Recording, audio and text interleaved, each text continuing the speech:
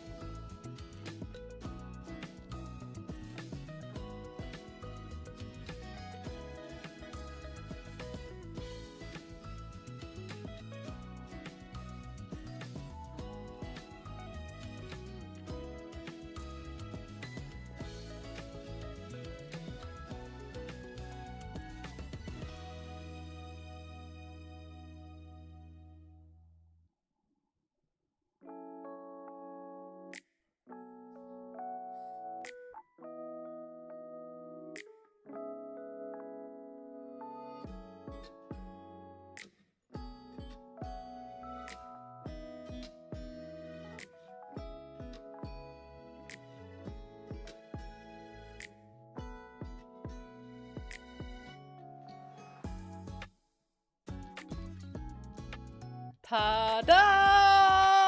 And look who we have here! Hello everyone! Let's see, we have Espartaniano and Kindly. Hi! Last Requiem stream.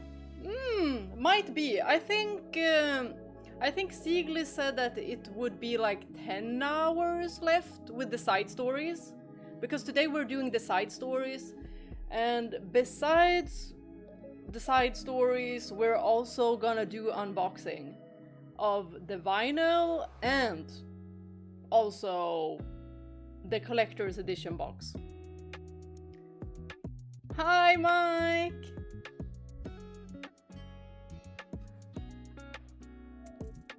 Oh, good, you have headset now. Is it because you're back home?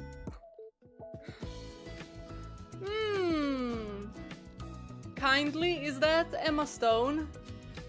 I can only see like a little avatar on you, so I can't make it bigger than that. Hi Daryl, welcome! And somebody decided to guest my stream. I told you guys, I was gonna put a flower in his hair because we didn't get it. We didn't get it. So we have Yukimasa with us. But this is Smiley, tee ha ha, Yukimasa. Yes, Yukimasa is on screen now. Do you see his flower? Super pretty. He looks innocent with the flower, right? I mean, it's like we almost forgot what he did. Maybe I should have... Maybe I should have edited out the blood on his shirt. I don't know. What do you guys think?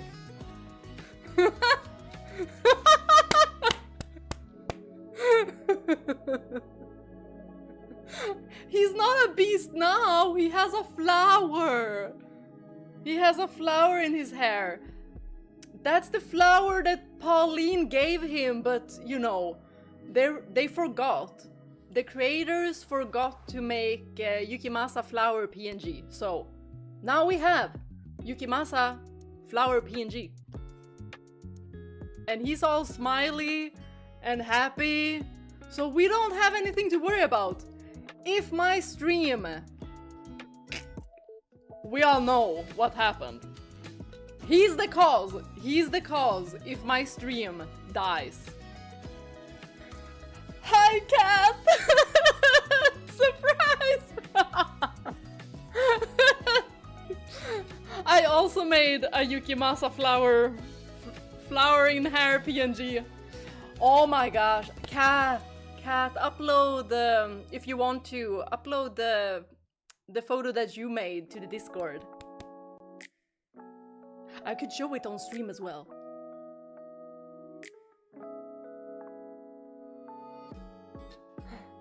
Vaughn, how old are you again? Fran said, your point, everyone, how rude, grow up! Y'all! Vaughn is such a goofball. We're talking about Vaughn from Final Fantasy XII. Actually, I really like him. I know that a lot of people do not like Vaughn because he's just like an annoying teenager, but weren't we all annoying teenagers? And like, his questions are valid, but you know, it would have been better if he might have said that, you know, privately and not just blurted it out. But I get why he was curious. Yay! Oh my gosh, you guys! Y'all are gonna see a cat's image as well.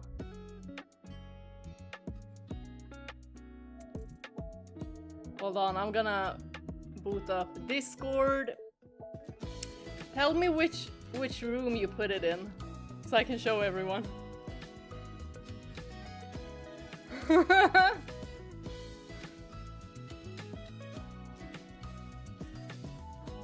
Wait, I could put it on the screen, like I have it now.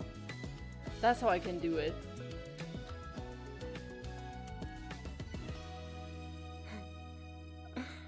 Tell me when you've done it, and I'll check which room.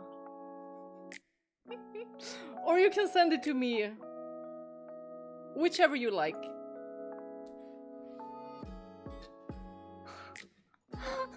That's because Vaughn is so funny. He's just, you know, living life, asking the questions that I also want answers to. I like Vaughn, I just hate his painted on abs. They fixed them for the remaster though.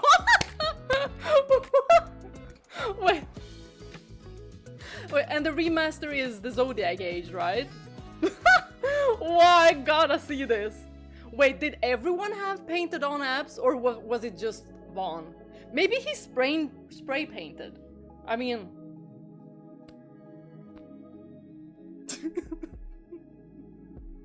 if he's gonna go running around in a small cardigan without anything under, I mean, I would have also spray painted myself some abs. I saw one scene that you're holding spoon and fork. Oh my gosh! Oh, that multi-banner had me on the floor. But my video's still up.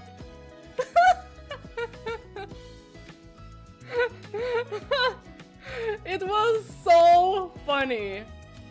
Did you see, Mike, did you see the stick figures at the end? My goodness. I posted his original abs in media and memes. Oh, hold on, hold on.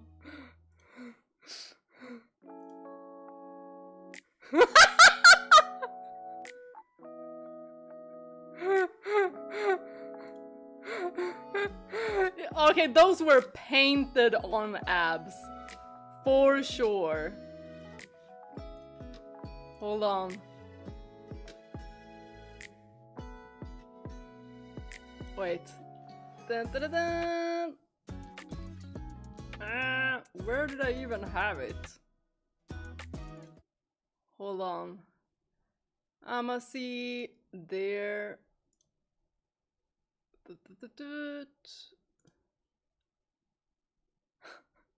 Does everyone see this? Oh, how beautiful! Hold on. No, there is the screen. Can that one stop? Hold on. Ah, beautiful! Oh, this is so beautiful!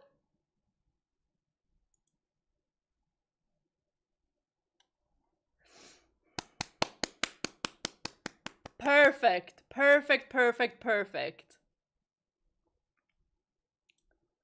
And the painted on abs for Vaughn. Good thing they redid that. Good thing they redid that.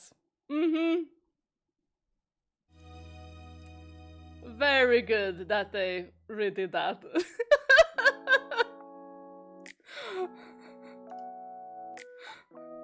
Yours is much better than mine, Kat. That was fantastic.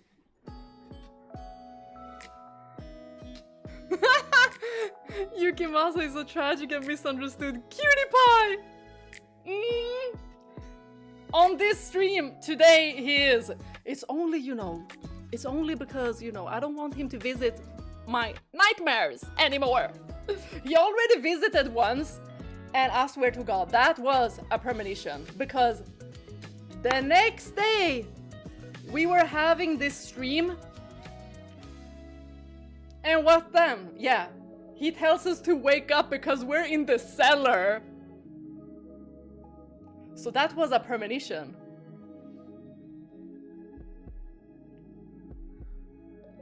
Oh, I don't know how to pronounce that, but hi Onyx, welcome! And Doc Sandals? Doc Sandals? I don't know. But hi! Welcome! I get Ignis vibes from Yukimasa based entirely only on looks. I know exactly what you mean! I know exactly what you mean, because I also get it, but I'm like hesitant to say it, so thank you for saying it. But they're so like... They contrast each other so much. Ignis is an entirely good person on every single level. Yukimasa, he a bad one. On all levels possible, he a bad one. But he does look like a baddie. But in this PNG, he looks nice. Raphael looks curious today because we're gonna unbox today.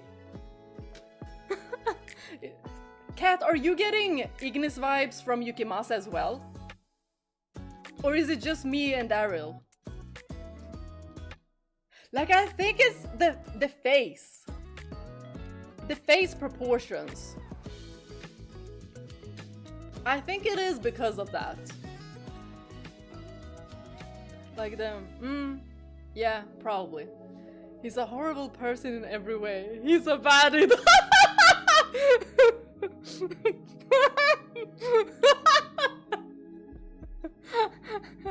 I mean, I can't lie. I can't lie. He looks good.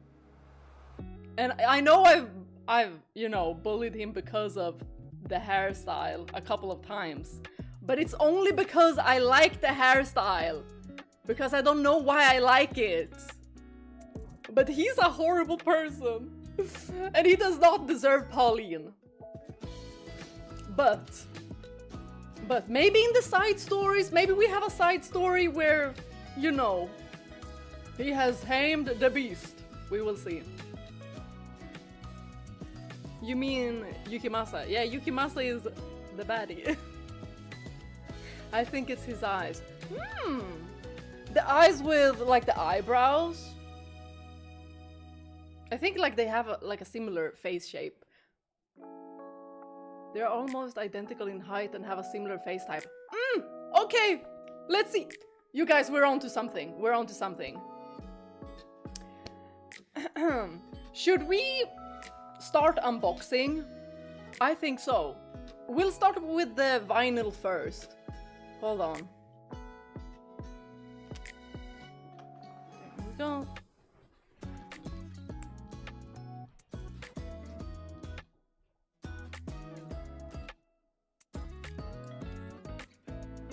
How do I get into my chair? Pizza delivery! It looks like a pizza delivery.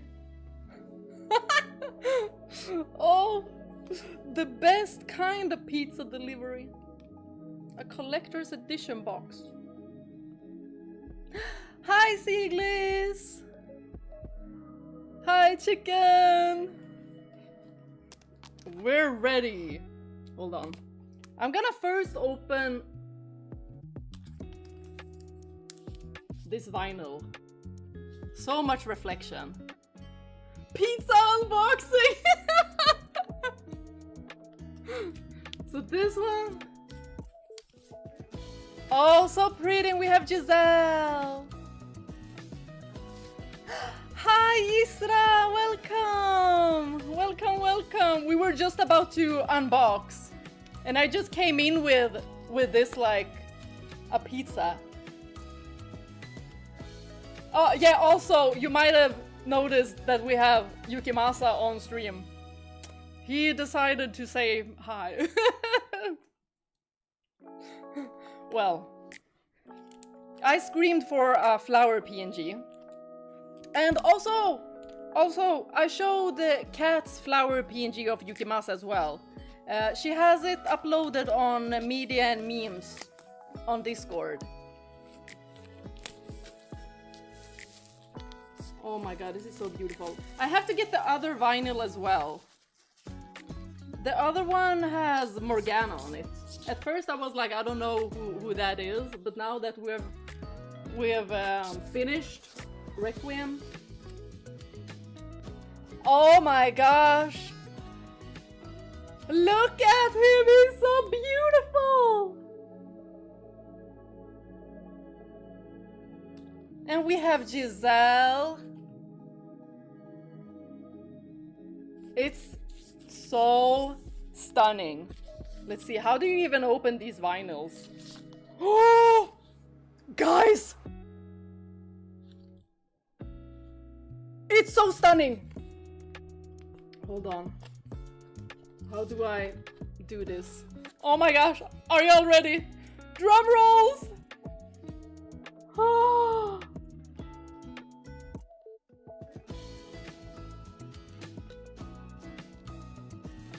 Oh my gosh!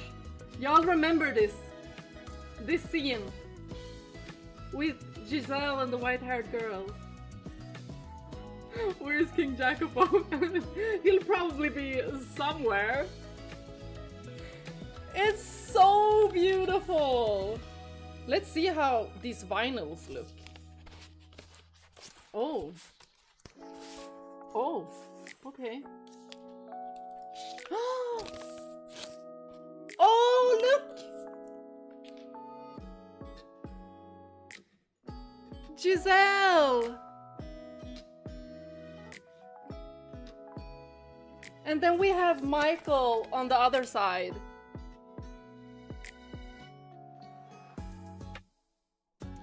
Wow! There's two vinyls. Should I? Can I? Do I destroy it if I... Oh. You know what? I might do an oopsie on stream, so let's not break stuff. Hold on. do I get this back in? Wait. Was it like this?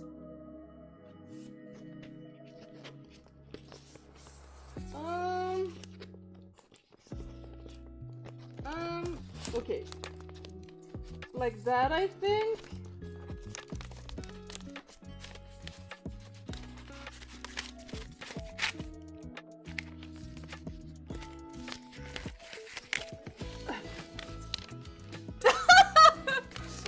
You know what? We might as well just remove it like that, right? It looks like this. And now we can. And does this one have the same? Hold on. Let me see if it has. Nope, not the same artwork. We have Michael on one side.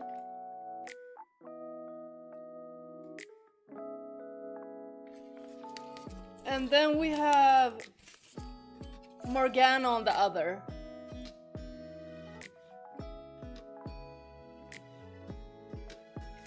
Yeah, I'm not gonna get this down, so I might as well just lift it out and into the empty space. There we go. Super duper beautiful.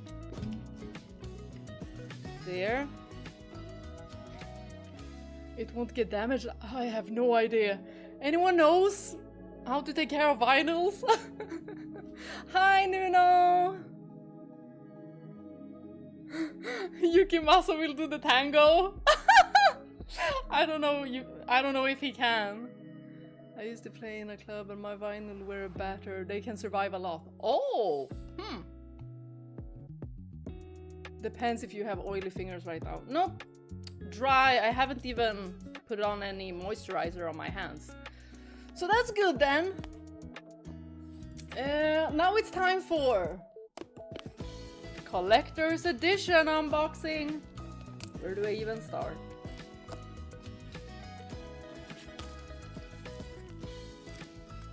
Can I get this open without using anything else?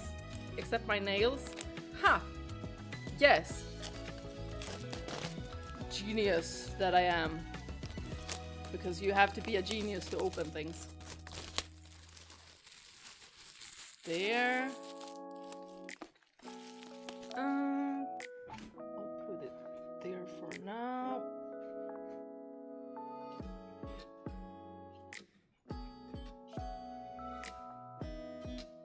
There. Oh my god, it's so pretty.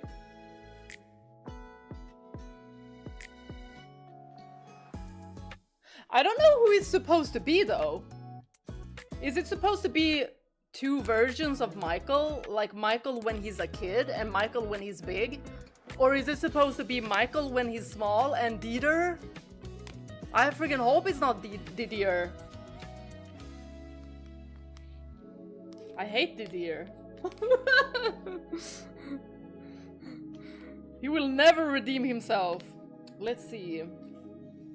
How do I open this without causing anything to break? Oh my gosh.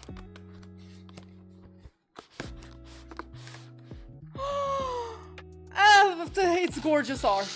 Oh my gosh. It's the white-haired girl.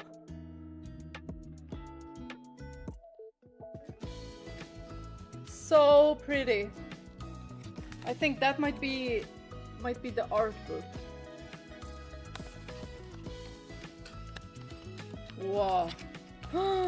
It is. The art book. Oh my god.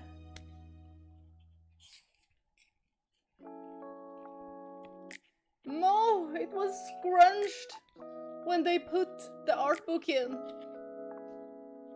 Well, it's just a little bit. Well, it doesn't really matter. Backside looks like this. And let's see. And we have Giselle and the white-haired girl. This is the Nintendo Switch cover. Super pretty. Oh my gosh, look at Michael!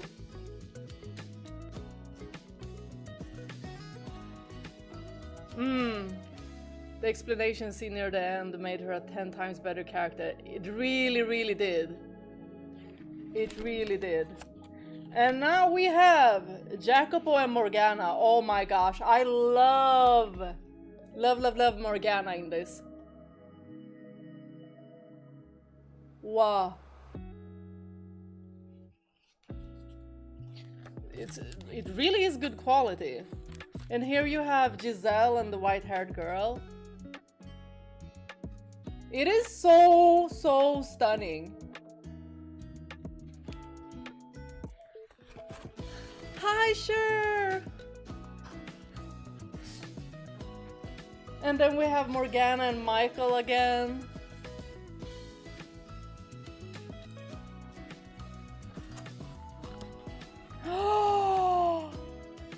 Wow. This is stunning. You guys, the art is fantastic. Oh, we have Pauline and Nelly there as well. Let's see if y'all can see them.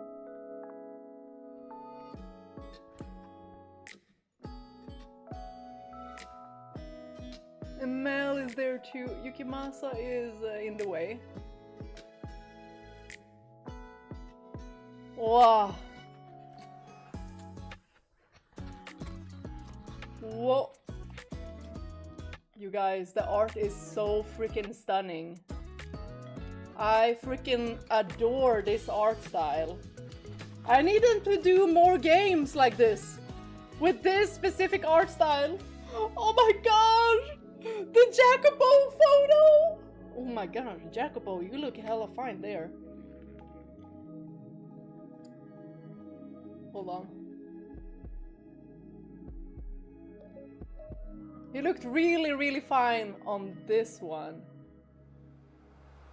Like, look at him.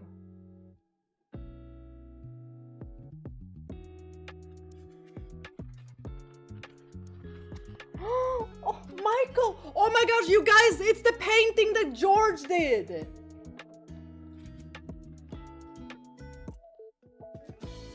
Basically!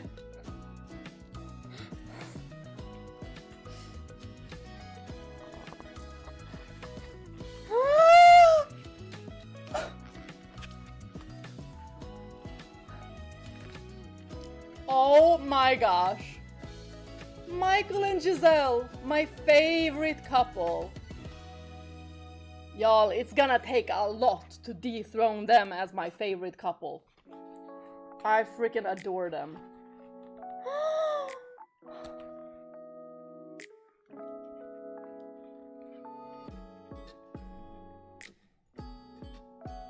Wow, this is so beautiful. I'm gonna look at them more properly later on. Right now I'm just quickly watching them.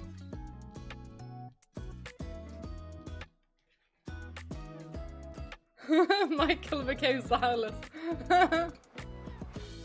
Sweethearts indeed. That bent corner will come straight out if you put something on top of it to flatten it for a while. Oh, I will definitely be doing that. Because it's not like extreme, but... Oh, this is so pretty.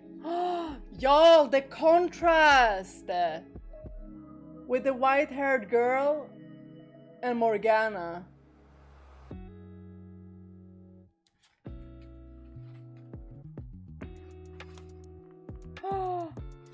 Oh my gosh. This looks so freaking fire. Wow.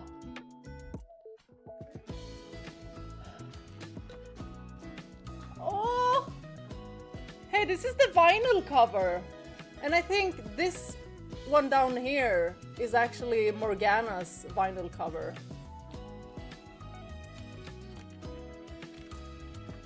Oh, this is so pretty. Oh, cuties!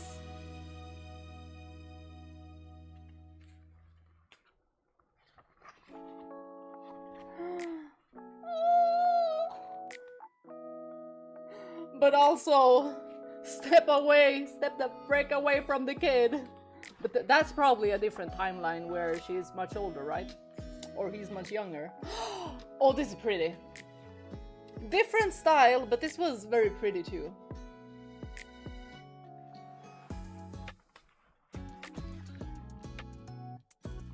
Oh, wow.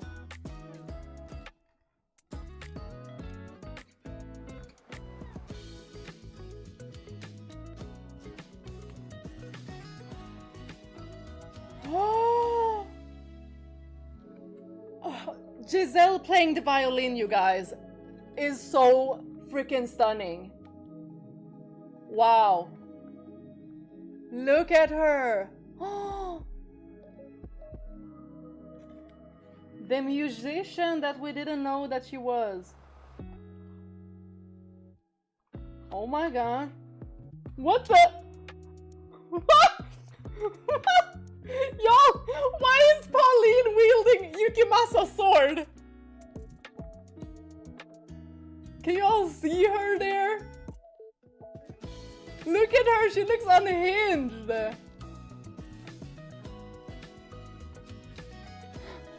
Wait, she's there. With Maria and Nelly.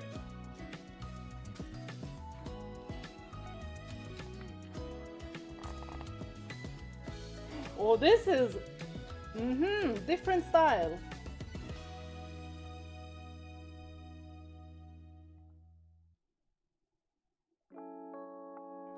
Wow. Oh my goodness. These are so pretty. So pretty.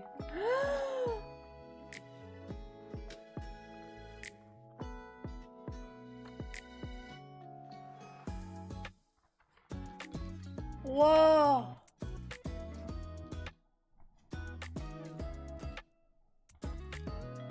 And it says something in Russian too.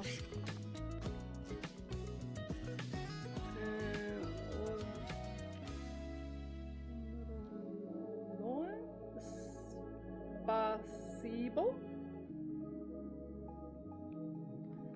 If someone can read Russian, I don't know, I think it says spasibo here, but I know how to read some of it.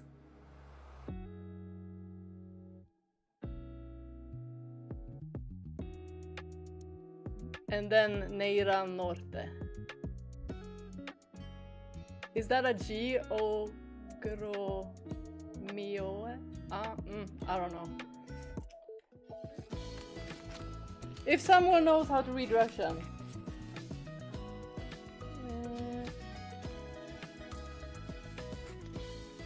I just know a little. I just know how to read a little bit of Cyrillic. And oh my goodness. I don't know. Hi Sam, hi Black Milos. Pauline, the stress has finally caught up to her. Why did they make Pauline a complete psychopath though? Yeah, totally out of character. Maybe they, you know, switched the position. Maybe they switched up her personality with Yukimasa and Pauline's with Yukimasa's just for a heck of it. Oh my god. Oh, these are so freaking beautiful! Look at Jacopo and Michael! Oh my gosh. Freaking stunning!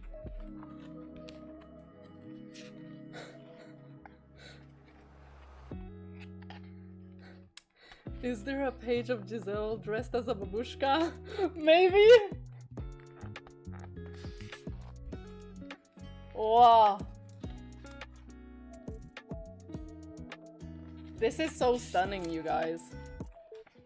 I freaking adored this artist. Or artists. Mel and Nelly.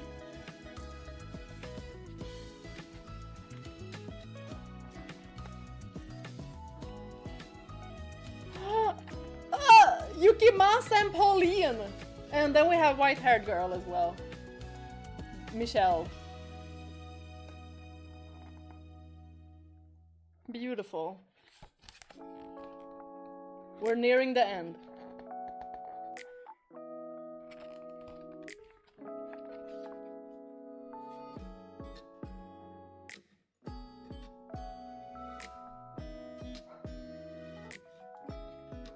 I'll take better picture of these and upload it to our Discord. Wow. Smiling Pauline. I freaking adore Smiling Pauline. Her smile is literally the cutest.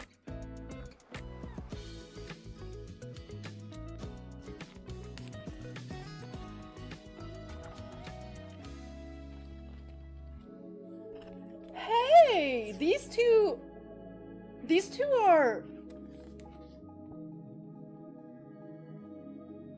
These two photos we've had in-game, but the ones that we've seen in my playthrough have been different. But these are newer ones. Wow, this is so nice. This is so nice. Okay, let's see what more there is.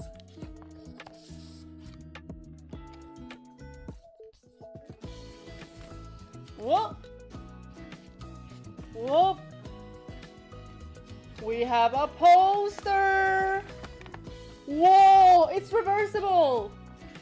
Darn it, I wanted two, because how am I to choose?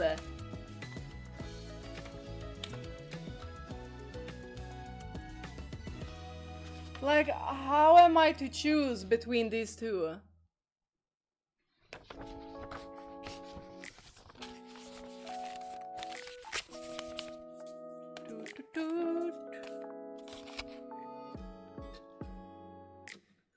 The previous one with a hat looked like Arden. That was Jacopo. Yeah, the black and white was really, really nice. And let's see, we have soundtrack. Darn it, there's too much reflection going on. There. It's two. I'll take better pictures and send them to our Discord. That's really nice. And oh, there's pictures as well. Also, the game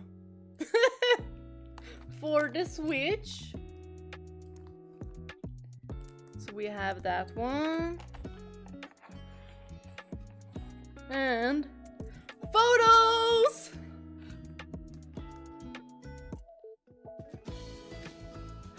It's scary because there might be spoiler things there. Oh, but I'm already done with Requiem though. So there shouldn't be spoilers, right? Those are the versions used in Dreams of Revenants edition. Ah, okay. The last ones, the ones that were repainted. I like the original ones as well. These two I also liked very much. Cassette. It's like a mini for Nintendo Switch. And now for the photos. Oh, it would have definitely been spoilers to look at these. But I wouldn't have known who this guy was. We have Gratian and Maria. This is a totally different style. Jacopo and white-haired girl.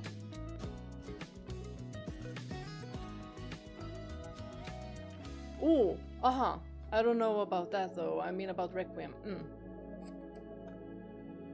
You finished Requiem, yeah, but not the sub-episodes. Right! Let's hope there's no spoilers here! Nelly and Mel. Aww. Giselle and white-haired girl.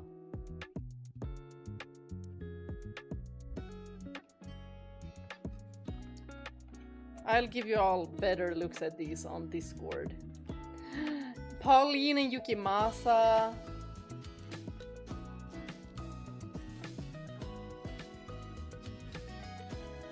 I like this new outfit that he wears in the future.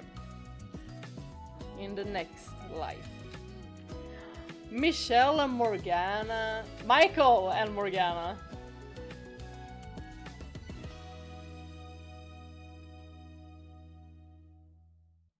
Oh, family photo! Here, Didier looks blonde and not white-haired. Maybe he never had white hair, maybe he was just blonde.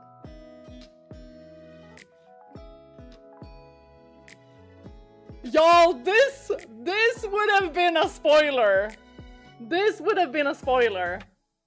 Because then we would have known that Jaren and Lord Barnier had something.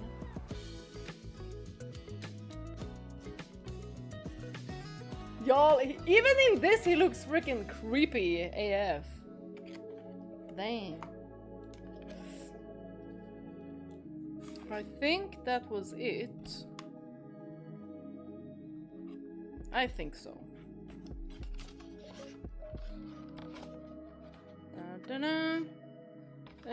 Now I just put everything back. So we can start. Oops. It's always, you know, a struggle getting everything back together. You saw how good I was with the vinyls. I'm already failing this. Already failing. Wait. Like this. And then the game was there like this. And then it was like this. Okay, I need to fix the corner on that one.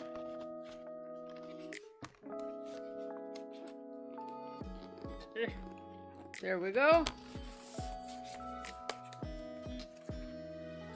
How did I even manage? How did I even manage? And now to get it down here. Well, I'm gonna have to get out the game eventually. Like next week. No, you know what? It's not even gonna be next week. I think it's gonna be the week after that because I'm going on a short weekend next week. Come on. I'm trying not to, you know, ruin stuff. Whew.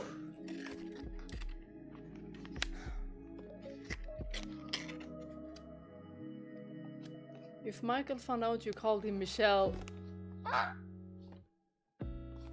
Right! Right, he wouldn't be too happy with me.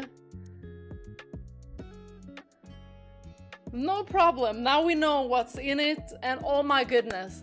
I am gonna check out this this art book many more times. Many more times. I love just looking through art books.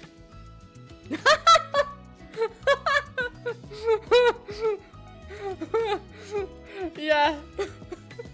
Clumsy indeed. But at least nothing broke, right? Nothing broke. Nothing fell. could have happened because I also had my water like real close.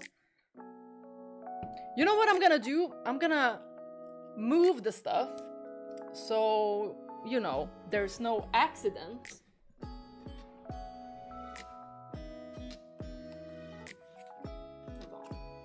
What the frick? Now we need to climb over again. There we go.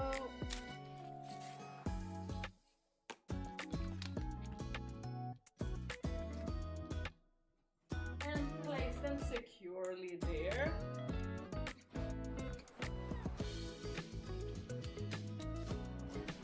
Huh. I might eat a little bit of snacks first, though. Nothing broken yet. Yep. I'm gonna be very, very careful with it though, because it was expensive.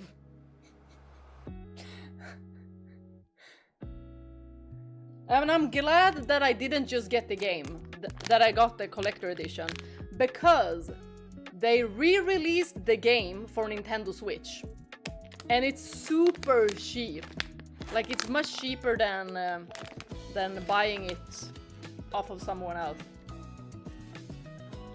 Because of their price increase. Where is it, digital or physical for Pragmata if you bought it? I bought it digital. Because stores here didn't have it.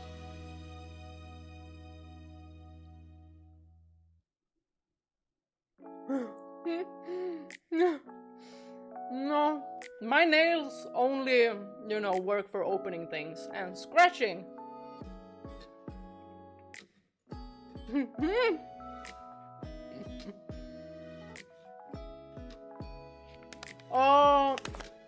Oh my god, yes.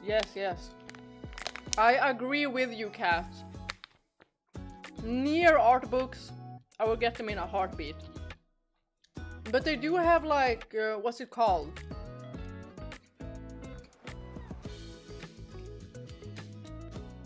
What's it called? It's like when they show off the landscape. What are those books called?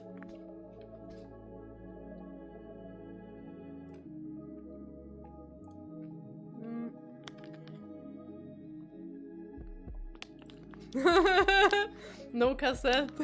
Not pretentious enough. You need to buy another copy of the collector edition just so you can use both sides of the poster. What? That's one expensive poster. Y'all don't even want to know what the import tax was on it. It was like buying air. Really expensive air.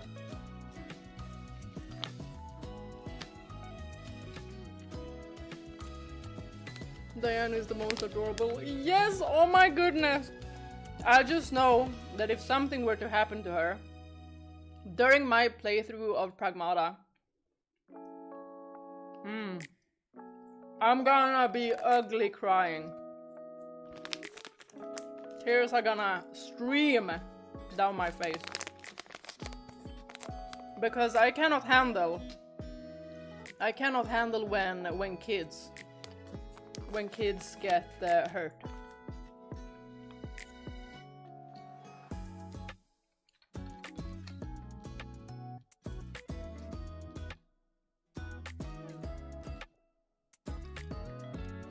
Drinking some lime, what was it? Lemon and lime soda? No, soda. It's like an extract and then you put water in it.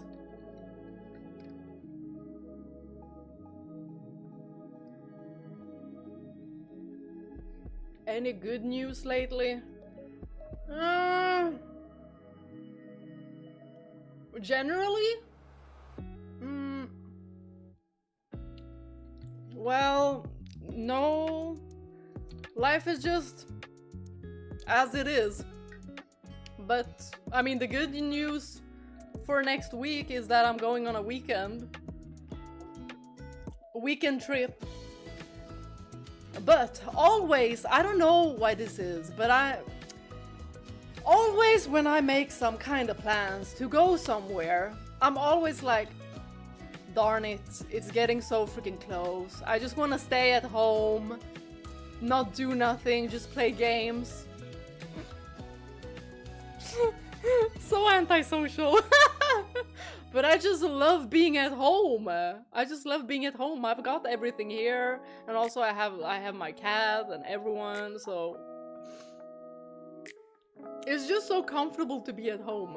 I love staying at home. But I'm going with a bunch of friends on a weekend, so that's gonna be fun. We're also gonna go to an amusement park, so we'll see what kind of rides I can actually go on. Because I'm scared of heights. Really scared of heights. Or I might even puke if we go on something that spins really fast. Then I'm also screwed. I can do the electric cars, or you know, the Disney cups, the teacups. Do you have also those teacups where you just like sit there and then there's like some kind of wheel that you just, and it just spins, not fast, it just spins a little bit. What? Really? Final Fantasy XIV will have a collab with Evangelion. Yo, Final Fantasy XIV sounds super popular. Like, how many years has that game been out? I'm unsure. But I know that one of my colleagues played it for several years until he stopped. But he still had a lot of friends that's still playing it. Did you guys hear about the Final Fantasy 16? Oh, will they also have a collab with Final Fantasy 16? Huh. Interesting. Or is it a DLC? Oh, speaking of DLC, I haven't even played the DLCs for 16 yet. Maybe I should replay it and then do it, because I've forgotten some things as well.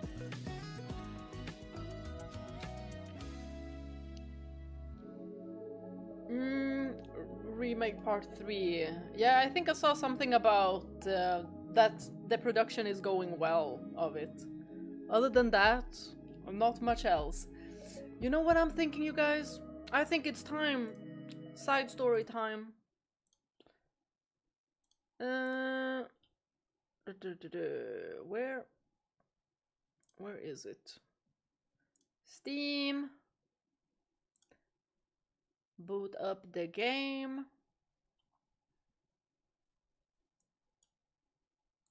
Switch screen.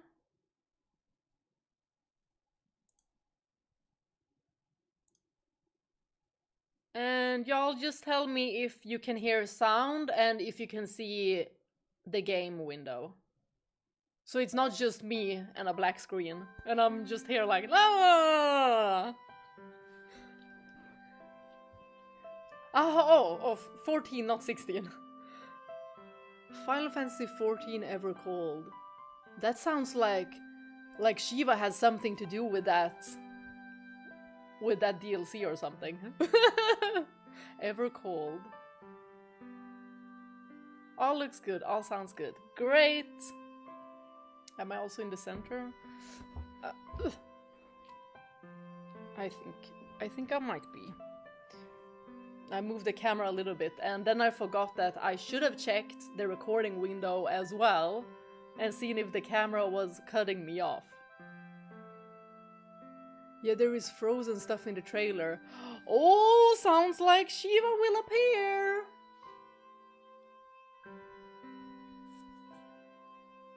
Ah, 14 has collabs with 15 and 16, probably with others too.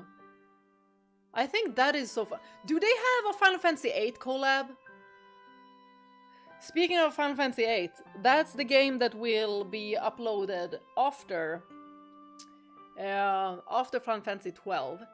And after we're finished streaming Requiem for Innocence, we're gonna be streaming, what was it called? Reincarnation?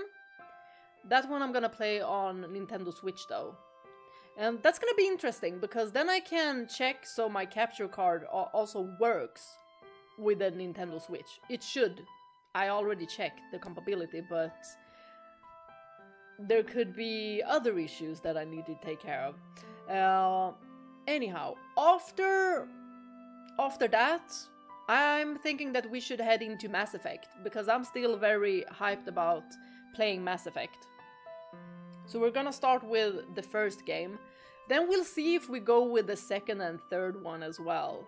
It kind of depends on if I'm still like enjoying it whilst streaming it. I think they're gonna show a trailer for Final Fantasy VII Part 3 in Summerfest games. I mean, maybe. If we don't get a trailer, I'll still be like fine with it.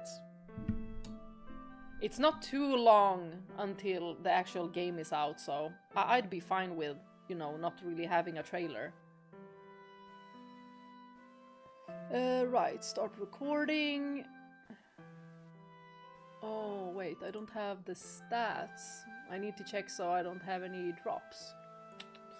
Stats. Live and recording. Looks good. 2027 is closer. They haven't shown us trailer. I don't know. I don't really care too much for trailers. They could drop the game and the trailer at the same time, and I'd be watching the trailer and be like, do I want to play this? Okay. Yes, I do. Then I'd buy it. Sometimes trailers give you a preview and then you have to wait for like several years until it actually releases. So I'd rather it be very, very close to release date. Okay, you guys. Sub-episodes. Wait, there was a video for Nier's anniversary on the Japanese channel, but not on English. Oh! Interesting. Do they have like an AI translation so they have it in English as well?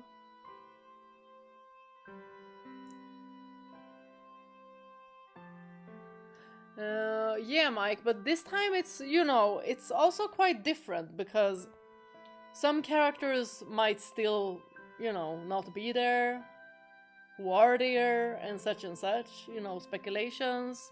There could be a lot of, you know, sour faces if something happens in the trailer, and so I'm I understand the developers. No, only Japanese audio. Ah.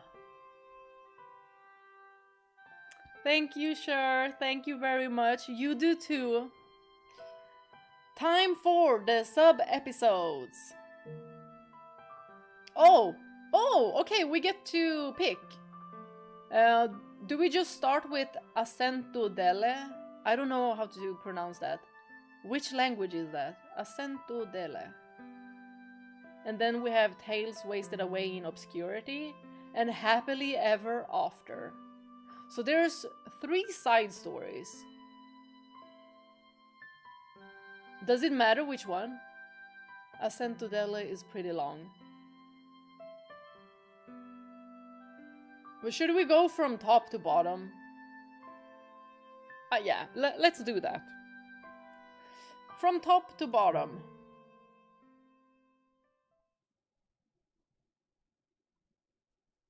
I think we made pretty good friends, don't you? Those were his last words before disappearing into the darkness. Their time together was brief, and they knew nearly nothing of each other. That was fast. I need to be faster. Ah! Oh my gosh! We're back!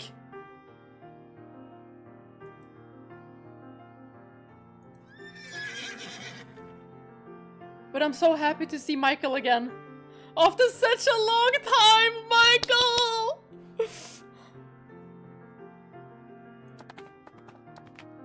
Welcome back, Didier. I've missed you. Well, I haven't.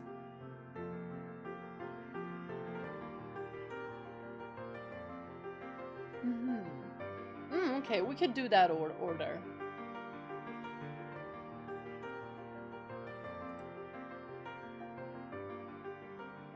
Hello there, Michelle. What a pleasant welcome this is. You didn't have to come all the way out here to meet me, though. I haven't seen you in so long. And waiting inside is so dreary. Haha, what a wonderful sister I've been blessed with. You'd best be careful, though. The sun is quite strong today. Mother would throw a fit if she knew you were out here in this weather. Do not worry. I heard from a servant you would be back around now, so I haven't been out terribly long. And I know you're not one to be tardy either, Didier. I took all the necessary precautions. Well, curses. Now I'll have to be absolutely certain nothing delays my next return. Yes, indeed you will. Hi, Nils! I just saw a green name and I was like, oh, hi!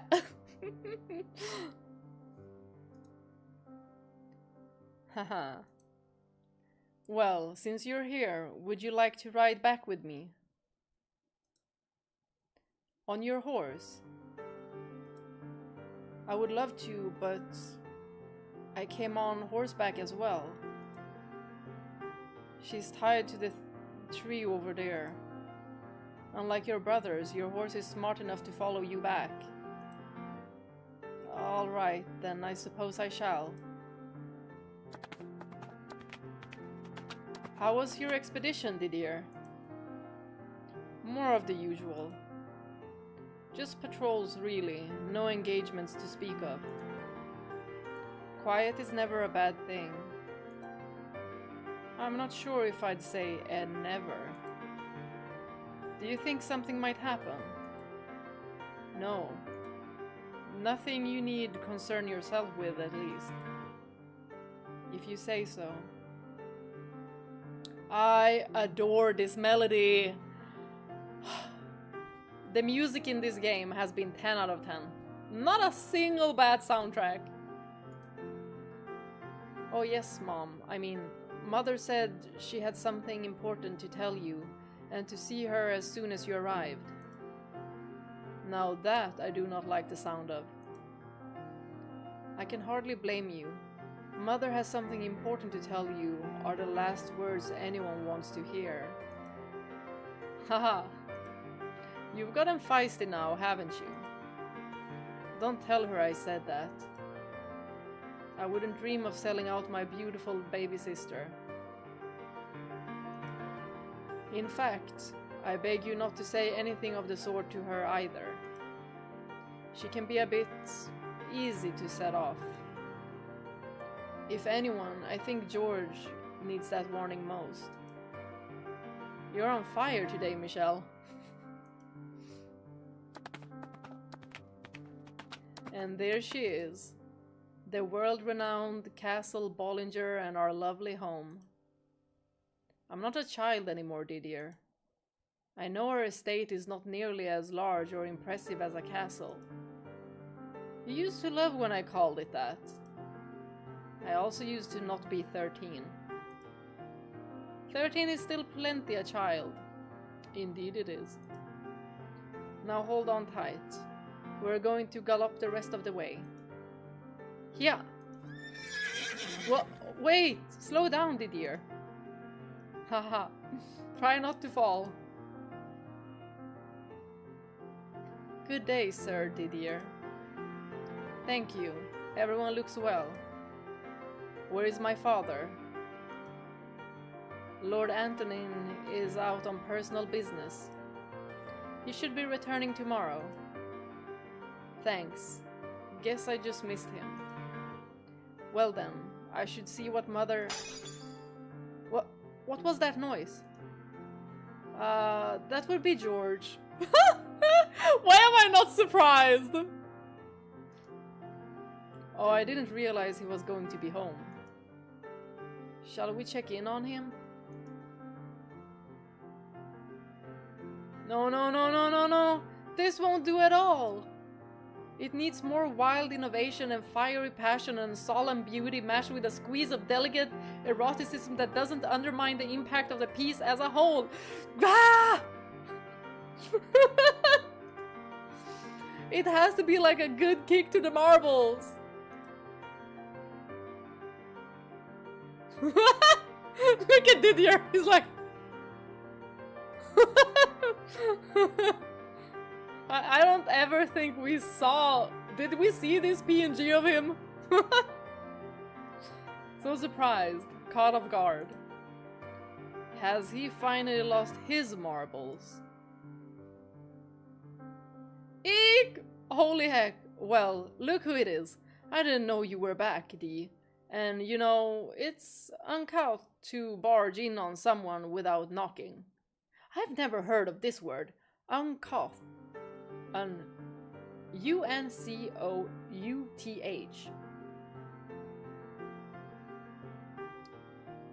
Maybe rude? Tactless? He knocked several times and called out to you through the door. I must say though, George, it is much more uncouth to take out your frustration on inanimate objects. Oh, you're there too, Michelle. I couldn't see you in the shadow of this hulking barbarian.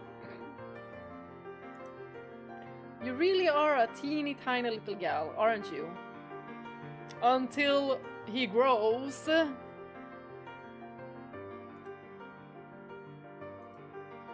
Mother will not be pleased when she sees the mess you've made of the room. Oh ho ho ho! My dear, dear Michelle. I'm going to let you in on a little secret. True art is only born in the fires of pandemonium. Is that so? You could at least pretend to care. So... Would you care to explain this pandemonium? Oh, you wanna know? You wanna know all about the masterpiece buried in this wellspring of inspiration? You'll never be able to turn back once you know. But if you're really sure, I can give you all the juicy deets. I don't care that much, no. Shall we see what Mother needs to talk about, Michelle? Yes, let's. Hey, wait! Have you no hearts, you Philistines? Philistines? What Philistine? Philistines? I don't know. Huh? What is that word? I have no idea.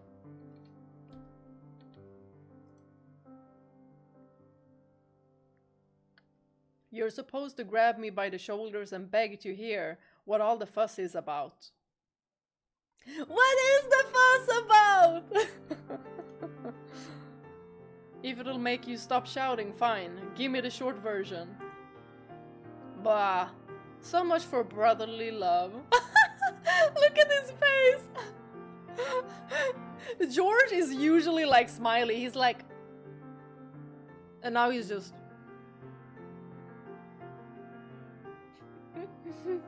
New PNG unlocked. So, the royal family is planning construction on a new chateau in the city. And guess who the king himself asked to do all the paintings for it?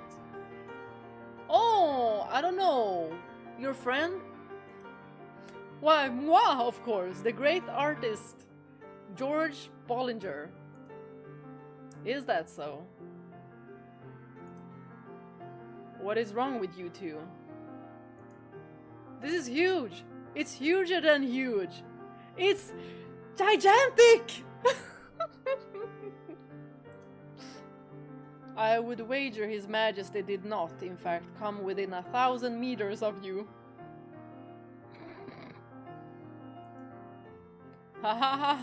Life is no fun if you limit yourself to only the truth. Also, can we just hope that we do not see Amy, that we do not see the demon in this story? I somehow doubt you're in charge of all the art either. Ha ha ha ha. So, in other words, there's almost no truth to your claims. Hey, I really was commissioned to do a piece for the new chateau. And this disaster area is all you have to show for it? Yep, and I don't know what to do. It's a chance for me to make it into the big leagues. I've gotta paint something that'll go down in history as one of the great works of our time. Perhaps it would be better if you didn't put as much pressure on yourself. You do much better work when you're relaxed. Although some people work really, really well with a deadline. You're brilliant, Michelle. Let's go out on the town. Let's go out on the town and let loose. Just the three of us. Michelle is only 13. That's exactly what I need right now. I've barely had time to sit down since I got back. Y'all, this better be like a servant or someone. Do not be the demon lady. Do not be the demon lady. Oh, okay. It's just another demon. It's the mom. Sometimes I think there might be no hope for the three of you. Not even a word to your dear mother? Good day, mother. My apologies. I meant to see you as soon as I returned, but... Crap. Mom gonna flip her lid. We'd better get out of here before she brings her wrath down on us, Michelle. But... George? I heard every last word. What big ears you have. Care to repeat that?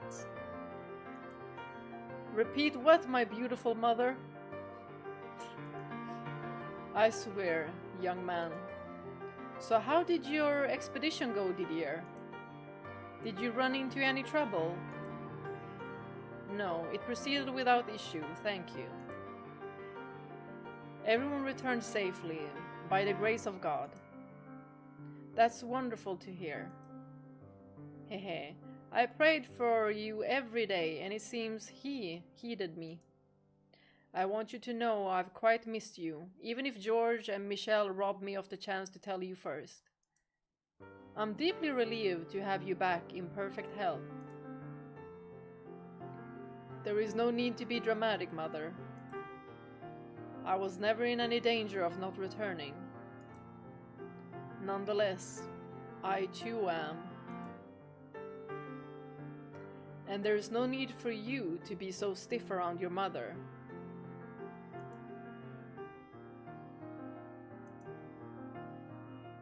Sorry, it's good to be home, Mom. That's more like it. Make sure you give him crap about it later, Michelle. But you really need to learn to whisper more quietly. I wonder who you inherited those ears from. I swear you... So, Mother, Michelle tells me you have something important you want to speak with me about. Yes, that I do. I'm sure you'd like to rest after your trip, but would you come to my chambers for a bit first? Certainly. Oh, what's this? Can I come too? This is my business. Why should you be allowed to stick your nose into it? Because it sounds like fun. And maybe it'll help give my muse a nice kick in the rump. It's not a private matter, so I don't mind. In fact, maybe it would be better if you were there too, George. Heck yeah! You're coming along too, Michelle. What? Why would I? Oh, what am I going to do with you three? What do you think? Of the painting? It's a fine piece, clearly not made by George. Oh, that was a burn. That was a burn.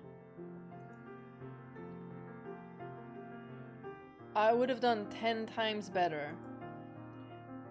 Who's the hack responsible for this rubbish? Quiet, boy.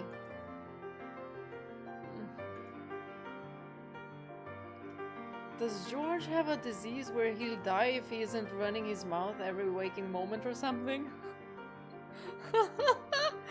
I quite like George. I mean, there was just like 2 moments he had, which I was like, okay, I don't like you here and I don't like you there. And also,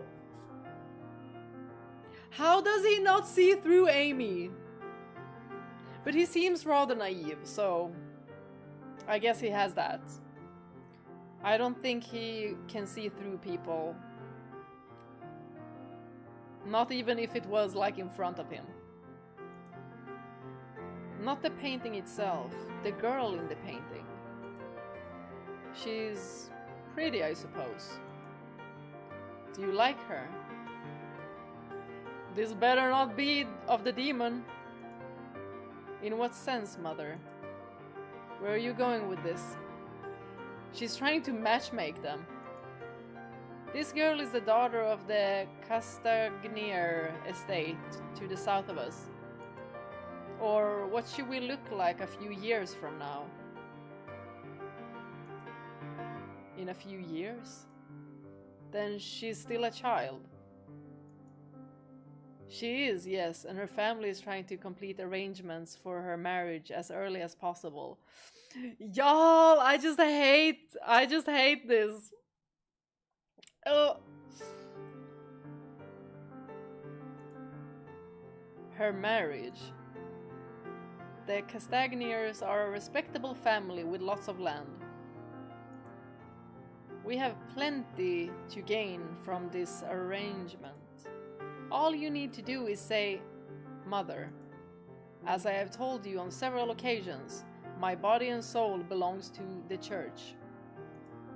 I will neither succeed father nor take a wife. And you're firm in your decision. Yes, I'm sorry to disappoint you. Y'all, if he wasn't so devoted to the church and became a knight, what happened to Michael would have never happened. Didier, you're shitty. That's very disappointing indeed. I would be so much more comfortable with you taking over the house. Liddy is like, oh, does it have to be George? He's just gonna party all night and day? Well, what about you, George? Do you have any interest in her? Blah, I don't know, not really feeling it. Now, George, you do realize that Didier not becoming head means that you will be, right? So you can't make a decision like this, which will affect the future of both of our houses for generations, because you're not feeling it. Well, that's the only reason you should need. Yeah, I would have hated this kind of position. That's easy for you to say, Ma, but I can't change what appeals to me. It'd all be for nothing if we couldn't hit it off and never had any kids. And tell me, what is there not to like about her? She's a beautiful young lady, and that's That's the reason. She's freaking young. Like Didier said. She's pretty sure, but I'm getting nasty vibes from that picture. Oh, hold on. He's getting nasty vibes from the picture, like personality-wise? Like he's getting bad vibes? This has got to be Amy, right? But then why? Well, we might be knowing why if we continue. Looks like a real sourpuss. I want someone more, you know, cheery if I'm gonna have to spend the rest of my life with her.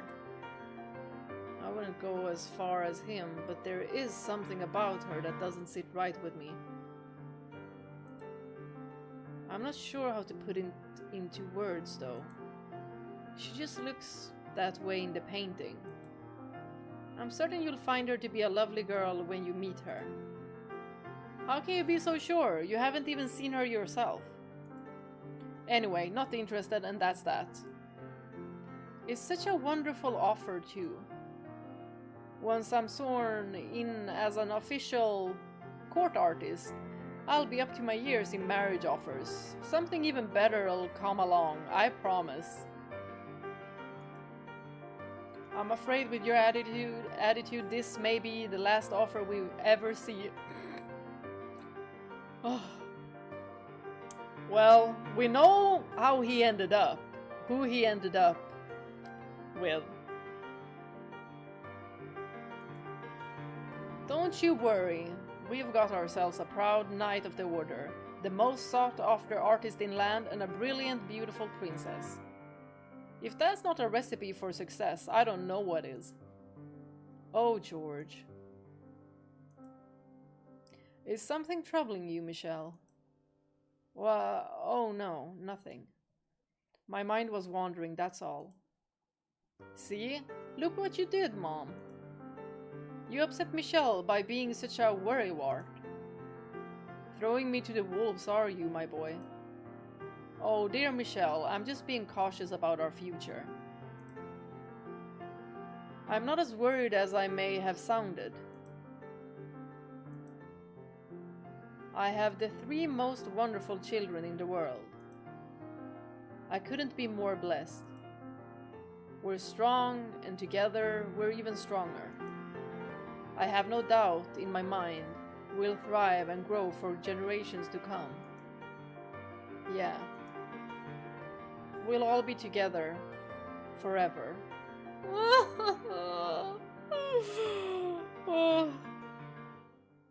If only.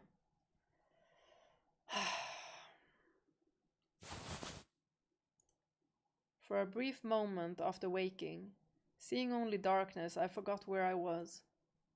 As my eyes adjusted and the world faded into view, a faint sense of disappointment swelled up in my breast. That was over a decade ago, a life I no longer had. And in fact, a life I couldn't be certain I ever had. For all I knew, my mind could have fabricated the entire thing. But in short order, the wave of sentimentality receded.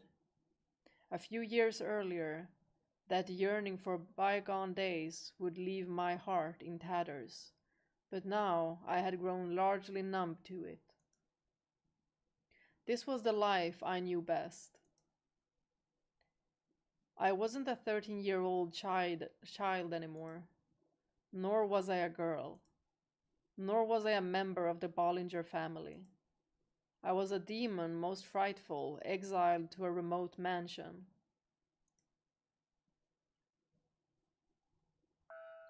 Assento delle, his dark throne. Oh, is that what it means?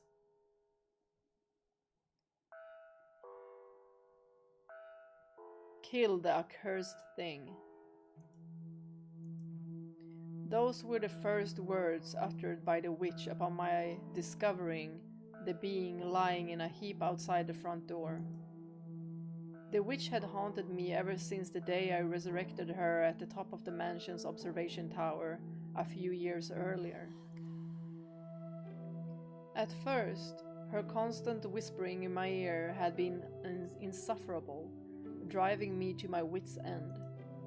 I did everything I could think of to deny her existence and push her out of my life. But that too had passed. I had been drained of all will to fight against her, or, frankly, feel anything at all. No joy, no anger, no frustration, no sorrow. Perhaps that could be said to mean she had defeated me, but in retrospect, the witch causing me to encase my heart in stone had consequently kept me from being miserable every time I received a letter from my mother. It made me think getting worked up over some stupid words on scraps of paper was a waste of time and energy. So while I wasn't at the point of gleefully cozying up to her, it was true that her presence had made my life easier. I can't stand the sight of it. It's utterly dreadful. The witch wanted me to kill them, but instead, I crouched down to get a better look. They seemed to be dead already. It appeared someone had died on my doorstep, and because of the way they were clothed, I couldn't make anything out beyond that at a distance. It's faint, but they're still breathing. Look, you can see their chest moving.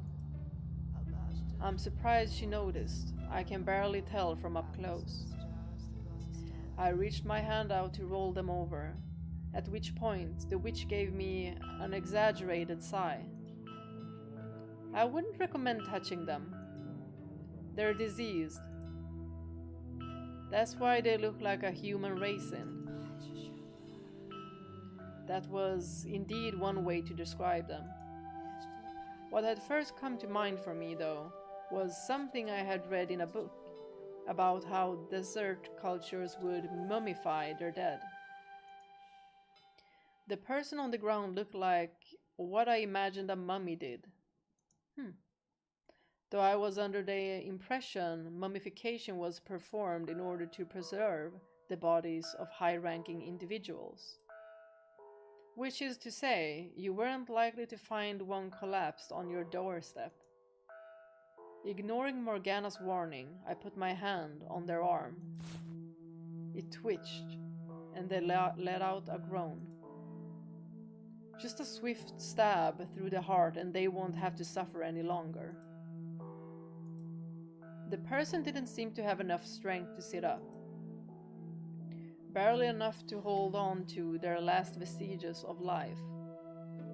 Their fingers continued to twitch, but it didn't seem deliberate. The tall grass in which they were lying seemed to want to swallow them up. Do it, my dear. Send that poor soul to heaven by whatever means you pleased. Or perhaps they'll end up in hell. They're not long for this world, with or without my help. And who's going to have to deal with the rotting corpse in a few weeks if you just leave them there? Next month's delivery boy, presumably. Imagine the look on his face when he finds it. Imagine what he'll tell your family when he returns. It would make everyone's lives easier if you just killed them here. Bury them somewhere nearby. Let them nourish the earth with their flesh. If there's any nourishment left to be squeezed from them, that is. Or you could try luring some animals here. There wouldn't be a trace of gore to clean up if you led a couple wolves at them. And they'd get a nice meal out of it, so everyone wins. I can't imagine they'd find much to enjoy on this pile of bones. How cold. You have no room to talk. You're clearly enjoying yourself. My, what would ever make you think that? There's been nothing to entertain you recently. I certainly haven't been talking much, and nothing of note has happened. I'm just gonna take a quick break, bathroom break.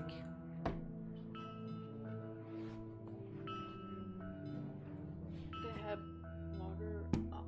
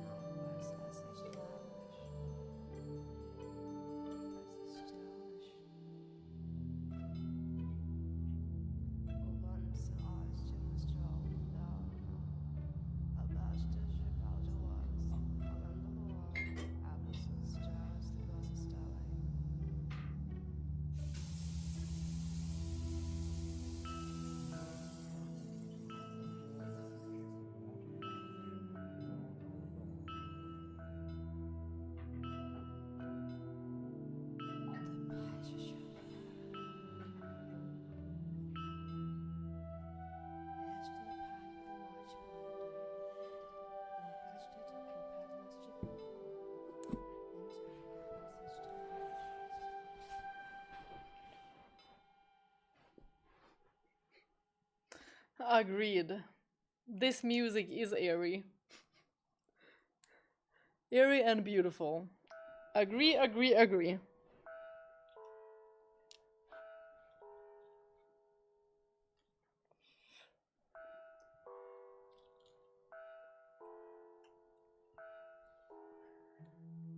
Yeah, did I read this? Yes, I did. I can tell you've been bored. Hehe. A few quiet weeks hardly counts as boredom compared to the years I spent in slumber. If you say so. Brushing the witch's distractions aside, I put my hand back on the vagrant's arm and flipped them over so I could get a better look. They were much lighter than I had expected. Their arm was little more than flesh and bone, and that flesh felt like leather. I couldn't guess their age or even gender. They were dressed in unadorned brown robes and a cowl. And one thing stood out about their dress though. Their mask. A mask? And when I removed the mask, I was greeted with torn, wrinkled flesh and eyes so sunken it was disquieting. Who is this? I wasn't sure what I saw beneath it could even be called a face. Bandages covered their head from the nose down, and what hid beneath them was in even worse condition. I couldn't tell where their nose ended and their cheeks began, and their lips had curled back into their mouth, turning it into a gaping gash. Even as close as I was, I could barely make out the sound of their breathing. They almost certainly wouldn't survive much longer. Good heavens. As I thought, the witch might find some compassion in her heart for the dying vagrant. Get rid of that filthy thing. I was immediately proven wrong. Her tone of voice was like that of someone who had found rotten food in her pantry while looking for something to eat. As I said, they're diseased. You should stay away unless you want to end up like that. Your legs too frail to hold you up. Your body withered and your eyes sunken, worthless orbs. It's highly infectious. I largely ignored the witch's whisperings. She liked toying with me, so I couldn't take what she said at face value. She was more than happy to lie or exaggerate for the sake of tormenting me. There was no guarantee their ailment was contagious at all. So just hurry and get rid of... Are you listening to me? I hoisted the vagrant onto my back. A simple task even for me, perhaps the least fit man in the world. They were smaller than me, but not child-sized. It was like I was carrying an empty sack of skin. This will give you something to stave off your boredom. I told you I am not bored. Heavens, I never took you for the kind of raving lunatic. He's not a lunatic, but he's exceptionally kind. Who helps strangers. I wasn't bringing them in out of the goodness of my heart. They simply piqued my curiosity. Sure. There was something oddly amusing about the whole twisted situation. A witch, a demon child, and a living mummy. Sounds like a band! And what better place to gather them all together than a cursed mansion? I also think that some part of me wanted to see and feel death up close.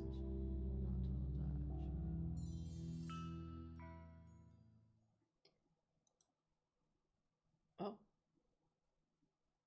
He's or she's waking up, or they? What's going on? I can't see a thing. Have my eyes finally started going?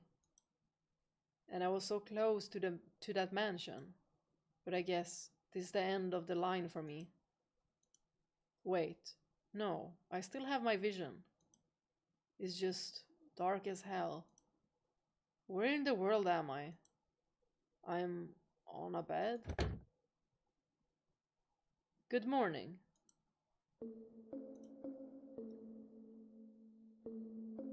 And who the hell is that? What's going on? I don't... But maybe... Can you not speak? No, I can talk, but it hurts. I was just a little startled. By what?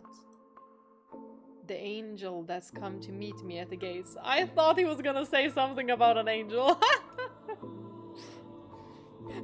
Michael always getting Mixed up with angels, always. Even by Yukimasa. Ooh. Oh, this melody. He doesn't seem to have taken that one well.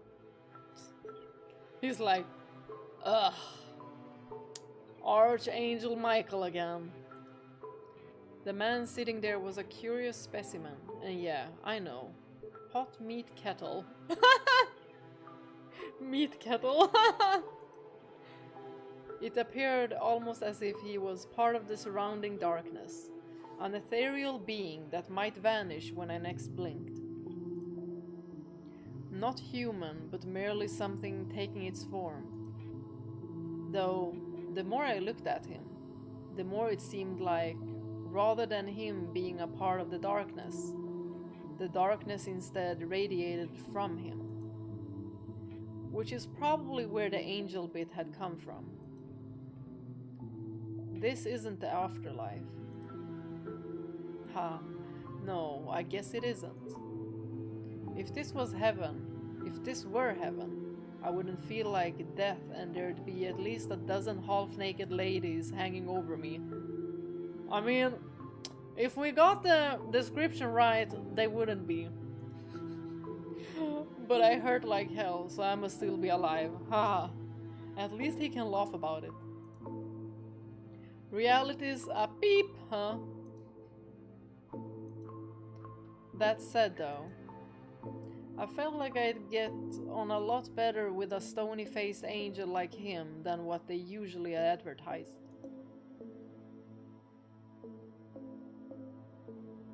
The sack of bones in the bed had a voice like dry leaves scraping against one another. While carrying them to the room, I noticed several of their joints seemed to bend in ways they shouldn't, so I thought they might be on the older side. But upon closer inspection, that didn't appear to be the case. The way they talk makes them sound young too. I'm going to guess. A man? Early 20s, maybe? If you're not an angel, then you must be the witch. I beg your pardon. I'm just kidding. Don't bite my head off. You don't look anything like a witch. He's not as far off the mark as he thinks, but he doesn't need to know about my childhood. So, hey, would you mind sparing a bit of water? My throat hurts like 12 kinds of hell, and I'm sure you'd appreciate being able to understand me better. There's some right there. Huh? Oh, you already got some for me. Thanks, I can't unbend my damn arm! You mind grabbing that for me? Did no one ever teach you how to say please? Oh, lighten up, would ya? Show a dying fella some pity. Maybe he wouldn't have died if I had left him out there. He's much feistier than I expected. In fact, he's nothing at all like I imagined. When he was still lying half dead on the ground outside my door, there was a mystique about him. As a mummy, he was interesting, which gave him inherent value. But now that he was awake and talking, he was normal, human. Almost excessively so. I reluctantly picked up the goblet and handed it to him, watching as he pulled down the wrappings covering his mouth to drink. It seemed like he wanted to down the whole thing in one go. But judging from the groans I heard, his body wasn't cooperating. A few years earlier, I may have sympathized with him, but not now. All I felt now was curiosity. What was this sick man doing in front of my mansion? What brings you here? Can't you at least let me drink in peace? Let me tell you, man, I'm in no shape to be multitasking. It takes all my attention just to drink a glass of water. Plus, It's darker than hell in here. I can barely see what I'm doing. You're free to leave if you're not happy here. Once I'm through with this water and have had a chance to rest, and maybe a complimentary glass of wine on top of that to raise my spirits, I'll be right out. Rather brazen for a guest. Oh, I'm a guest now, am I? I thought I was just a subject for your observation. How did you know? Ha ha ha, hit the nail on the head! Can you read minds? And are you implying that means you should have free reign here? Sure am. You stop worrying about a lot of things when you're on the verge of death. What's the worst that happens if I piss you off? You kill me? All that means is I lose a few days. No real risk in acting like I own the place. Not a bad deal, if I do say so myself. You certainly are lively and talkative for someone on the verge of death. I did just have a hefty helping of the elixir of life. I sighed to myself. I'd taken in quite a high-maintenance specimen, it seemed. There wasn't going to be much worth observing when he was full of such vitality, and his lips never stopped flapping. He was exactly the kind of person I could least stand to be around. I could practically hear the witch saying, "See, what did I tell you? You should have just listened to me and not wasted your time and energy." Which only made the whole thing that much worse. But curiously, I couldn't feel her presence, even though she was seemingly always around. Maybe she was afraid she might catch whatever disease this man had. Can spirits even get sick? Never mind her. I have more important things to deal with. Like how to get this man out of my house. Anyway, you were asking what I was doing here. Well, I was looking for something. And that search... Back up a sec. What is this place anyway? Sure doesn't look like a tiny little one-man shack. Sir, what are you looking for? Not that I can see much in this dark. But these furnishings don't look cheap. It's a mansion.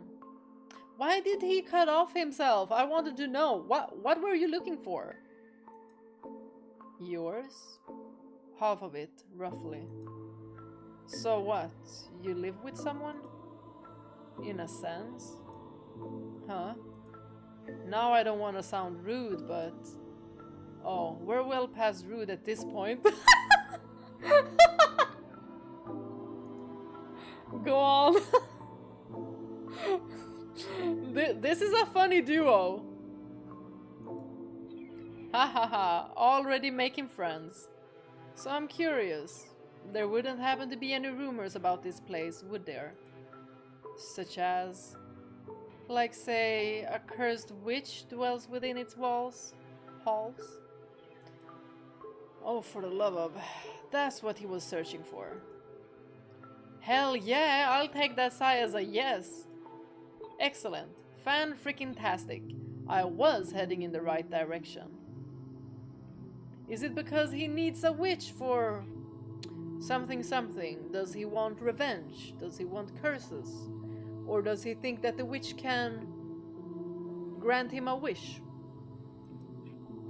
Let me stay here for a little, please. Are you out of your mind? I have a favor to ask the witch. That's the whole reason I came here. I don't know what you've heard, but the witch isn't one to go around doing people favors. Whatever you wish is, it won't be granted here. Hey, you never know. There's a first time for everything. And I doubt this is it. Why is he so fixated on the witch anyway? The witch of legend was said to be cursed. She was spoken of around these parts only in whispers, and people stayed away from the mansion for fear of provoking her wrath. Her curse had destroyed an entire city, it was said. I had no way of knowing whether that much was true or not, but I did know that the witch was real. I couldn't figure out how someone could hear the rumors about the witch and decide, I'm going to ask her for a favor. It's beyond ludicrous. Well, now that that's out of the way, thanks for the hospitality, buddy. Stop right there. I never said you could stay. Anything I can do to change that? Not a thing. I was hoping I wouldn't have to do this, but you've left me no choice. What are you up to? I'm staying with or without your permission. No, hold on!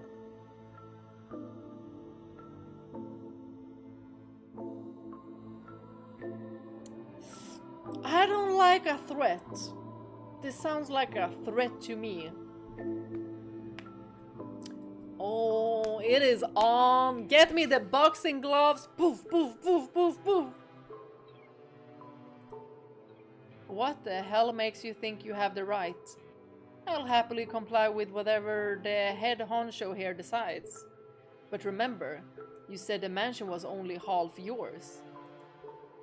So until there's a unanimous agreement to boot me from everyone with a stake in the property, I'm sticking around.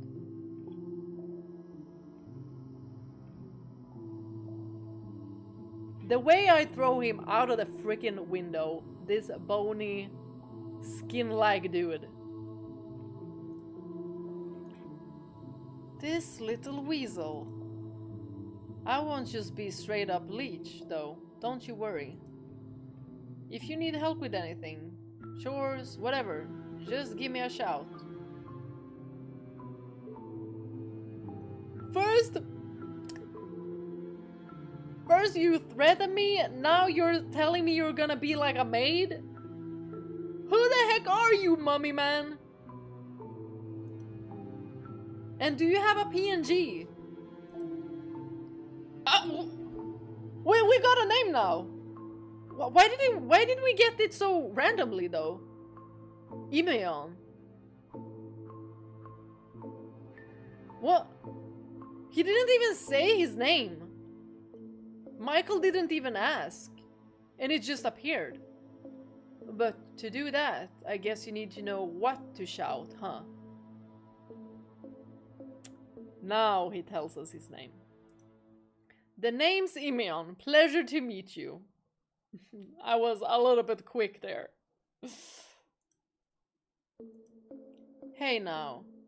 Giving me the silent treatment. Is that how you're gonna play this? Flat, pretending I don't exist? No. My mind just froze up for a moment. It looks like he's serious about staying. Which is a problem even setting aside the witch situation.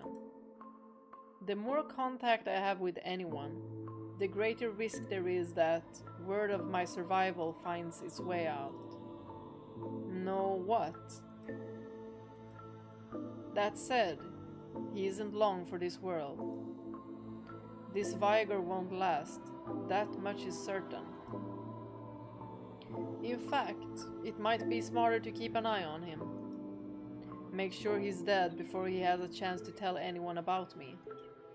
Hello? Need help fighting your way out of your thoughts, buddy? Death will find you long before the witch does, I'm sure. Yeesh, that's the first thing that comes out of your mouth? I've braced myself for that outcome already. But following the logic of that zinger, it sounds like you're giving your approval of my stay. Resigning myself to it may be a better way to put it. Haha, it's all the same to me. So tell me, what's your name anyway? Unless you want me to stick with calling you an angel or the witch's right hand, that is. I'm neither of those things, thank you very much. So, what should I call ya? Michael. Michael. I knew he would say this!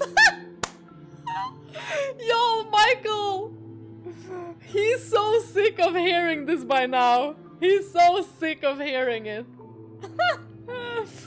Michael, derived from the name of the Archangel Michael. What was that about you not being an angel again? If Michael had a gun, he'd be like... I haven't wanted to strangle someone this badly in a long time! Forget the gun, he's gonna use his hands!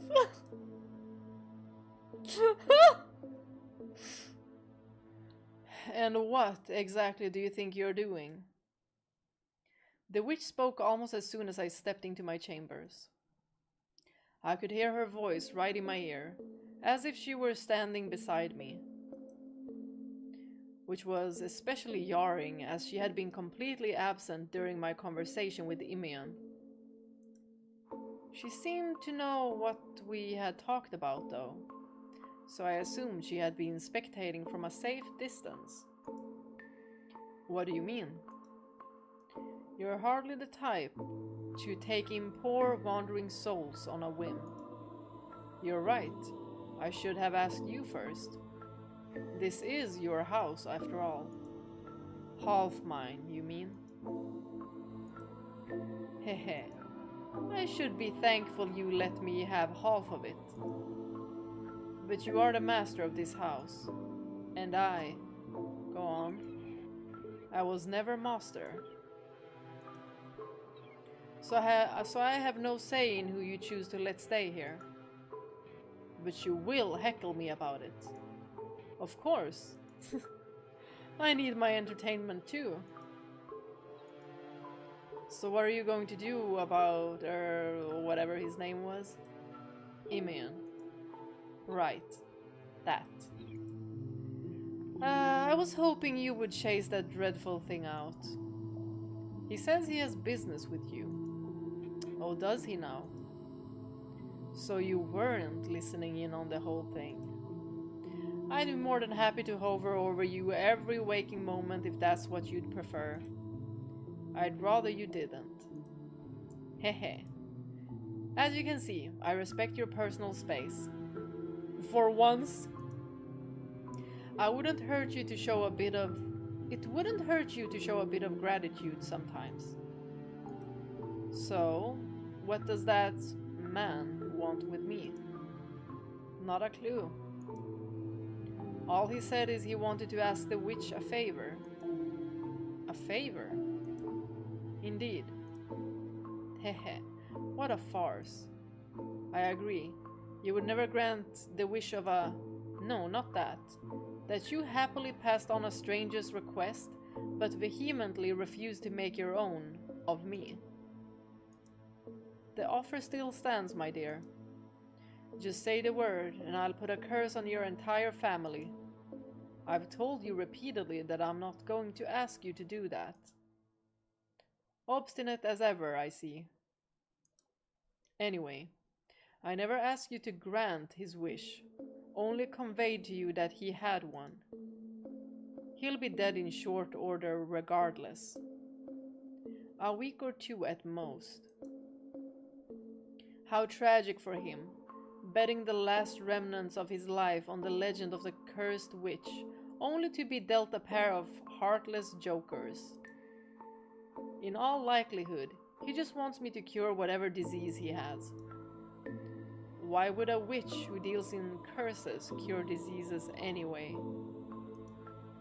Now, it's not polite to judge someone by their appearance, my dear. Are you saying you can do it? Maybe, maybe not. Hehehe.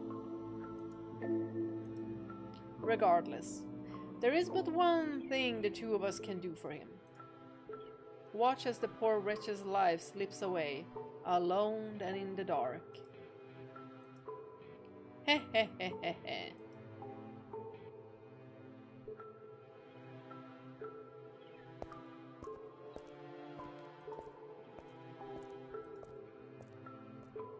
Christ, this is hell. It shouldn't be this exhausting to just walk down the hall. I'd sure love to get a little more light in here. Might make moving around easier.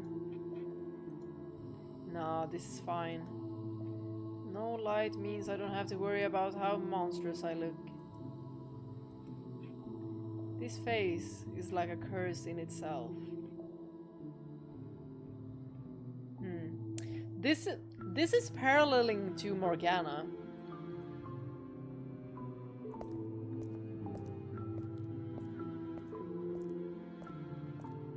Okay, so the only places I haven't seen yet are this room and Michael's room. And he made it very clear he didn't want me anywhere near his room.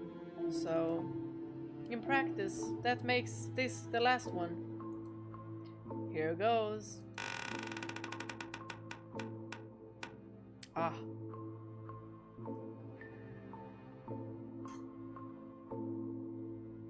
Damn. A huge stained glass window sat at the back of the chamber.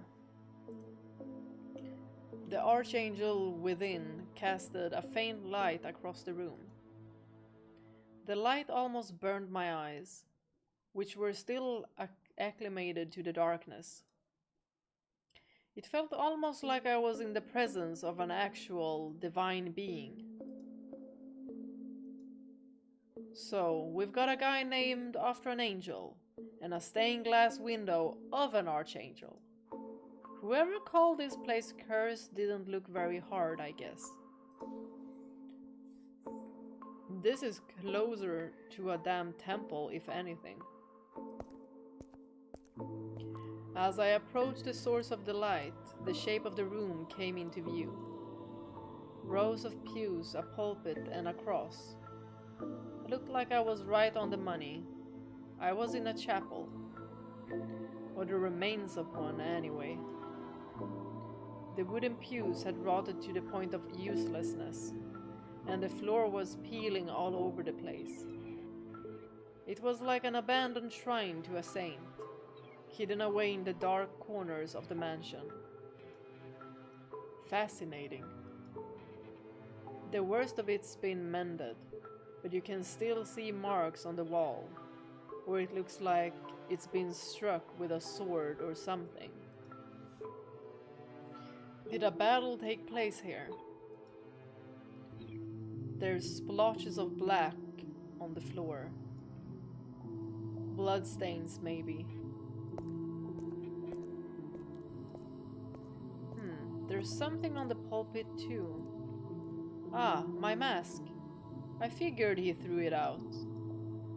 Haha, so Michael isn't all cold and heartless after all. Or maybe he just didn't feel like going outside. Who knows? Either way, I'll happily take it back. He's already seen my face, so it doesn't change much. But I feel better covering it up either way. My disease was highly stigmatized and said to be just as infectious. Not only was it obvious from my appearance, I was also required to carry around a bell to alert others to my presence. I wonder what kind of disease he has. Maybe y'all figured it out. I lost that while wandering through the forest, but up until then, whenever I went into a town or city, I had to ring the bell as I walked. And surprise, surprise, it invited all sorts of dirty looks and people scrambling to get away from me. Churches would sometimes offer me aid, but that was a once-in-a-blue-moon occurrence. Effectively, I'd been through nothing but hell up until now. I hadn't done a damn thing, and yet they treated me like a murderer. In fact, I'd almost bet a criminal didn't get half the crap I did. Just thinking about it killed my mood.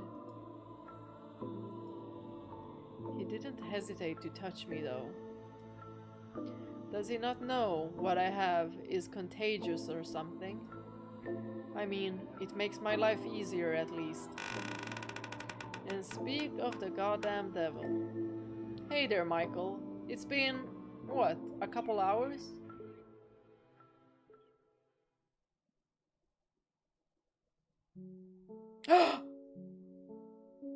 We have a face! Oh yes! This melody! This song! Wow! You guys! Is this Gara? Is this Gara? He's over here. There. There. Could be Sasori as well. But Sasori has brown eyes, right? It's a rather cool design. I like this. And red hair. Lovely. I found Imion in the chapel. He had put his mask back on, despite the fact I had already seen what it hid. I couldn't imagine whatever he gained from wearing it was worth the obstructed vision, but surely he had his reasons. One hell of an impressive window you've got here. I had a pretty good guess where he was going with that train of thought, and I was entirely disinterested in humoring it. He would start off with something about how beautiful and awe-inspiring it was, mention the Archangel, then try to lead it into, you could make a freaking fortune of this.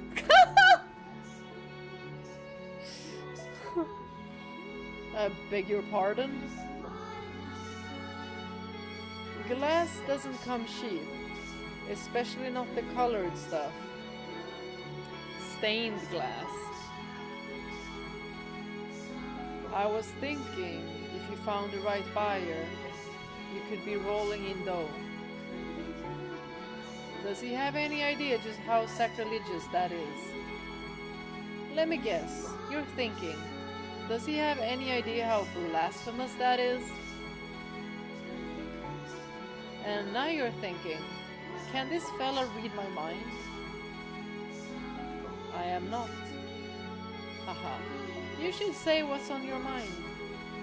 Otherwise, I just have to keep saying it for you. Sorry to disappoint you, but I am not particularly talkative. I'm not saying you have to yap on for days like me.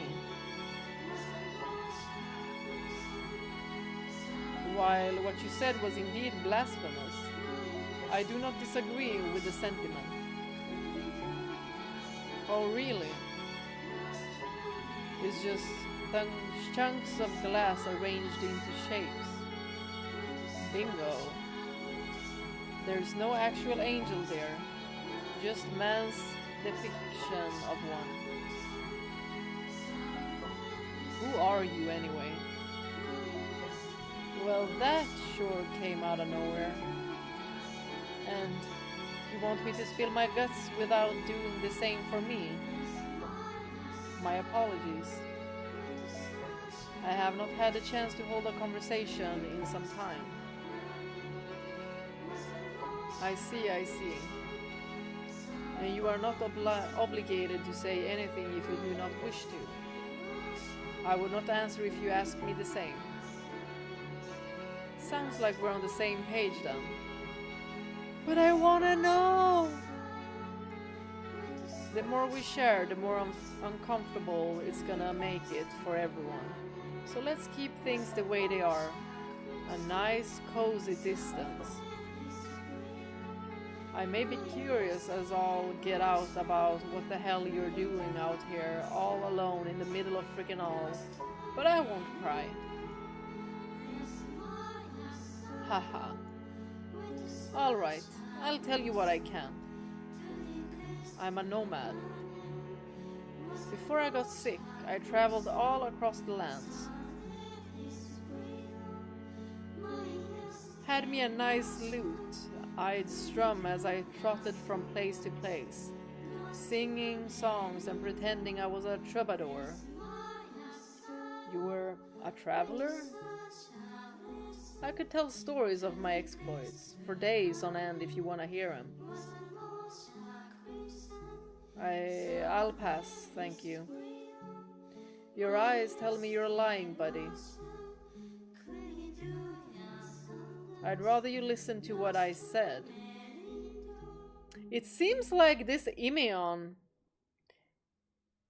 he has a rather easy time to read people. War stories over dinner then. Sounds like a date. Now I've got a little question for you, if you don't mind. Not about where you came from or anything, I promise. Yes? Why didn't you say anything about my face? I assumed you were going to ask about the witch, not me. Hard not to be curious, you know. Everyone's grossed out by it. He makes a fair point. Even Morgana was taken aback by the sight.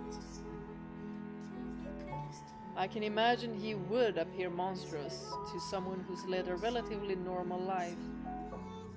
And he's probably been subjected to less than charitable treatment for it.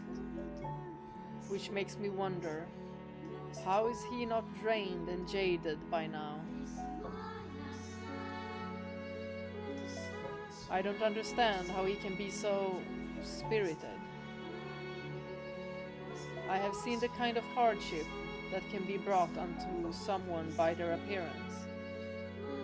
So what you're saying is, it's nothing new to you. Correct. I did think it a little unusual, but nothing more. I understand your ailment is contagious. What? You knew? Why did you help me then? Why didn't you hesitate to touch me? You carried me into the mansion, you handed me water, all the while knowing you could be infected. I couldn't figure out how to honestly explain my actions. Part of it was me deliberately acting against Morgana's wishes, frustrated by her repeated insistence that I kill him. But the aura of death that hung over him was the biggest factor. There was something indescribably alluring about it. All I'll say is, I would have left you if you were in good health. So it was pity. You've got nothing to gain from helping me. I don't have any money, and I'm definitely not a hot babe.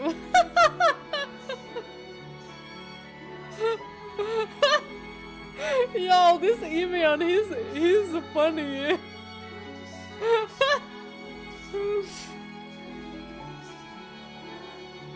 I have no interest in money or women. And to be clear, I didn't bring you in out of the goodness of my heart either. When you said you thought you were a subject for my observation, you were correct. You're here predominantly because I wanted to observe a withered, half-dead mummy of a man. A mummy, huh? Well, hate to burst your bubble, but I'm just an ordinary guy. Just like Morgana, she was just an ordinary girl. Unfortunately so. Ha ha ha. And here I thought you were only observing me because you didn't know about my disease. Never would have guessed it was the other way around. God, you really are one of the most bizarre fellas I have ever met. I was just going to not say anything, keep it to myself. Use this as a chance to stretch my wings, enjoy not just being the unclean for once. Didn't much care either way if you ended up catching it. I think all three of them parallel very well. Imeon, Morgana, and Michael. All of them ostracized. So the witch has declined your request to speak with her. Ha ha ha, not even gonna let me finish, huh? I'll take that as a no apologies necessary then. Well, shit. You have no reason to remain here.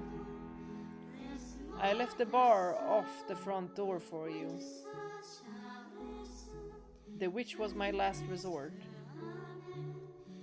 I saw who knows how many doctors. Not a one could do a thing. Hell, soon as they saw me, the assholes tried to rob me blind with fees. It'll cost extra cause they're putting themselves at risk, they claim. So I traveled to other cities, towns, villages. If docs weren't gonna do anything, maybe I'd have better luck with regional remedies. Everything from herbal stuff to straight up hocus pocus. No effect, any of it. I have no interest in an apology or his life story. So why haven't I turned and left yet? Why am I standing here, listening to him talk? All that left for me to turn to was God and the devil. But I figured God would just say, accept your lot in life, shrug his shoulder and tell me to die in a ditch. But I wanted to live. Even looking like that. Damn right. So what? Do you believe that if you tough it out, once day your valiant efforts will pay off? That there's light at the end of the tunnel? Because that's all fairy tale nonsense. You're right. The real world doesn't work like that. We just tell ourselves it does because it makes it easier to go through the day. But the fact of it is, life's a big old swamp and no one's got a map. One wrong step and it swallows you whole, like a game designed by a goddamn 5-year-old. The odds are stacked against you, but like hell I'm gonna go down without a fight. I've got nothing to show for it yet. Which is exactly why I'm not ready to kick the bucket. You never will have anything to show for it either.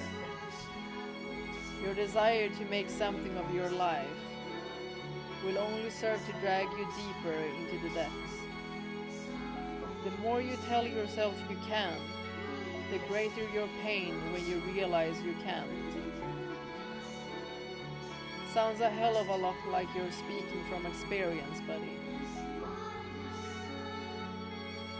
As I said, the witch will not be seeing you. You would do best to look elsewhere to fulfill your dying wishes. You never know, buddy. Tomorrow's another day. Maybe she'll be in a more accommodating mood then. But I'm sure not gonna let one measly no get the better of me. The witch, Morgana, is a sadistic woman. If she reveals herself to you, it will only be to torture and kill you. Can't say death much scares me these days. It's knocking on my door regardless. And you can never say for sure. Every woman's got at least 2 masks she switches between. Maybe she'll pick a friendlier one for me than she does for you. You're a damn fool if you believe that. And she's a witch. Even if she would hear you out, she doesn't have the power to heal you. Ruin and destruction is her singular desire. Oh! And when we know her past, Oh, we know that that is not how she was at all. I have to ask, all you want from me is to watch me die, right? So what do you have to gain from warning me about the witch? Doesn't worrying about me run counter to your own wishes? I'm hardly worried about you. Could have fooled me. I'm simply making a statement of fact. You would only be wasting your time trying to see the witch. I haven't seen the proof, so I'm not convinced it's as much of a fact as you claim. Which means this conversation's going exactly nowhere. Do as you please. I won't try to chase you out anymore. But don't come crying to me when my words prove true. Much obliged, buddy. That's one less hurdle to trip over on my way to making a huge ass out of myself. I would like you to promise me one thing, though. Sure thing. I leave the bar off the front door, so when the time comes, make sure you save enough energy to get yourself outside before you die. I don't want to have to clean up the mess. You're a real treat, buddy.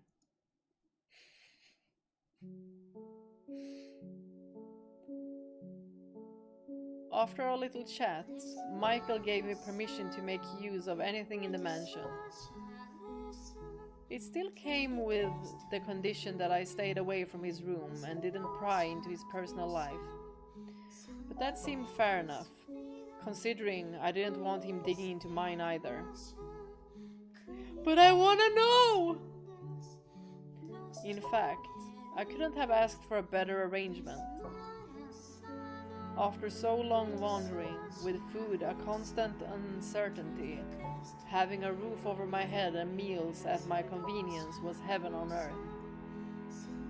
He had dried foods and smoked meats in his cellar, as well as bread, which, last I checked, didn't store for very long. But he never seemed to leave the house, so I did recall hearing some rumors on my way here. Whispers of a shadowy carriage, occasionally seen heading toward a cursed mansion. No one knew for sure what it carried, but there was a general consensus. Offerings to the witch. I'm wondering if Imian might have stayed at, the village where Giselle ran to. The village close by. Fresh sacrifices to keep her appeased, which was obvious nonsense. No one was sending shipments of virgins to offer to the witch. A basket of bread and other supplies now, maybe. Rumors have a way of taking on a life of their own, but that was so patently absurd I couldn't believe anyone bought it. That still left me with scores of questions though. Who was bringing Michael the supplies? And for what purpose? Why did he never leave? Was he imprisoned here for some iniquity? But obviously I had no intention of seeking out the answer. If we spent long enough together, I would probably find out eventually. But I knew damn well I didn't have that kind of time left. What point was there to lifting the curtains on someone else's life when chances were I was going to croak not long after? I had no intentions of repeating Pandora's mistake. Repeating? If I was going to spend my last days here, living with him, I wasn't going to get anywhere near that jar and risk making waves. I couldn't say whether or not that was the best strategy. But regardless, I made it through our first 2 weeks together well enough. And in those 2 weeks, it seemed like the two of us were talking more and more. I was standing before the stained glass window. It had become routine for me to spend a few hours of each far too long day in the mansion's chapel. I wasn't so naive as to think the angel will grant me relief, but I did sorta enjoy being in the presence of something so magnificent and undeniably beyond my reach. It was impressive in the same way as any other massively expensive piece of art. Now that I think about it, I never really appreciated art when I was younger. Couldn't even tell the difference between what was good and bad. Maybe because I was just a kid. Or because there was nothing there to appreciate. Imian. Imian? Oh, hey, sorry. Lost in my thoughts. What's the occasion? You almost never initiate. I need your help with something. Damn, is the sky gonna fall today? So what can I do for you? I'm going to cover up the stained glass window.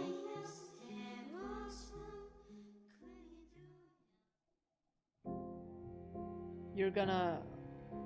what? It seemed, unsurprisingly, that was the last thing he had expected to come out of my mouth. Yes! This song again!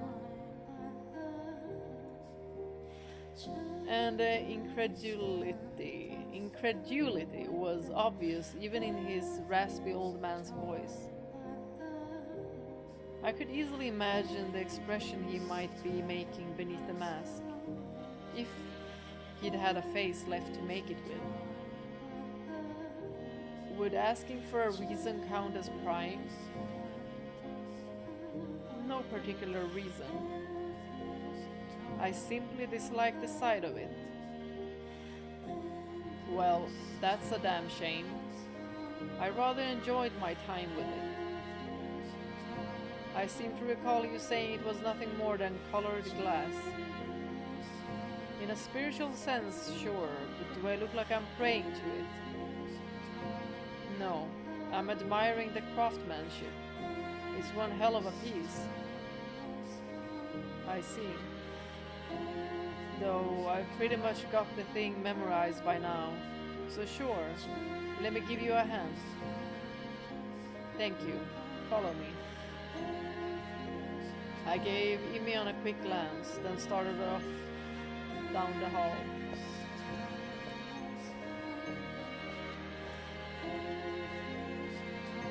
I walked at a relaxed pace, because as much as he tried to hide it, he was visibly more sluggish than 2 weeks prior. Even breathing seemed to be an endeavor for him. As I walked, I made sure he was keeping up by the sound of his footsteps, but never once did I turn back to look. Facing away, I said, "You didn't have to come along." "Excuse me? You're the one who asked me to. Don't you think it's a bit inconsiderate to ask someone in your condition to do hard physical labor? No one with any common decency would do that." "Well, I guess that puts you in the clear." Yeah, these two. I'm just joking. Don't bite my head off. I didn't say anything. I wouldn't say I think it's inconsiderate, personally. In fact, I really appreciate you not giving me special treatment of any kind.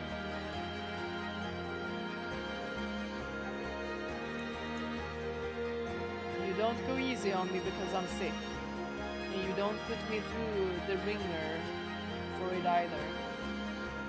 I prefer it that way, us both on level ground, if you say so.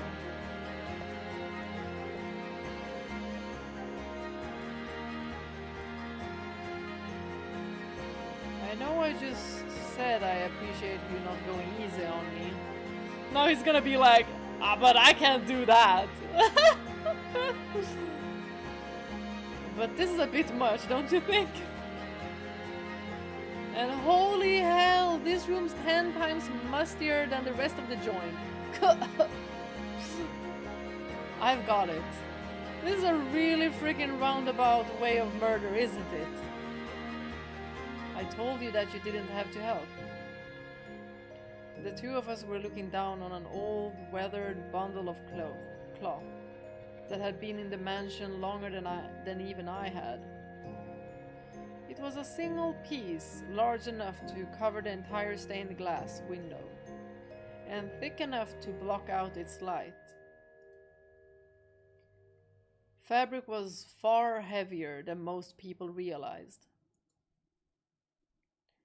And something this thick and tightly woven was going to weigh a ton.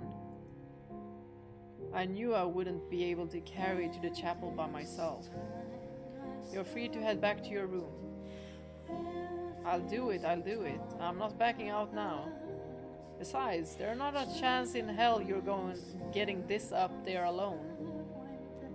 It's not that long of a walk from here to the chapel, I think. Alright, let's do this.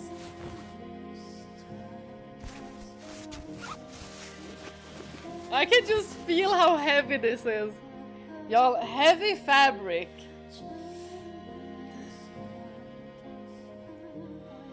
Oh, hold up, I need a breather.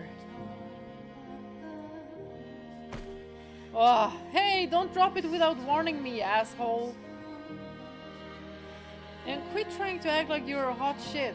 I can see you're just as winded as me. What do you know? I'm perfectly fine.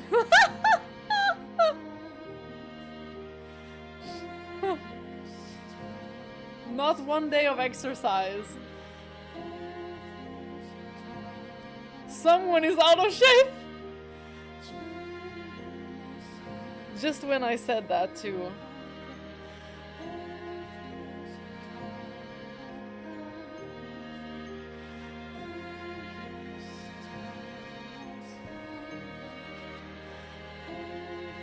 You're the last person I want to hear that from. Hey now, at least I have an excuse. You're in perfect freaking health. And look at me, I'm half dead here. I mean,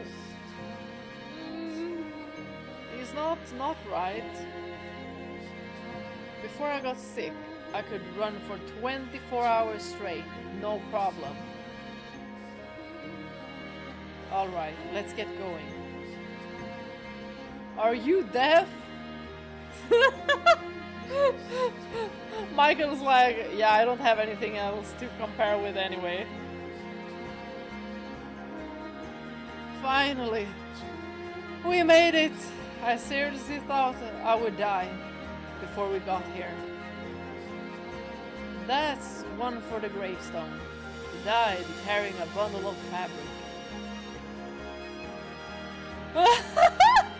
Michael too. Not trying to hide it anymore, are ya? Haha. Not a word.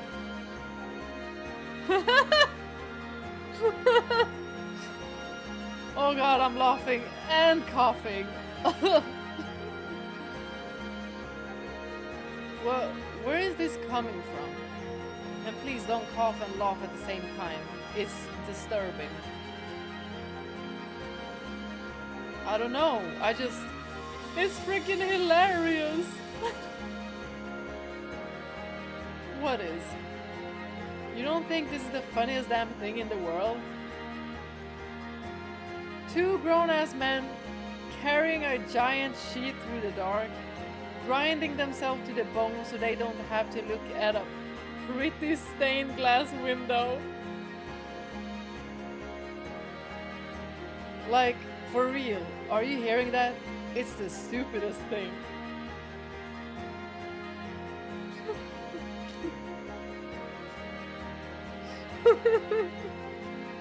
I cannot say I find it amusing myself.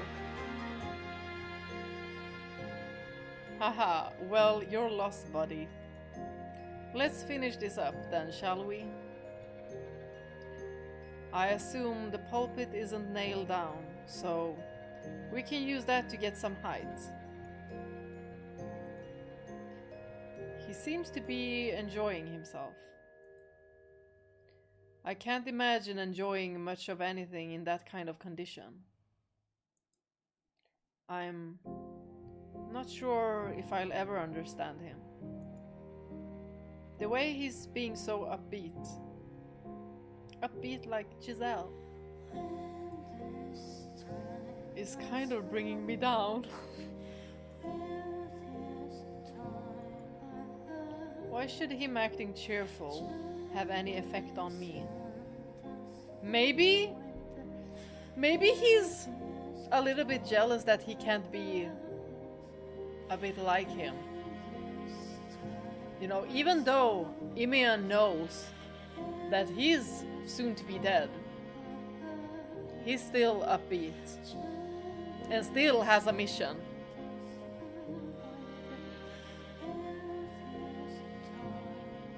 I buried that emotion long ago. What are you doing here exactly? Huh? Haven't we been over this? I want to ask the witch. You're no fool. I don't need to tell you that the witch isn't real. For the past 2 weeks, I let Imian explore the house as he pleased. He'd likely seen everything but my chambers by now. It should have been obvious there was no third person living here. I was the only one who could hear the witch's voice. I was the only one who could feel her presence. All the servants my family had sent over the years were proof of that. She may have existed for me, but from his perspective, there was no meaningful difference between that and her not existing at all. Remember what you said in the storeroom. There's not a chance in hell you're getting this up there alone. If you still believe the witch was real, if you still believe there was a third person living in this mansion, you wouldn't have said that. But maybe because he just assumes that the witch is spiritual.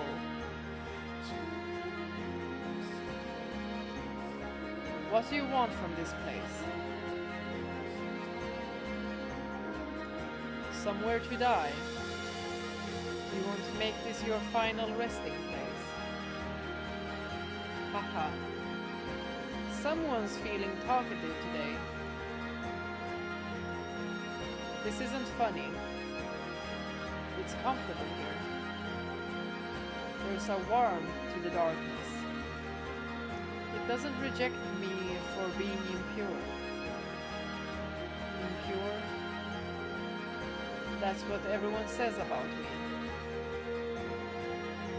I have no say in the matter. I have an impure disease, so that makes me impure. I think it's story time. What do you say? This time we'll go into a little more detail. My life was set. I had dozens of friends and a wonderful loving family. I didn't bother with the family business. Instead, spending my days wandering. But one of my trips, I got sick and I got scared. So I rushed back home, wanting nothing more than to see my family and friends again. But when I got there, no one recognized me as me. They called me a demon, impersonating their Imian. Y'all, all of them, all three of them have been called a demon or witch. Well, not Imian now, but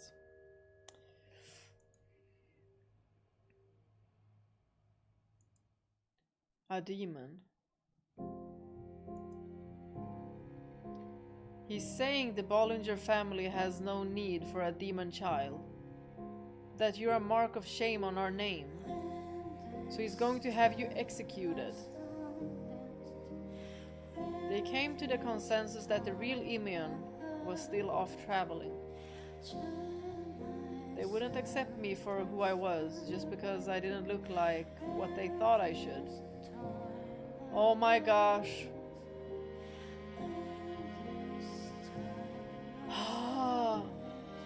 Imian and Michael parallel a lot. Just because I didn't look like what they thought I should. That is the case for Michael.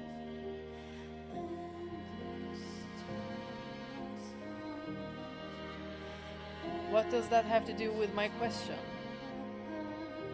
Basically, what I'm saying is, there's not many people who are willing to see the truth. The truth. That I am who I say I am. That I'm Imian, not some evil doppelganger. The only person who sees me as an ordinary fella is you, Michael.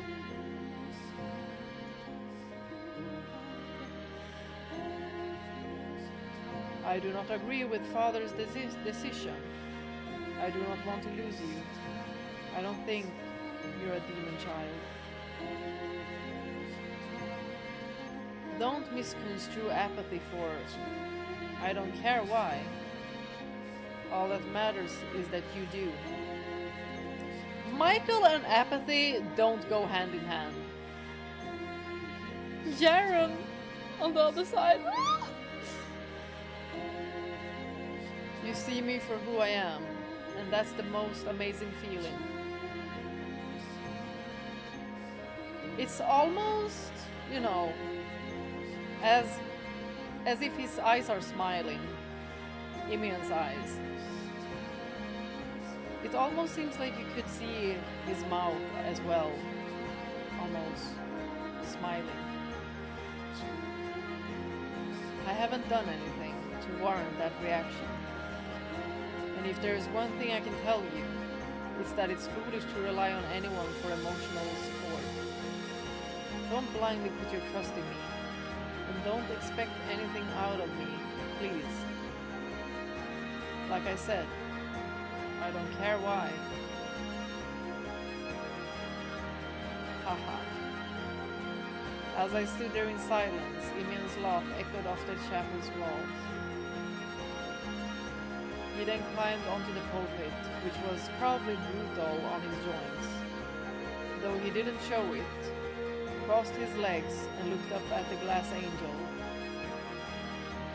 His arms were thin as twigs, his voice raspy as an old man's, his hair devoid of all sheen, his entire body deteriorating. Even the most callous of men would cringe at the piteous sight. Yet he sat there with his head held high, a smug smirk on his face. For a split second, the thought crossed my mind that if the name Michael didn't belong to me, but to him instead, he would have been able to just laugh off that painting. And as soon as I caught myself, I froze.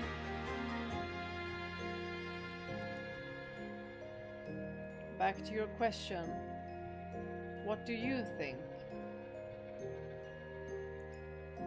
Why do I want to stay here even though the witch doesn't exist? I knew what he wanted me to say, and I knew that I couldn't. I hadn't done a single thing to deserve that from him. What he felt was disproportionate to reality. Silent treatment again. You figured it out though. I know you have. There's your answer. If I were even half what I used to be, I'd love to drag you out of this house, kicking and screaming. Travel far and wide together. Find a place you feel more at home than anywhere else in the world. Be nice, wouldn't it? Leave me out of your fantasies. He could only think that way because he'd led such a cushy life that may have come crashing down when he got sick. But only someone who had been well off would ever think there was hope to be found outside. And on top of that, he was simple and honest enough to admit it. I'm just jealous of him. That's all this is. Take a seat up here on the pulpit with me. Feels like you're shoving your ass right in God's face. I wish I'd tried this sooner. It's friggin' incredible. It really is.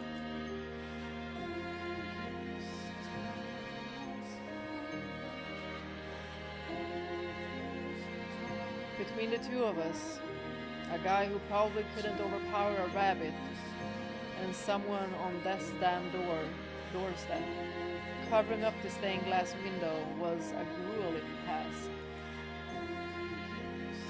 That day marked a turning point in our relationship though. It was an insignificant change. Something I doubted anyone but us would even be able to notice. But it wasn't the degree that mattered. There was a real shift in the air between us. Michael didn't seem to be so persistently wary of me anymore, and I started to feel more relaxed in his presence. I didn't have to prove anything to anyone here.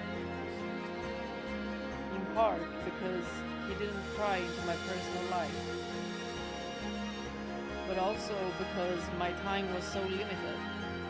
I didn't have any reason to keep up a front anymore. The biggest factor, though, was that no one here knew who I was.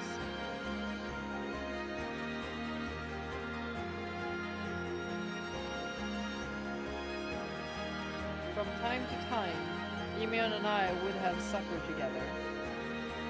I wasn't going out of my way to spend time with him, but I didn't particularly mind it either.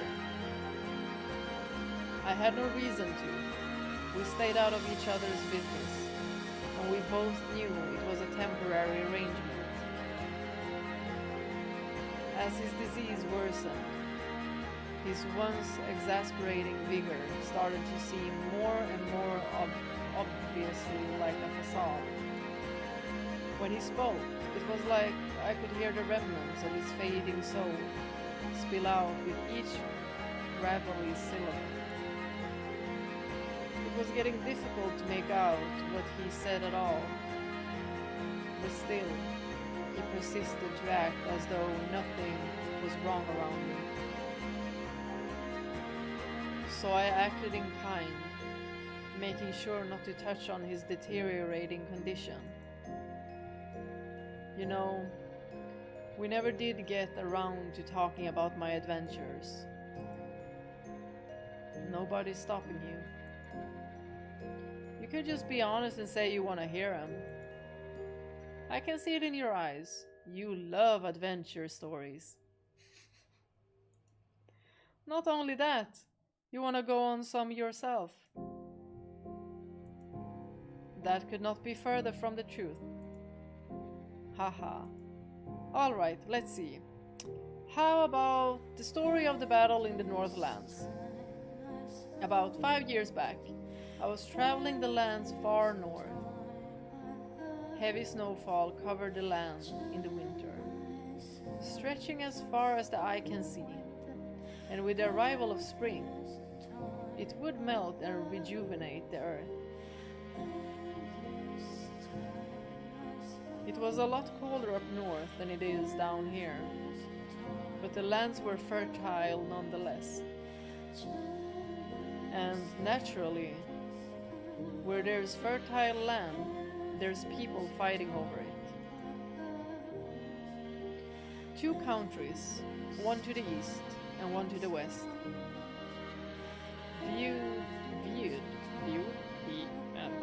vied for control over this particular area. I watched the battle from the safety of a nearby hill. The theater for this battle was a large plain, a sea situated to the north. Separating the two was a river flowing south from the sea. It wasn't a very deep river though. Both horses and infantry could cross it, albeit with some difficulty. The Western army attacked first. They outnumbered and were better equipped than the Eastern army. Their soldiers well trained and commanders sharp. Planning and organization allowed them to cross the river with ease. And once they were on the other side, they stormed the Eastern army. Now, how do you suppose the battle went? It wouldn't make for a very good story if the Western army simply went on to defeat the Eastern army. Because you're asking, I presume the Eastern army had something up their sleeve. Jeez, you're the worst kind of person to tell a story to, buddy. Play along at least, would ya? I hate to burst your bubble, but I'm not a child listening to a bedtime story. Well, you're right about one thing. I would have framed things differently if the Western army was gonna win. Maybe gone into detail about how advanced their equipment was, how strong their soldiers were, name-dropped a commander or two. But no, the Western army did not conquer the Eastern army. In fact, they were both defeated. Oh, maybe by nature? Or a third option? Yep. Thanks to the intervention of a third force. Now, where do you suppose this mystery third force came from? It was the Danes.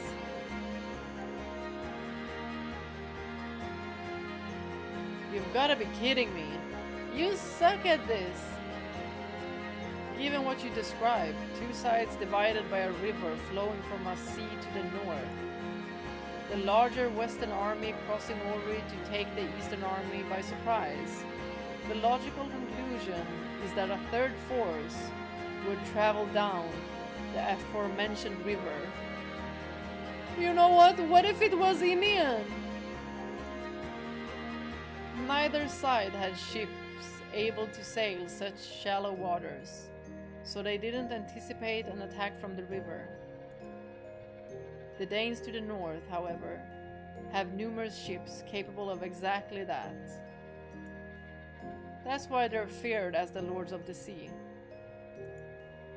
Yep, that's exactly right.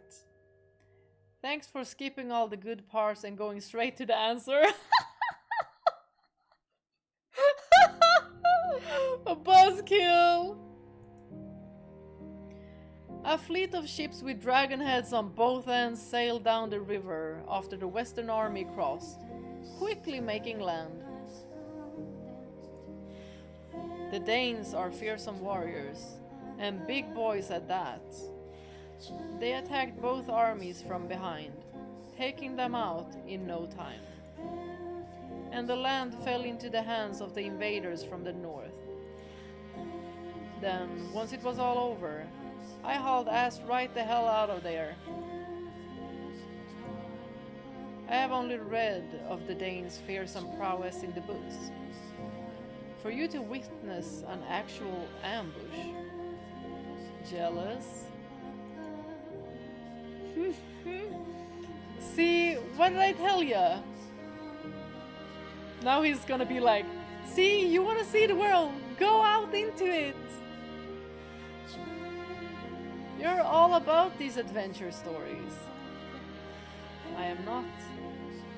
Well, I sure am. The Danes, they can travel both shallow waters and the open sea. The whole world is at their fingertips. Everyone just thinks they're savages. They don't see their potential. I wonder what's out there across the seas. What wondrous world awaits beyond those waters? I bet it's heaven on earth out there. A land unlike anything you can find traveling on foot. So long as man infests the surface, you will find no heaven on this earth.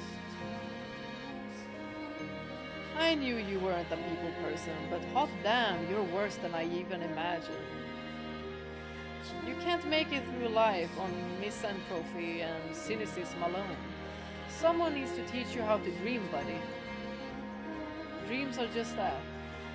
Fantasies never to be realized. Dreams are freedom. Michael really grew a lot. And maybe we also have, Immune to thank for this. Dreams are freedom. Doesn't matter if you're sick or a sinner, infirm or exiled. You can go anywhere inside your head. You have complete and absolute freedom in your dreams. All empty hopes and dreams do is erode the spirit. I gave up on mine for a reason. If I were in good health, I could have asked the Danes to take me on one of their long ships. Bring me somewhere far, far away from here. A place where everyone's equal. No poor and no rich to oppress them. No one being judged for their looks or the family they were born into. I could have gone on another adventure. Brought you along this time. Found our paradise. I'm pretty sure the only way you're getting on a longship is as a captive to the Danes. Remember what I said about dreams? Like 3 seconds ago. Shove that silly realism into a box and lock it up. You can dream whatever sort of crazy, outrageous nonsense you... What? Immune? Don't worry about... No! No! I was starting to like him! Don't go! Don't die on me right now!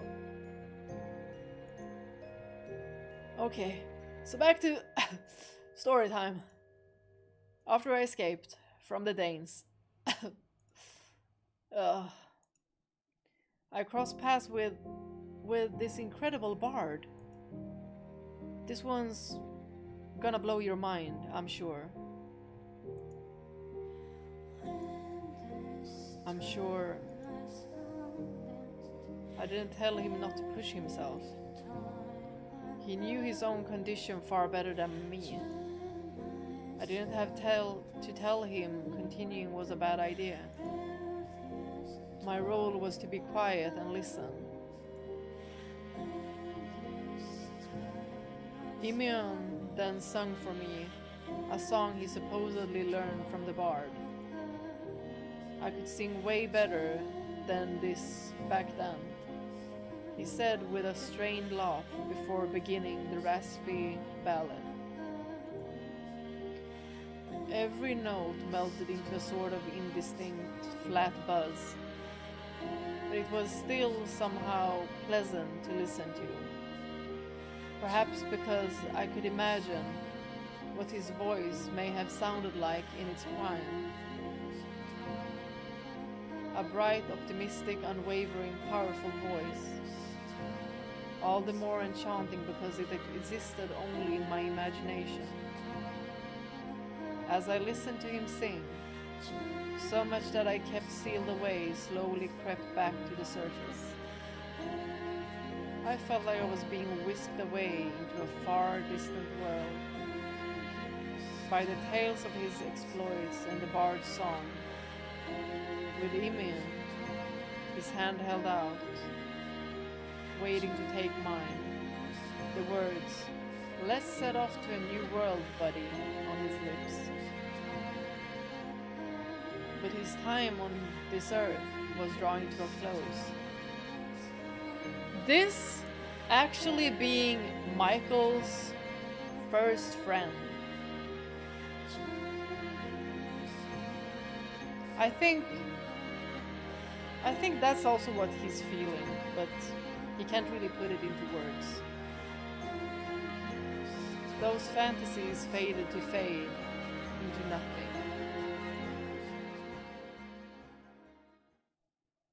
You aren't seriously going to make friends with him, are you? And then comes Morgana, just when I said that. I thought you were better than that. Or do you think you'll get something out of this? Well, you're surely mistaken. You've forgotten what you truly are, and got it into your head you can be equals with him. Your heart brims with blight. Yet here you are, grasping at companionship, knowing full well it's but a fleeting illusion. What do you have to gain from forging a friendship with him? Hehe, already tired of me, are you, my dear? Very well, I shall take my leave. Despite what they may say, I am a very kind-hearted girl. To those whose fates are sealed, that is. Hehehe. I pray you're blessed with wonderful dreams tonight. That night, I had a dream. Not a nightmare, nor a dream of the past.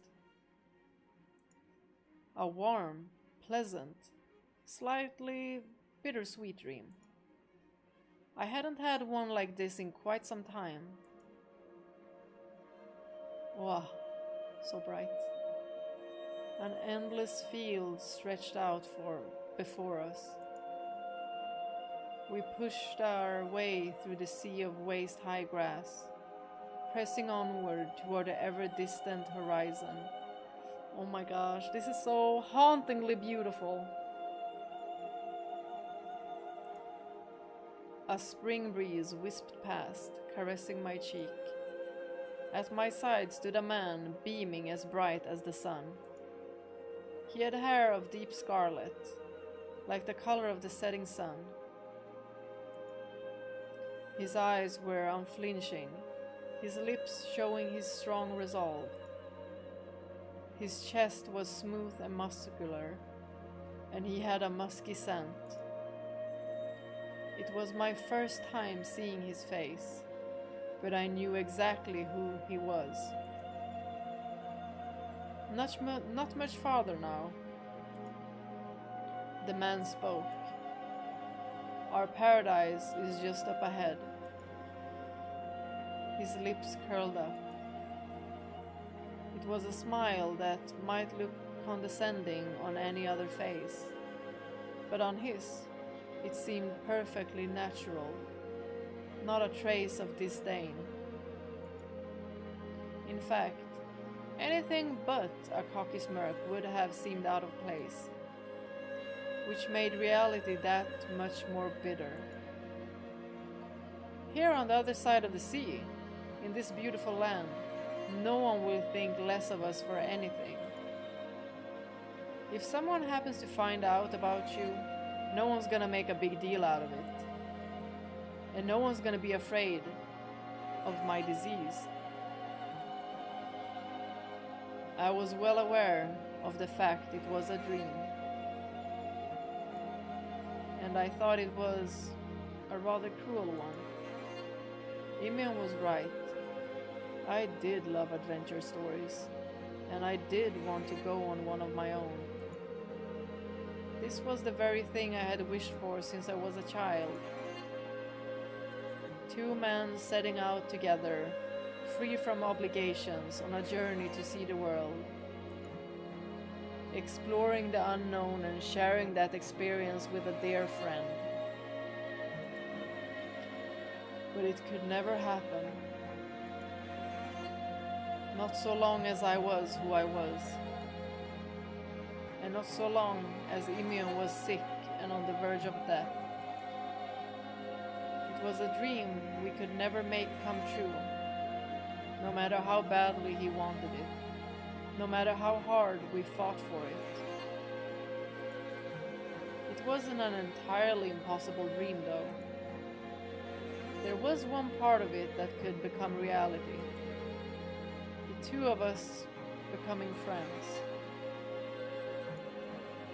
There was probably enough time before he died for me to get close enough to tell him how I really felt. That I just wanted a friend. That I wanted to be able to laugh and frown and get upset like an ordinary guy.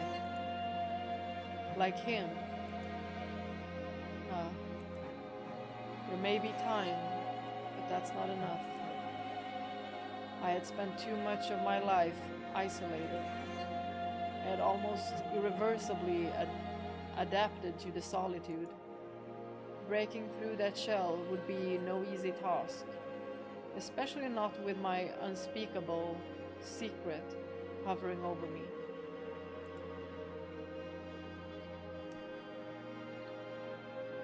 The very fact of my nature, which had transformed me from the namesake of an angel into an abominable demon that didn't deserve to live.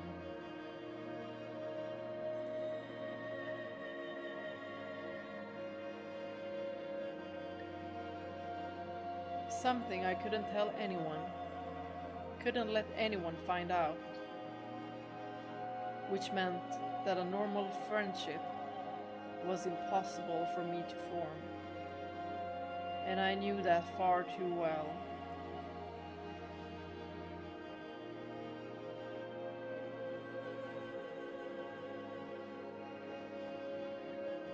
What if they had the same dream? Now we're back to Imian's POV because of the moon and... is it a sun or is it a star? That night, I had a dream. Not a nightmare, nor a dream of the past. A warm, pleasant, slightly bittersweet dream. I hadn't had one like this in quite some time. The same, is it? An endless field stretched out before us. We pushed our way through the sea of waist-high grass, pressing onward toward the ever-distant horizon. A spring breeze whisked past, caressing my cheek. At my side stood a man with a somewhat forlorn look on his face. He had long silver hair that fluttered in the wind. A darkness was visible beneath the pale red of his eyes, and his lips were furled into a half scowl. He was tall enough that I had to look up at him. The man furrowed his brow, as if to scorn the shining sun for daring to be brighter than the candlelight he was so used to. It was my first time getting a good look at him. I might have gotten some of the smaller details wrong, but he was still very distinctly the Michael I knew. I pointed toward the horizon and said, "That's where our paradise awaits." He didn't seem to believe we would actually find anything. But still he joined me on my endless journey with nary a complaint. So all it takes is bringing him into my dreams to drag the cynicism out of him, huh? I thought. Oh? Bringing him into my dreams. So, Imeon, what exactly can you do? I mean, he can already... Seems like he can read minds. Somewhat. Maybe they're linked somehow. Or it could be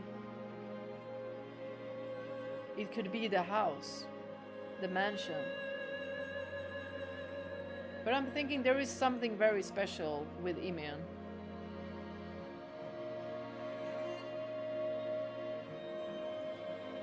Then, with a laugh, I said, "We would make pretty good friends, don't you think?"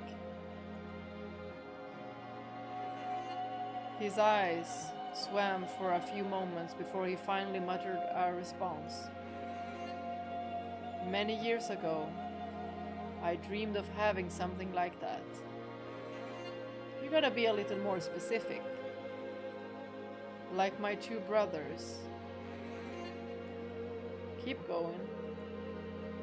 Someone I could share anything with, and could do the same with me. Someone who understands me without need of words. Haha, the classic image of a friend. Two guys who've always got each other's backs. Michael crossed his arms and turned his head away. He might have even blushed, but I couldn't see for sure.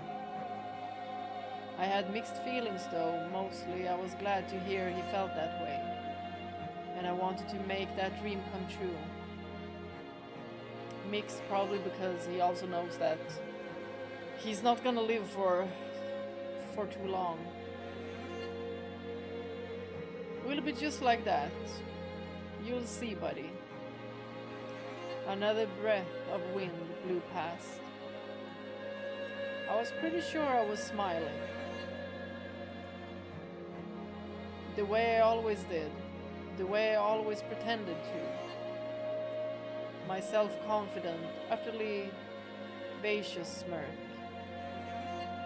If we really got to know each other, there was no way we would ever be friends.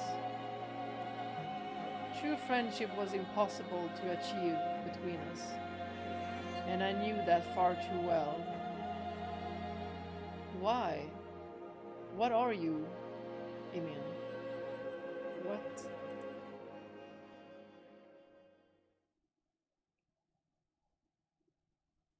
I awoke in darkness, in a house where the time of day held no meaning.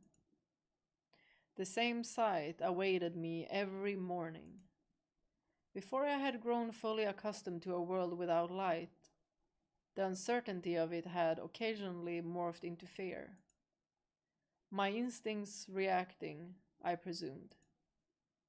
Danger was harder to perceive in the dark, after all. But once I had gotten used to it, the darkness felt almost compassionate with its indiscriminating embrace. And now I was more stable here than I was in the light. This morning was an unusually pleasant one, though.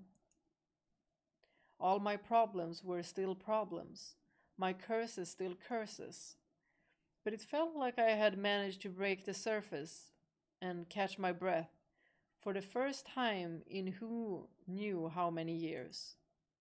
Perhaps I could thank the dream I'd had. I rolled out of bed, grabbing the candlestick of my nightstand. With the remains of the mostly melted old one, I lit a new candle and headed for the door. Next on my list was the fireplace. I tried to make sure there was always at least a small flame in it. Maybe Emeon is already there. Uh-oh.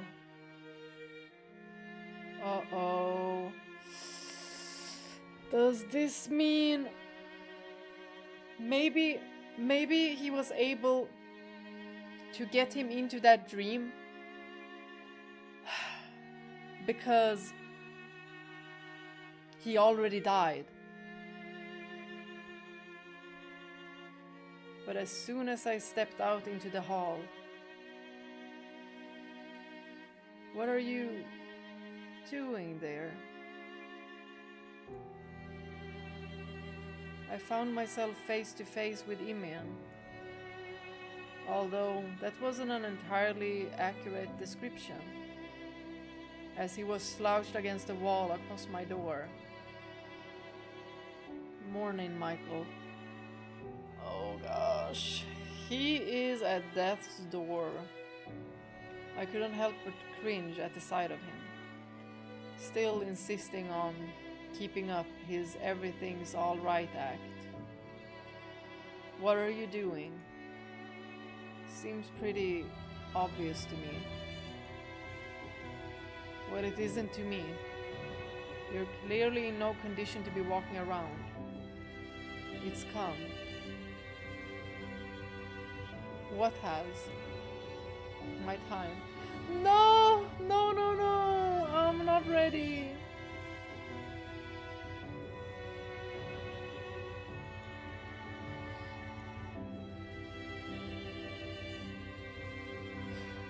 The light from the candle fluttered about, slightly offset from the trembling of my bony hand.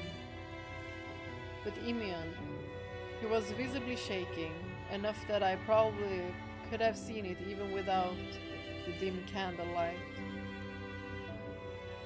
Not out of fear or cold, but simply a physiological reaction to his condition.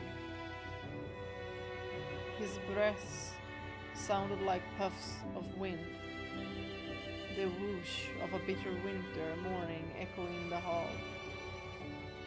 His arms and legs were so atrophied that if I didn't know better, I might think him a small tree withering away in the fierce cold at first glance. My gaze slowly drifted downward, stopping at his splayed arms. Blotches of red were visible on the palms of his hands. Did you cough that up?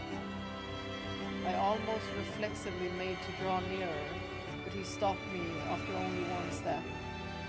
No, stay back. Don't touch me. You might catch it. We've been living here together, breathing the same air. If I were going to catch it, I would have already. The fact that I haven't shows that it's not an infectious disease. Maybe, maybe not. But either way, you shouldn't touch the blood. You know, as well as I do, that blood is unclean. It carries everything in our bodies, even diseases. You may be able to catch it from the blood, even if you didn't from anything else. So I figured I'd drop on by, say my goodbyes. Say your... I stopped myself before finishing the sentence, realizing just how foolish it would make me sound. I was the one who had told him to leave when he knew his time was up. But that was back then. That was just how I felt when he first showed up. If I'm real lucky, I have maybe a couple days left. I've been hiding it, but it's been hard to even stand these last few days. And you did a terrible job of it. Although, I didn't realize you were in quite such bad shape. Well, I guess I get a passing score on my acting then. Haha. How can you laugh about this? I'm in a great mood. That's ridiculous. You can't be... Just drop the act already. It's no act, bud. I'm serious. I'm feeling great.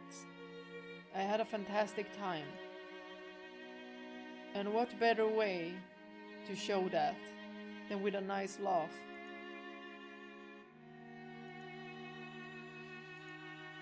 Looking down on this man, laughing as death crept closer, I didn't feel pity or sorrow or anguish. I was angry. My chest clenched and my stomach lurched. Ah, how aggravating. There was something else there too.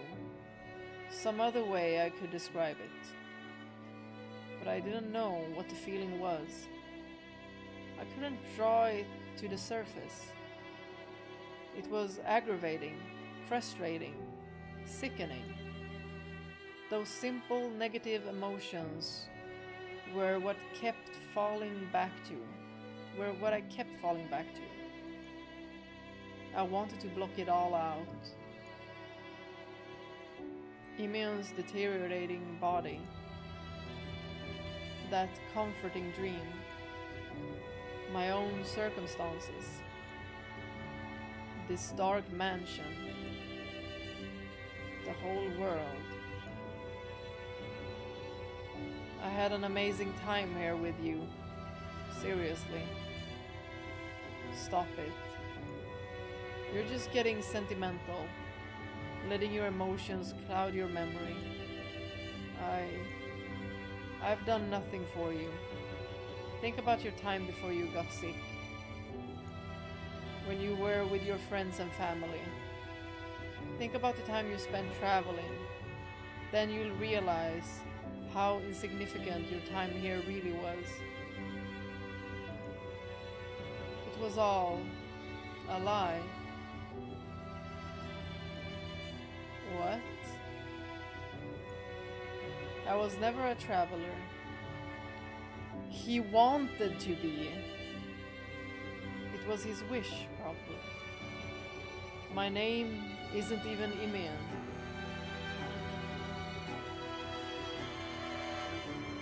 I never went to the Northlands, and I never saw the Danes. Even what I said about having a ton of friends, all lies. Here's the truth. I look like I came from the slums now, but I was born into a decently upper-class family. My father and brothers all own several estates. This is starting to sound very similar. I wasn't traveling when I got sick, but at home. And for a while, I was kept locked up to keep it under wraps. Yo, they've had some really similar experiences.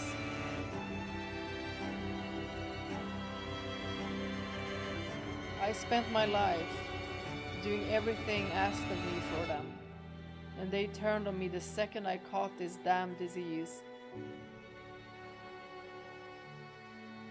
The servants I thought respected me, the brothers I thought loved me, they all wanted nothing to do with me anymore.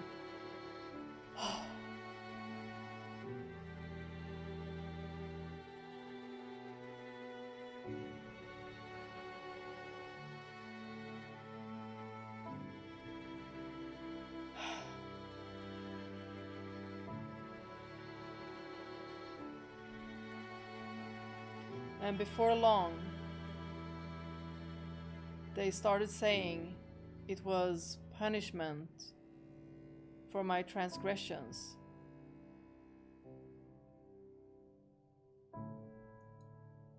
That I was cursed to transform into a hideous monster because I deserved it.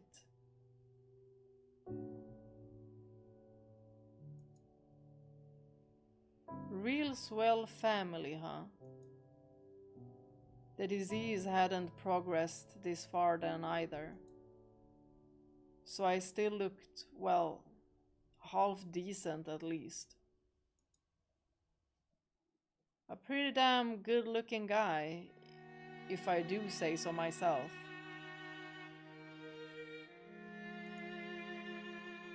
So I used that to manipulate one of the maidservants into helping me escape. And that's how my life as a nomad really began.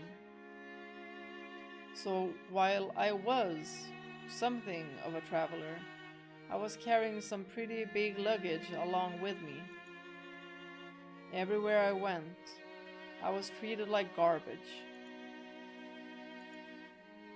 The Imian you met, brimming with self-confidence, was all an act.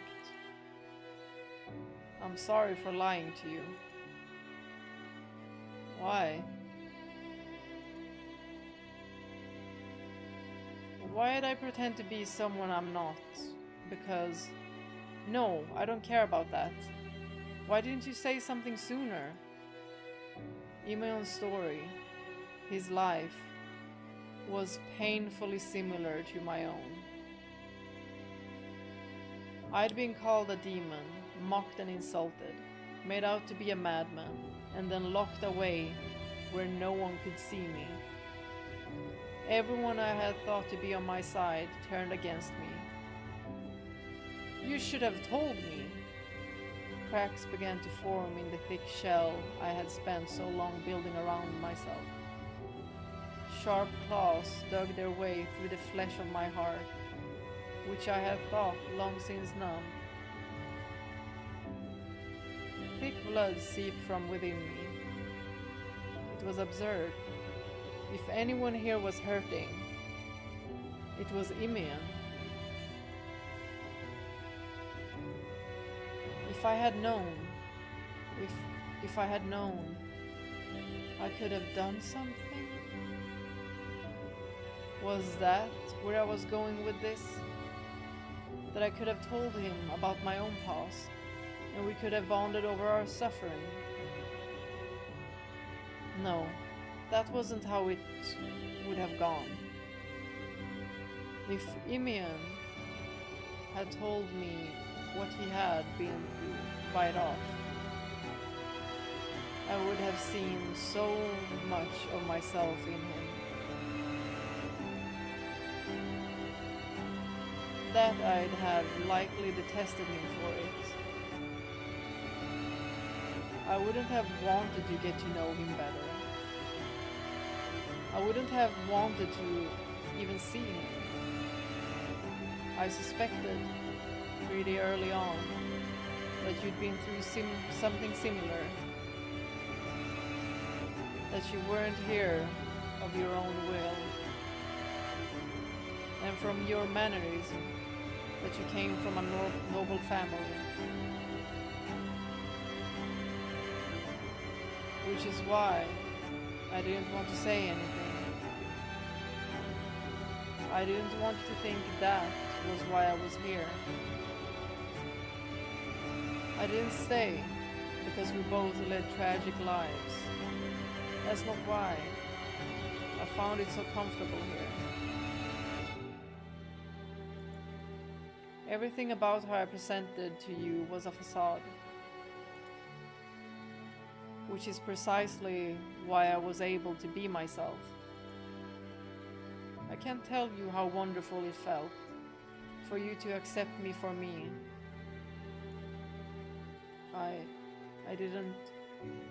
You didn't have to do anything. That was enough to set me free.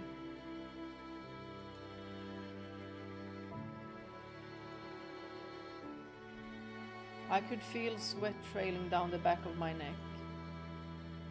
I couldn't follow along, couldn't make sense of what he was saying. My heart was wavering, but I couldn't put any of it into words. What were you supposed to say to that? I hadn't the first idea. And with the way I had lived my life, the way I had closed myself off, I never would know. So I wanna thank you. Goodbye, Michael.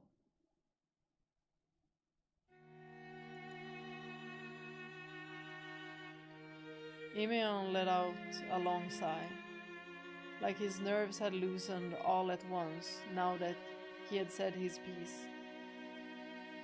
He then climbed to his feet, using the wall for support, let out a couple muffled coughs, and started off down the hall, leaving me behind. Oh my gosh, is he about to go through the entrance and be like, I'ma see myself out? Because that's what you told me first.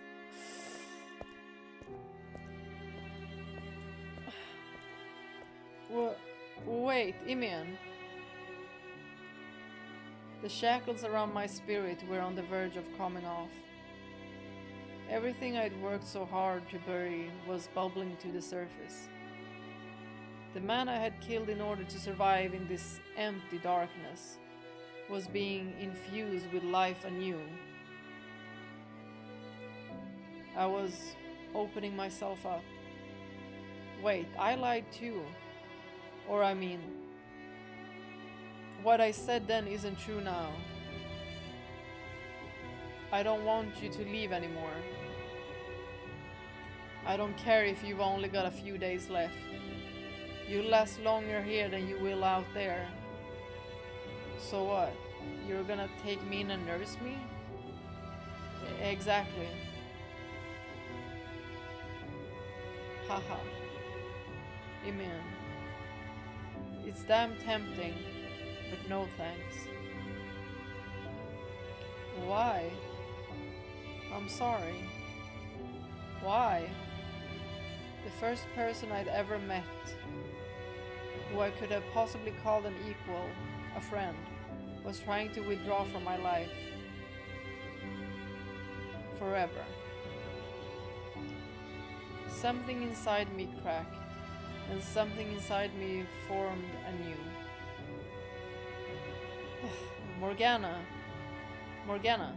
Morgana! I know you're listening. Michael. Cure him, please. That's enough, Michael. The witch isn't just a legend. She doesn't have a physical form, but she lives here, in this mansion. And she's somewhere nearby, watching everything.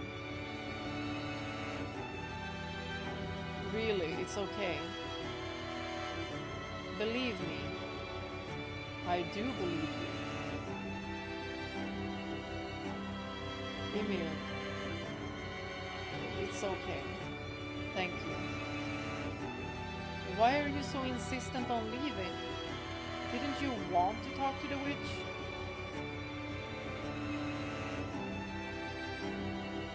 I just think now's the best time to call it quits. But why? I do feel bad about this for what it's worth. And I'm seriously grateful to you too. That doesn't tell me why. Sorry. I want you to take what you're feeling right now and keep it with you. You... what? Seeing the person in yourself will help you see the person in someone else when you next have that chance. Giselle. Whoever that is, you take him by the hand and get out of here. Go somewhere you both wanna be. You may not find paradise, but you'll have a life. What on earth are you talking about? Alright, now I'm seriously on my last legs. Can't even fake that I'm okay anymore. Emeon. So long. Wait! Michael. I think we made pretty good friends, don't you? And with that, he marched off down the dark hallway. It was almost unbelievable how sure-footed he seemed compared to only a few moments earlier. And then I realized what it was. His final show of self-confidence. I could have easily caught up to him, but my feet seemed to be rooted to the ground. Maybe because I knew that even if I stopped him, it wouldn't stop me from losing him. Because anything I did would amount to nothing.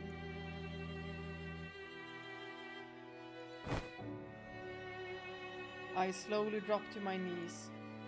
The candlestick spilled from my hand, the flame flickering out, a heavy darkness draping the hallway. I covered my face and let out a sharp, bitter groan. He had lived here less than a month. We barely knew each other well enough to call ourselves acquaintances, never mind friends. There was no reason for me to be feeling this emptiness, but telling myself that didn't make the pain go away. The pain of having something dear snatched away from you. It doesn't matter how much time you spent with someone. This was his first ever friend.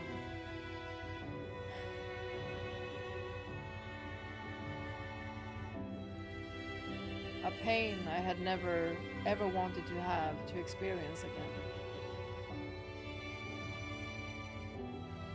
I thought I could hear the witch cackling, whispering that opening myself up only made me vulnerable, that bringing that dying man into my house was only ever going to leave me feeling all the more lonely, that I always belonged in the darkness, not light.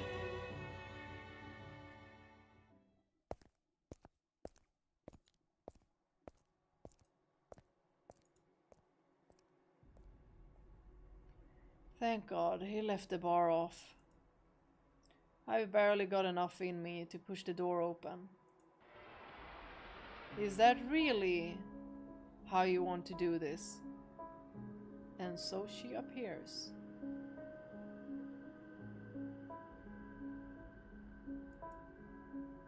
Oh, it's you. He can... Imeon can see her? Well, color me surprised. I figure you'd be with Michael.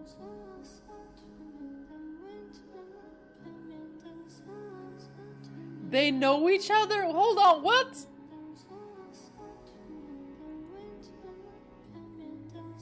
Hehe, I'm here to see you off for him. You mean you decided you'd get more entertainment out of me? Hehehe. A girl with long braided hair stood before me. A smile spread across her lips. Her form was vague, almost a silhouette, and I couldn't make out any details. No, maybe it doesn't. But I still knew exactly who she was. This wasn't my first encounter with the witch after all.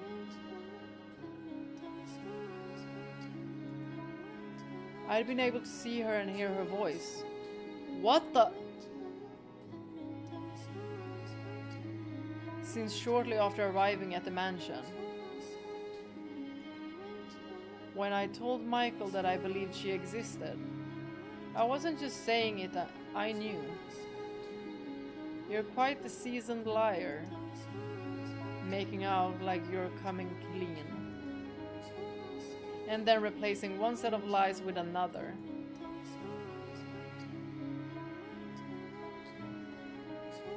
You can still go back and make it right. Tell him the truth and you'll have my wish.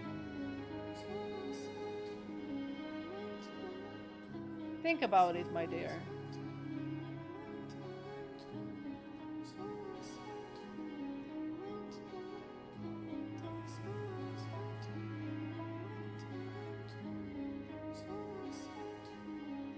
A few days after taking up lodging at the mansion, the witch appeared before me.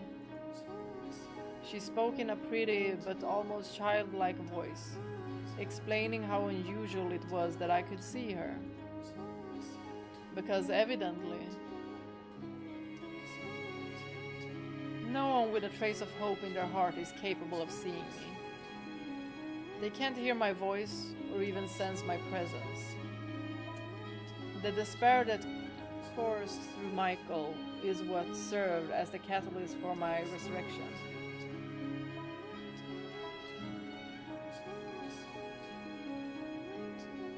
You're not here to be healed. You want to put a curse on someone, don't you?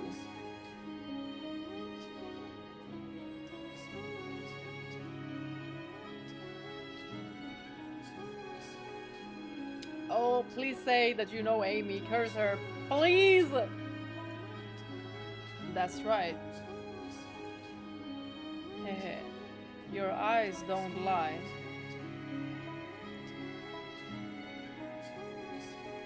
I'm honestly kind of floored right now. First, the Witch of Legend is real. And second, she's not even human. A mortal could neither cause miracles nor cast curses. Fair enough. So how'd you know what I really wanted? It was obvious, my dear. All that murky filth swirling beneath your smiling visage is like a window directly into your soul. Sounds like there is no hiding anything from you. So I can just drop the act, huh?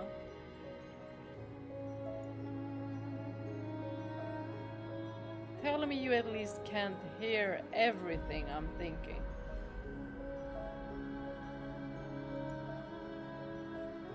And what if I can? I would appreciate a little bit of privacy. Hehe. Fear not, my dear. I don't have the ability to read your mind, no. But you should know that the world as you living see it and the world as I see it are very different things.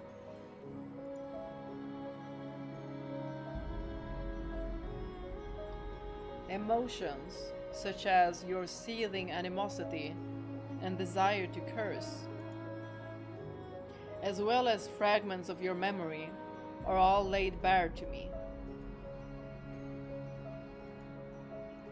I normally wouldn't bother sparing anyone a moment of my time. I have a mission to accomplish, and I would like Michael to accompany me on the long journey to its completion. So I don't have time to distract myself with anything else.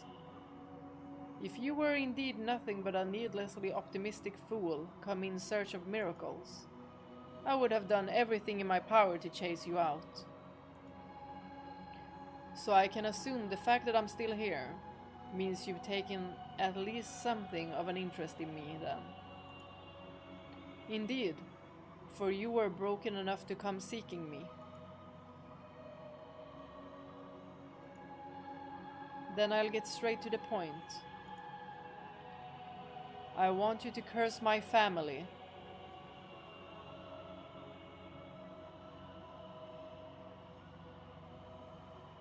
Oh, you better not have any ties to Michael. Because is the family like all blood related or...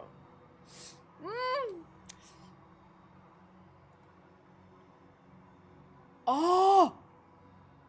Every last one of those damn Castagniers. Wasn't that the name of the person that was on the painting. And neither Didier nor George wanted to marry. What was Amy's last name? Darn it. I don't remember. Hehehe. That's my final wish. The last thing I want from this life. I gave my whole life for my family. Sacrificed everything. Y'all, he better be related to Amy. I'm gonna be thrilled. And they repay me with derision, hell, making me into a demon. I'm here, sick and miserable, and no one gives a rat's ass. They need to experience the living hell I had to endure. I can't go in peace until they have. It would be my pleasure.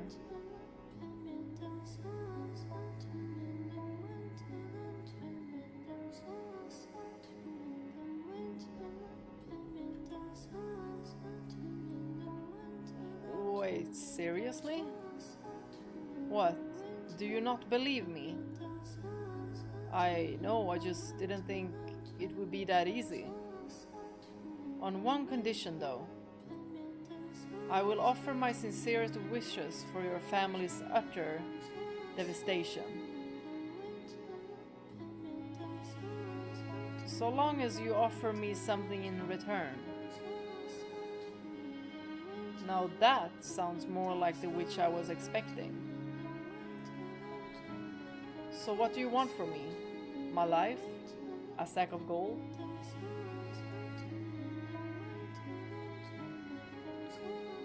My resources are a bit limited, but let's hear it.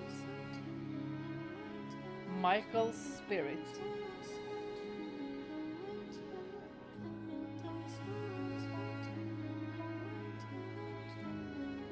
Excuse me? I told you I wanted Michael to accompany me on my journey. But too much of his worldly concerns remain for him to be of any use to me right now. Y'all, this is getting so freaking interesting. I need more water. More water, quick water, bathroom break, and then I'll continue to read. No other break. For now.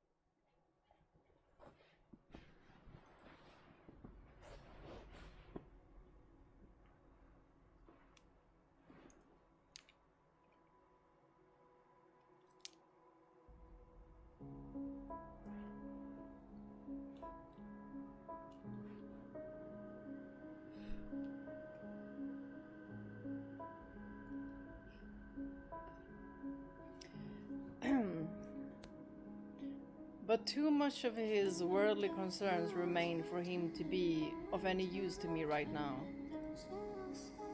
He still racks his mind over trifling drivel. That stone-faced Michael, he has actual worries. It's all an act. For now, that is. I want you to crush his spirit, transform me into something more fitting for my purposes. And then I will make your wish mine.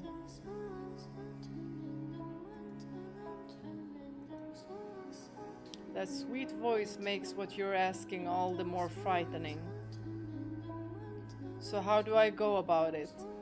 Oh, this is so evil!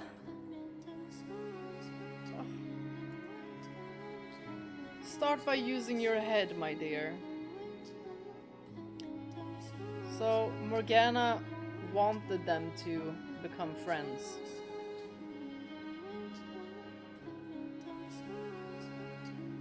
And then for Imeon to just up and leave.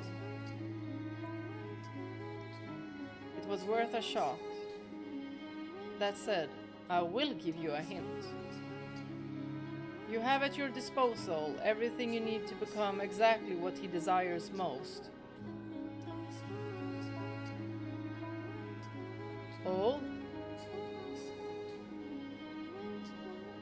It didn't take long around Michael to figure out what the witch meant.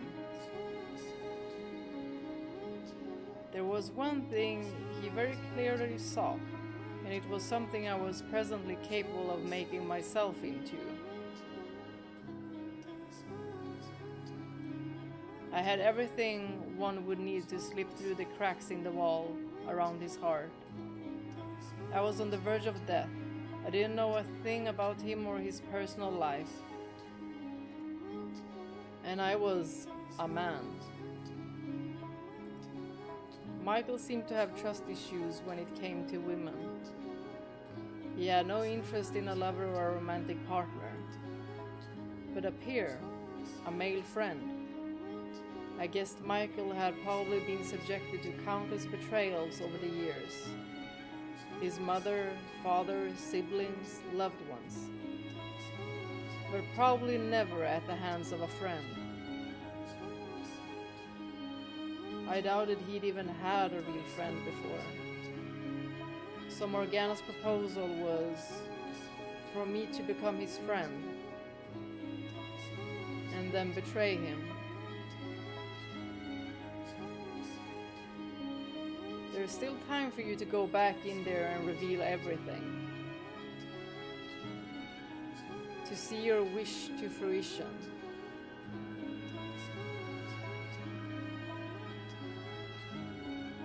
You could even ask for a miracle instead of a curse. To rid what ails you. Don't bother. I'm not interested in any of that anymore.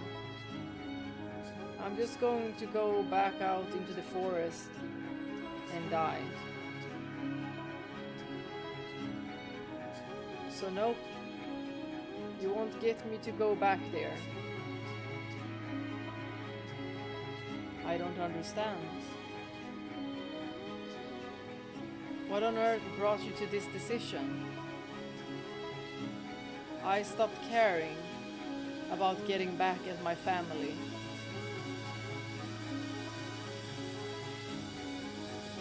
That hatred was what had kept me going for so long. It was what had driven me to wander in search of the cursed mansion. I had, in service of it, feigned getting friendly with Michael. Until at some point, it stopped being fake. I had found something more valuable than petty vengeance, and I wanted to live the rest of my life and then die for that. With a bit more time, maybe I could have told him that he'd pulled me up from such a dark place. And then, were it within my power, I'd like to have done the same for him. But that was a dream beyond my reach. You would have to remain in his darkness for a while yet. I can understand losing interest in cursing them, but you're ignoring the other part of my offer. That I could wish for a miracle. Perhaps you don't believe the cursed witch can perform miracles. But you would be mistaken, my dear. In life, do you know what I was called? A saint. Well, you're a saint with one hell of a mean streak. My, now that was hardly called for. I'll pass on your miracle too. Can't imagine it comes free of charge when the curse had a price. You want me to go in and tell him everything, right? What do you have to lose? What possible reason could there be for you to hesitate? That should be obvious even to you. I want him to think of me as a friend. That is what he wanted after all. A pair, a male friend. So if I'm gonna go, I wanna go out as that.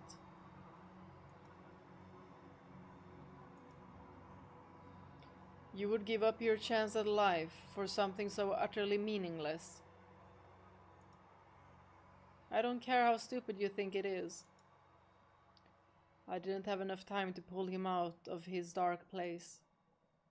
But if at least he remembered me as a friend, and that has some positive effect on him, however insignificant, I much prefer that to anything the witch was proposing. Just don't you go blabbing once I'm gone. I can't make any promises, my dear. You say a word to him and I'll curse you. My heavens, are you picking a fight with a witch? Do you honestly believe you can curse me? You bet I can. I could well turn into a witch just like you once I'm dead.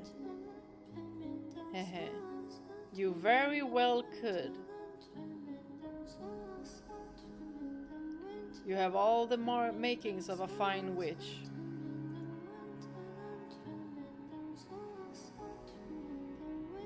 But you can rest easy, my dear.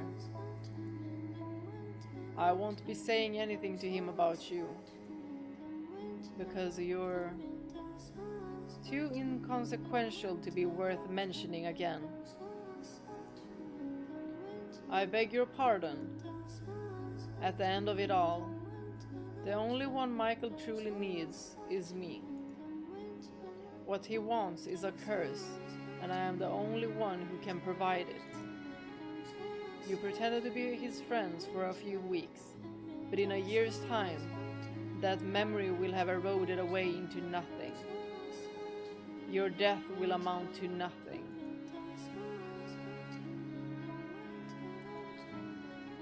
All you did was cast a light on his isolation, and sooner or later, it'll transform him into an inhuman spirit who lives only to spread curses, much like myself. Nope!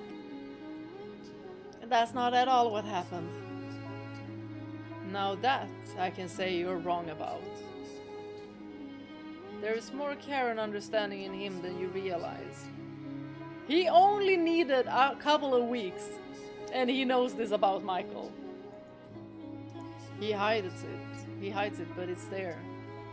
Don't fool yourself. The whole world isn't going to bend to your whims. Morgana. There was nothing left that I could do.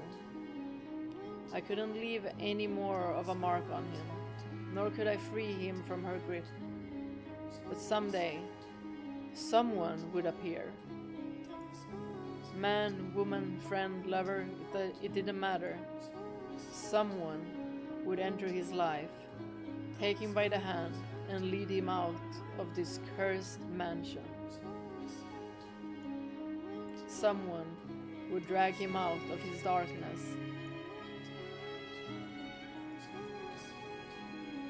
Well, you turned out to be quite a disappointment. Everything I once saw in your eyes has been purified away into nothingness. Mark my words, all your hopes will be in vain. And you can watch from the afterlife, helpless as everything I said comes to pass. And I'll be praying from the pearly gates that you're wrong. Well, this is where we part ways then.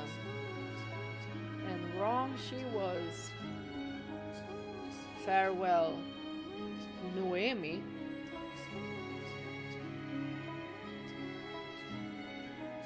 Noemi? Oh, okay. Well, he didn't really lie. It was just, spelled backwards. Noemi. Until our souls cross paths once more in the boundless sphere of fate.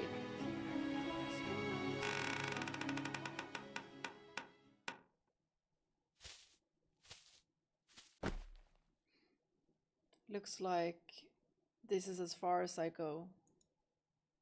Can't see a damn thing anymore. But hey, it could be worse. I feel like I've been set free. Like all my shackles have been loosened. I found one thing to appreciate about this disease. It gave me the one chance in my life to be myself.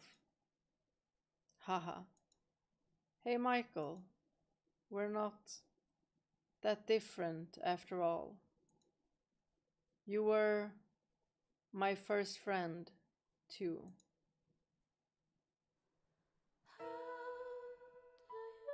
My real name was Noemi Castagnier. Imeon, the name I went by, was just my first name spelled backwards. But truth be told, I was pretty fond of it. Anything else I might have come up with would have probably given away my gender straight off.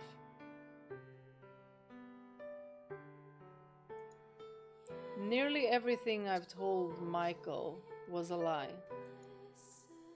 From claiming I was a guide to the story of my escape. Hold on! So that painting that we saw of this person might have been Noemi.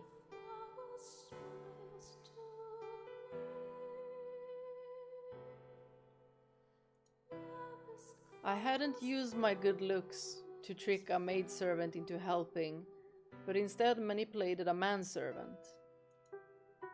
Well, looking back on it now, that it was all over. I felt like the fake me, Imeon, was more me than the real thing. I'd always felt constricted my whole life. Nothing but barriers from the day I was born. I loved playing music, writing stories, running, riding a horse, swinging a sword. Anything that gave me some sort of freedom. But I was only allowed that until I was about 10 years old. At which point my life became training in everything I needed to be married off to some nobleman. It was that painting. I still remember those days vividly. Sitting stone still, staring out the window while I had my portrait painted. And they were like, this is how she's gonna look in a couple of years. I caught sight of a large bird taking off to fly north, watching it flap its heavy wings. I fantasized about riding the bird off somewhere far away, to a beautiful, boundlessly lush land no one had ever seen before. I will found my own nation, and I will be its first citizen.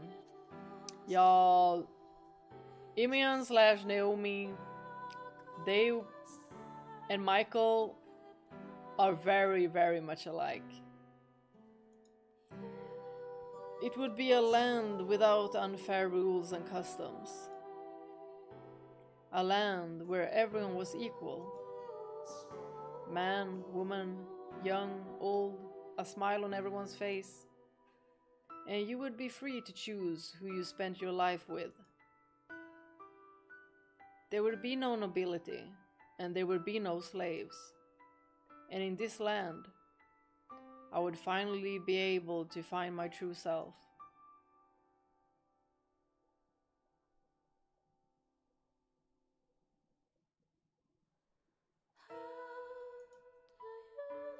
Michael. Oh goodness, what are you doing in here? Oh, Mom. Mother. Still looking at that painting, are you? Yeah, there's something about it. You agree with me, don't you? It's a wonderful proposition, but your brothers never seem to want to listen to me.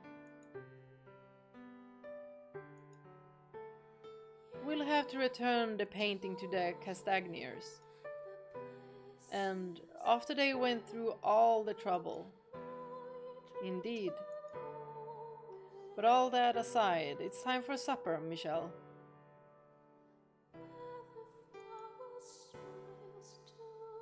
We're celebrating Didier's return tonight, so don't you dawdle.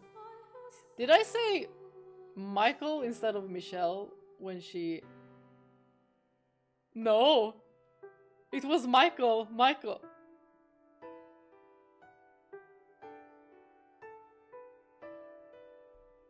What the?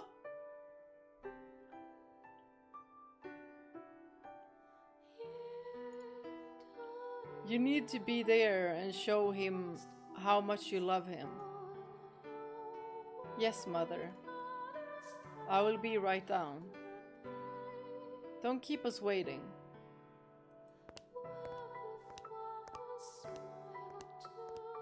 Maybe it's because that's what young Michael wanted to be called. Like it was always subconsciously. It's been bothering me. Why I couldn't take my eyes off the painting of the Castagnier girl. But I think I figured it out. That forlorn look in her eyes. There was more than resignation in those eyes. A trace of longing lurked within them as well. She was looking out at a faraway world, distant not only in physical location from our own, but in time as well. A boundless dream dwelled in her heart. I found myself slipping into her place, fantasizing about that same distant land. And then they met. It's like they manifested. They were supposed to meet. A place where I was allowed to be myself.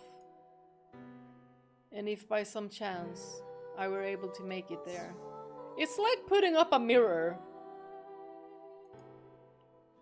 Would I found you there? Noemi.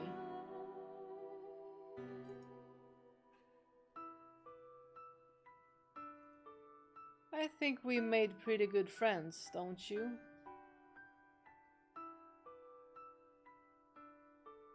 Those were his last words before disappearing into the darkness. Their time together was brief, and they knew nearly nothing of each other. So could they in fact call themselves friends? Could you be friends with someone so nearly a stranger you didn't know where they came from? Had they known though, where they aware of each other selves? Oh my gosh, it's so fast. We made pretty good friends. I'm just gonna read it internally when it comes.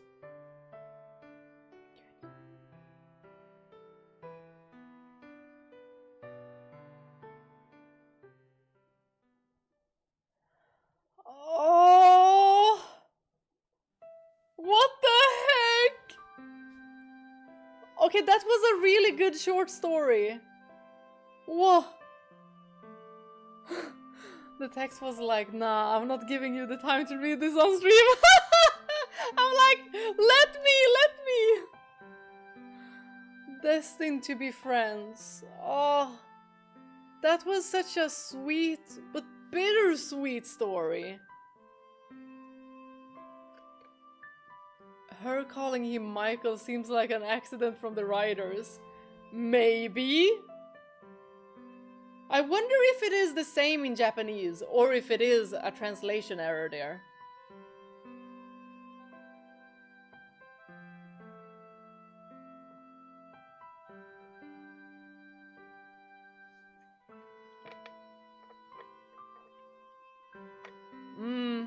Right, brilliant. And I was recommended to go with Happily Ever After the Ascent to Delhi.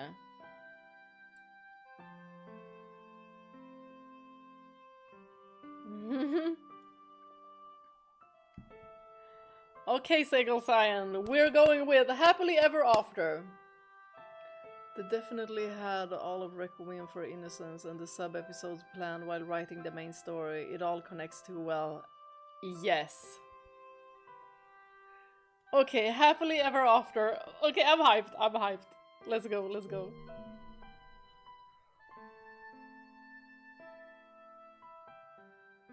A tale beyond their happy end. Is it gonna be like a continuation?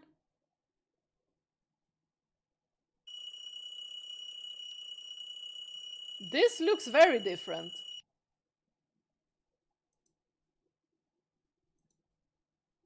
And did I just hear an alarm clock?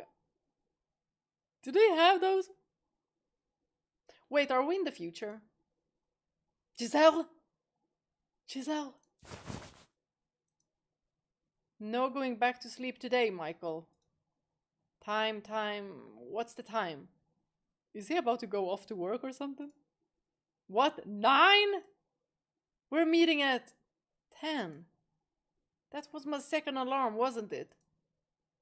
Out of bed now, no time to waste. How big of an oaf would I look if I were late because I slept in?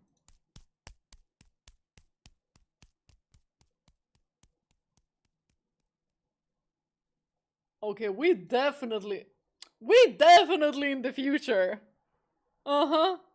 I mean, look at the bathroom. Normally, I have no problem waking up, but I had trouble falling asleep last night thanks to my nerves. Also, when was toilet paper invented? Like, when was toilet paper a thing? Random. What am I, a 5-year-old? No, in fact, a 3-year-old. Breakfast, I can do without. I need to get dressed and cleaned up. Teeth brushed, check. Hair brushed, check. Buttons all lined up properly, check. Tag removed from my new shirt, check. Room, a disaster. I was planning to clean it when I got up this morning. That's fine though. It's not like I'm inviting her over. Giselle! I shouldn't even be thinking about that one on our first time out. Okay, all set. Here goes. Happily ever after. Oh, Giselle's song! There are memories ingrained in my soul. Were I to tell anyone, they might think I was mad. Or maybe that I had been reading too many New Age self-help books. Or possibly even that I was a member of a shady cult. But in any event, it likely wouldn't give many people a good impression of me. In my memory of my past life, the soul was held in great regard and the church wielded nearly absolute power. But neither of those things were true of the present day. While people had more freedom, more choices, and more opportunities than ever before, there were things they had lost, no longer accepted. That the soul was real, that miracles actually happened, that there was still so much about the world we didn't know, didn't understand. People these days were simply not inclined to accept such truths. But I wasn't particularly troubled by the fact that few were likely to believe me. I didn't feel alone in my knowledge, because I wasn't. Oh! These two! Y'all! Oh my god. This is one of my favorite photos. This is so heartwarming. Because on that fateful day, we found each other again. She turned toward me, the very same Giselle from my memories. And just as I recognized her, she too knew exactly who I was. For the two of us have memories ingrained in our souls. And no longer did those memories serve as shackles.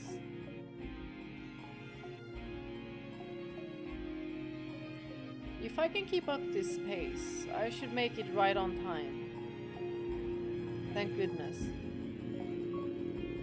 Please, for the love of all that is holy, don't growl in front of her. Maybe you should have eaten. In a turn of events that can only be described as miraculous, we were reunited after nearly 1,000 years. Although making her wait is worse. You know what? Have your stomach growl. It was the sort of dramatic moment you might see at the end of a movie or a novel. The point at which the story was finished and nothing more needed to be told. But our lives continued on past that moment. An uneventful, hardly noteworthy succession of days. Nothing particularly different from what you might find in any other random person you chose off the street.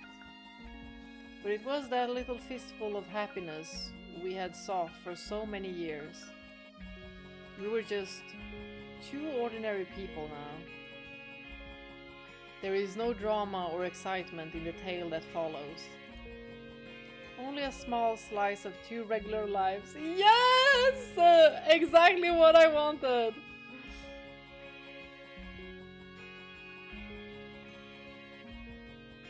It had only been about a week since our reunion. And while I would have loved to grab Giselle by the hand and taken her home with me right then and there, I couldn't simply uproot her from her own life. Both of us were busier than we had been in the Middle Ages, myself with work and her with university. So after that, we quickly caught each other up on our present life situations, exchanged contact information, and agreed to meet up the following week. I then walked her to the station, and that was the end of that. A rather underwhelmingly mundane conclusion to such a dramatic, tearful reunion. especially coming right after I had said, I want to spend my days with you, with that smile always at my side, and nothing to get in our way. Though I suppose it shouldn't have come as any surprise that reality wasn't as simple as fairy tales. That meant today would be our first chance to spend any real quality time together. Hence the butterflies in my stomach, and having not gotten much sleep last night. By all accounts, I had no reason to be nervous. We knew each other better than perhaps two people ever should. But this was different. This was now. We weren't just in a new era. We'd been given entirely new lives. Ooh. Run, Michael, run! Not a second late. Am I here first? Thank goodness. I want to start off on the right foot here. And keeping her waiting is not the way to do that. Oh, she already waited 1,000 years.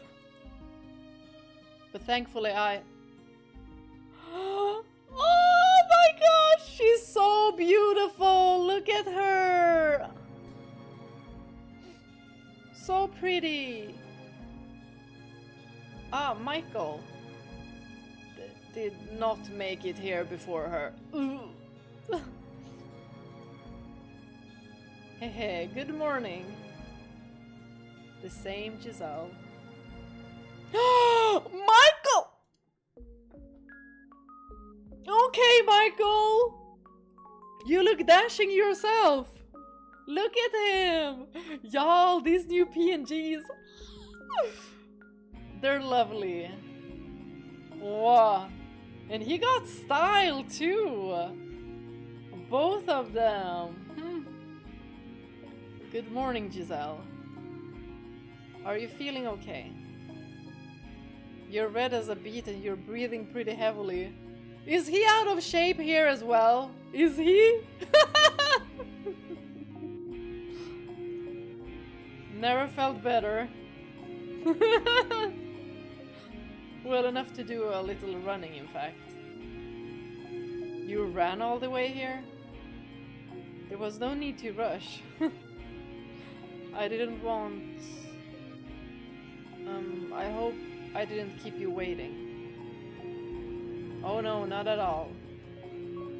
You're here right on time. I suspected you might show up early, so I wanted to be here at least 5 minutes beforehand. I suppose I did show up a bit early. When did you get here exactly? Now she's gonna be like, well, I came here at 8. About 5 minutes ago, I think. Or maybe she says that, you know, to not make us feel bad. Hold on.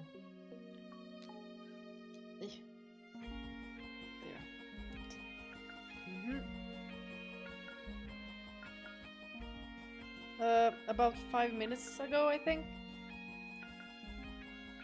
Now the truth? Oh, I knew it, I knew it, I knew it.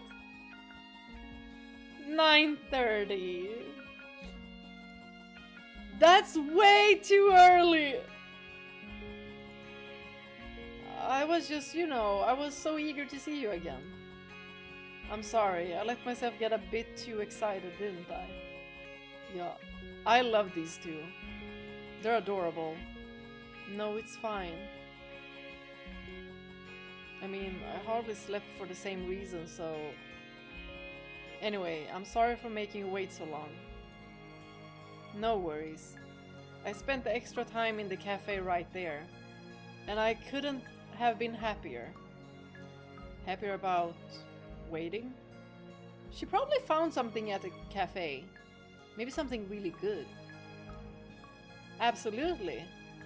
You can see the station's entrance through the cafe's windows. And as I was sitting there, giddily imagining you out there among the crowds looking for me. Oh, she saw him! That 30 minutes went by before I even knew it. Is that so? Was that creepy? She's like, I've been, you know, I've had these creepy allegations against me before. No, I think that was sweet. No, no, no, not creepy at all, just... my heart may have skipped a beat. Y'all, these two! And don't forget, I'm a pro when it comes to waiting. Indeed you are. Half an hour may as well be half a second. I'll still try and avoid keeping you waiting in the future. Yes. I'd appreciate that. So, what's the plan? You said you were going to choose where we went. Yeah. Today's schedule was all on me, at my own request. For one, I want to show her I could be more proactive than in the past. And for two, I wanted her to just be able to enjoy the day without worrying about anything else. Guys, they're going on a date! And they're taking us with them! After all, this was our first date. Yes! Let's go. Okay, I know I'm way too excited for this. Shall we start with a movie then? Oh, I like that idea. I haven't been to the cinema in a while, but it's just not the same watching on a TV at home. Hey, I can't wait. Oh, I was afraid it might come off as too safe, but Giselle seems fond of the idea. Thank you, whoever invented movie theaters. And it's probably gonna be like Jacopo.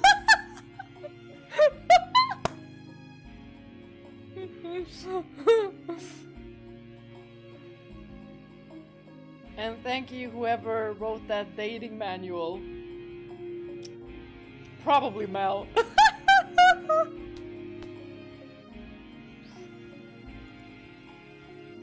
So, what are we going to see? Oh.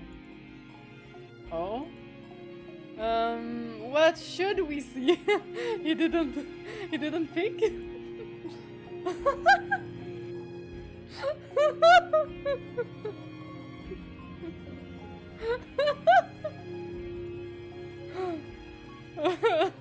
So you only decided on a movie and not a specific one, Michael.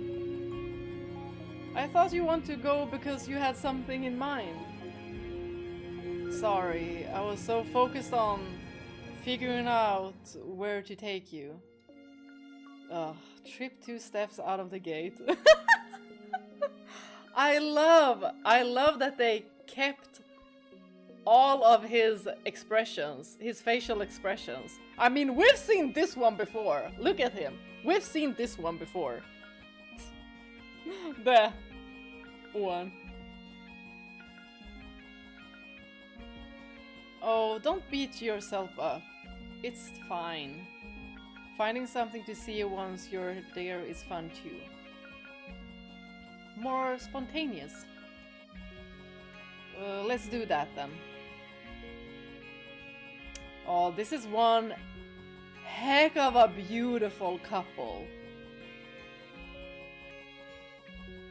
We'll go to one of the bigger theaters, something with a large selection. Perfect.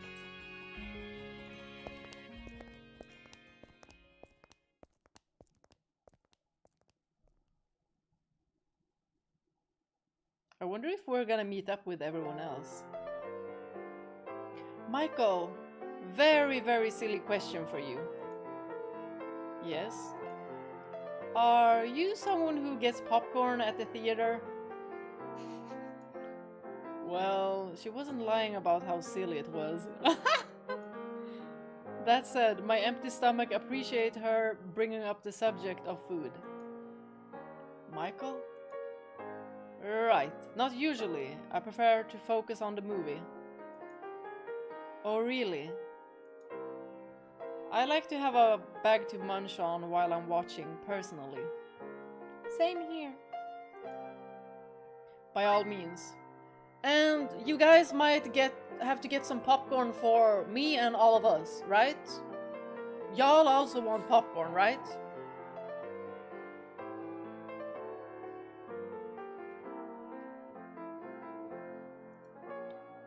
It's not going to bother you hearing me crunch in your ear.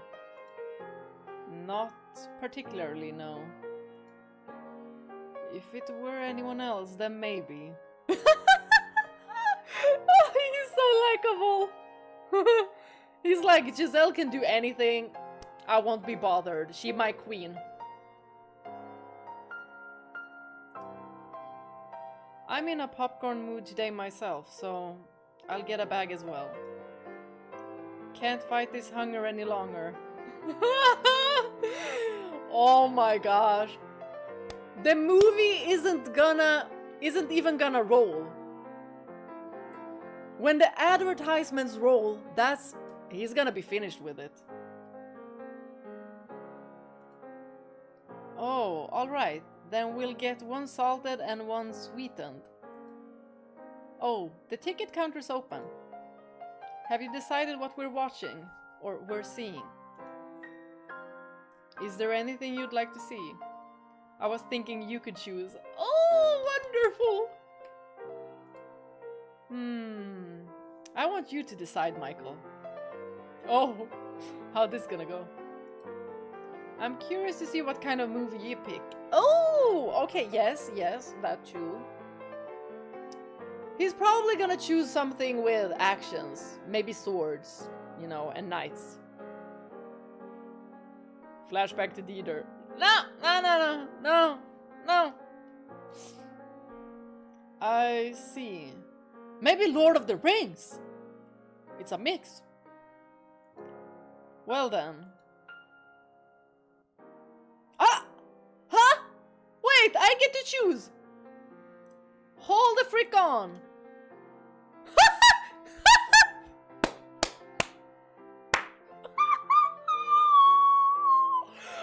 You guys, what are we choosing? What are we choosing? Out of all of this. Hello, Javier, welcome. We're choosing a movie to watch. Okay, we got one for naughty, one for romance.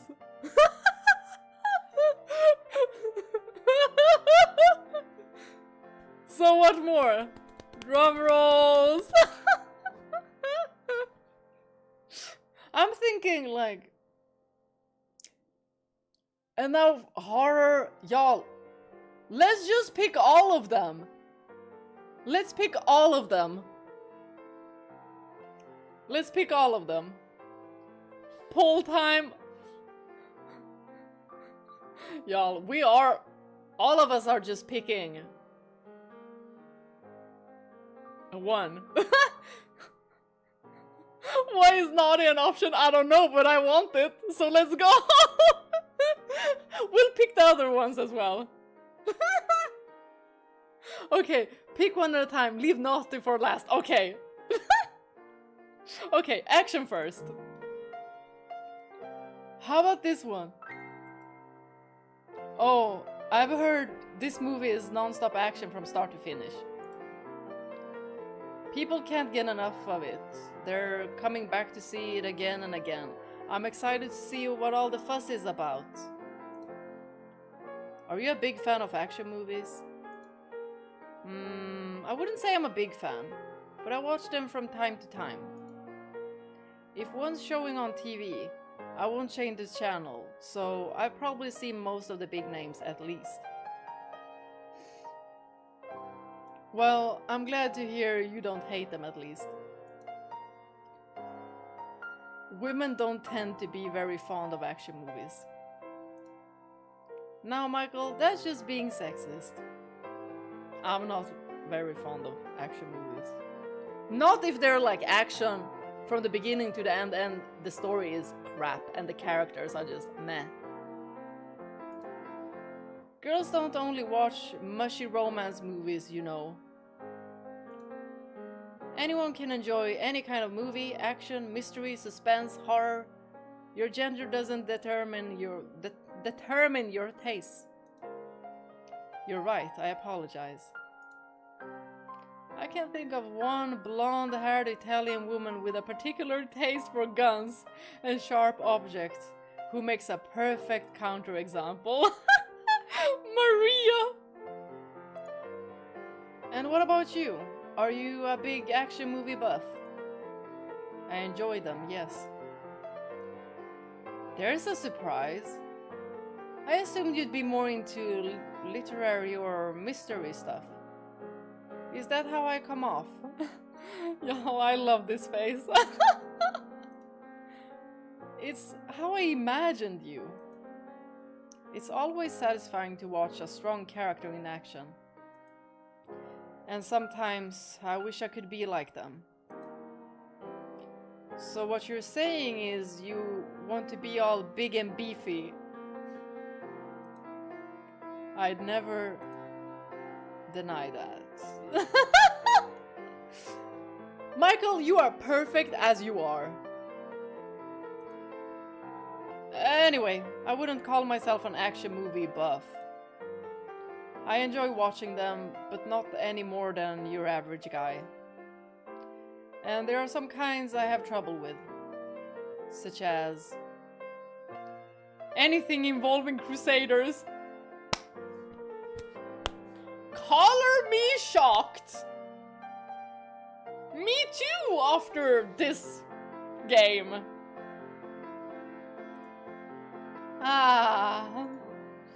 Yeah, not many people our age can claim to be traumatized by history. Huh. I can still watch the movies, I'm just not particularly fond of them, so don't worry about it too much. Alright, well, I'll go get the tickets. I won't be too long. I'm guessing this is the point where we switch. Is it? Because he's getting the tickets. Y'all, we're gonna go with the craziest option. Romance. How about this one? Oh, the poster, the title. Everything about it oozes sappy romance. This was the last movie I would have expected you to pick, Michael. Is this something you actually want to watch? You didn't just choose it for me, right? I have no particular objections to this movie. Although, I'm not especially interested in it either. Oh, I know. You just want to see the lead actress naked. No, and we're gonna pick Naughty One as the last one. Oh no, it's gonna be self-fulfilling. The prophecy. Oh, should we really go with that one, though?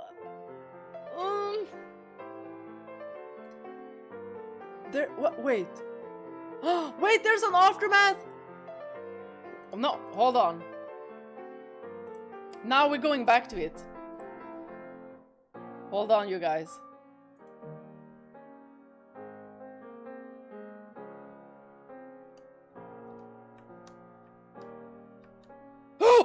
No, wait! Oh my gosh. No!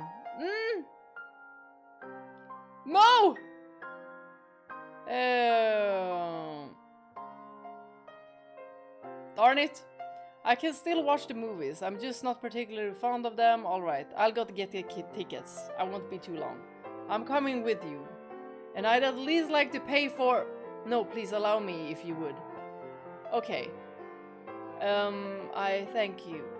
That was amazing! Cars zooming through the deserts, non-stop explosions, badass ladies, a flame-throwing guitar. Dang! What kind of action movie was this? I have a need for speed right now.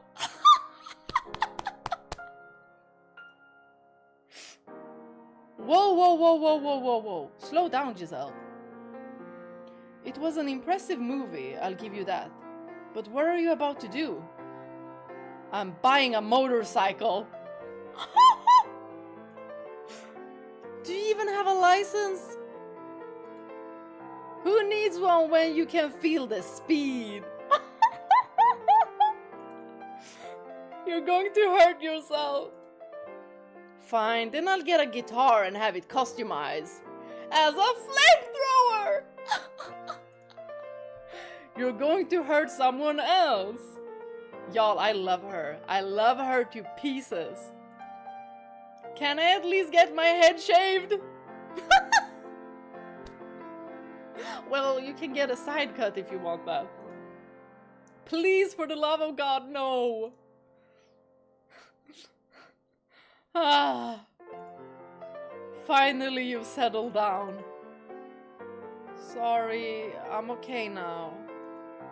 The movie just dug its claws so deep into me, I couldn't get them out even after it was over. What a terrifying film. I'm more terrified by what it turned you into. For a moment, I was sure you were actually going to shave your head. Ahaha. I can be influenced pretty easily by movies and stuff. But don't think I get like that after every action movie. I would advise you never watch one again if you did. Don't you worry though, I'm back to my calm and tranquil self now. I question whether those words are ever appropriate to describe you, but nonetheless, I'm glad to see you're back to normal. I don't think I've ever seen such an exhausting movie before. I feel like I spent 2 solid hours sprinting. So, what's next on the agenda? A wrestling show, perhaps?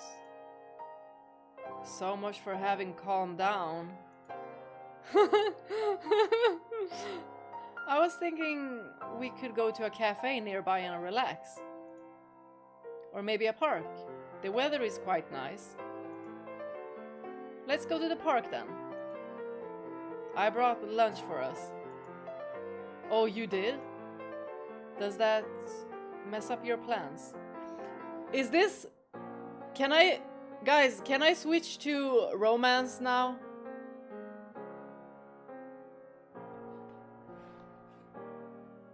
Or do I continue?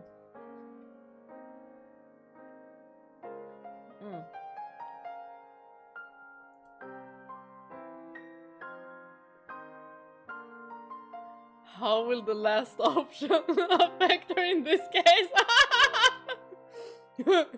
We're going straight home.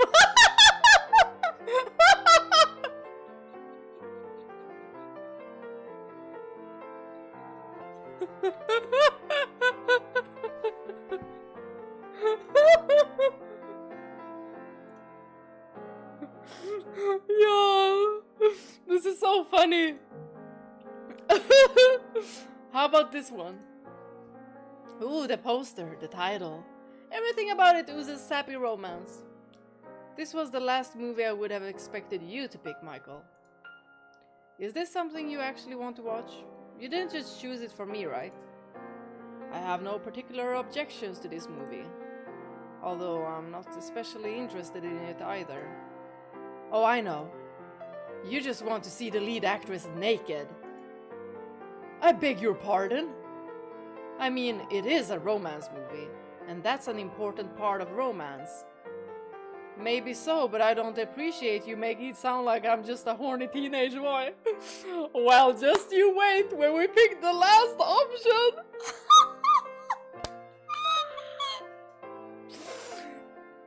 And it's gonna be so fitting too, because, you know, Love and Deep Space had a very fitting multi-banner release just yesterday.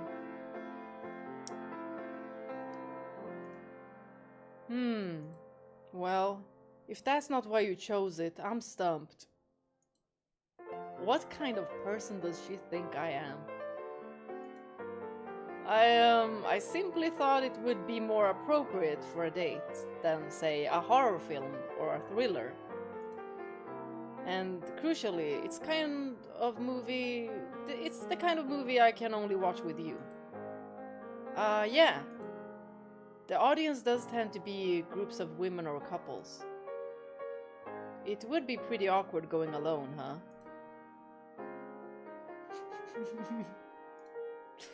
That's not what I meant at all.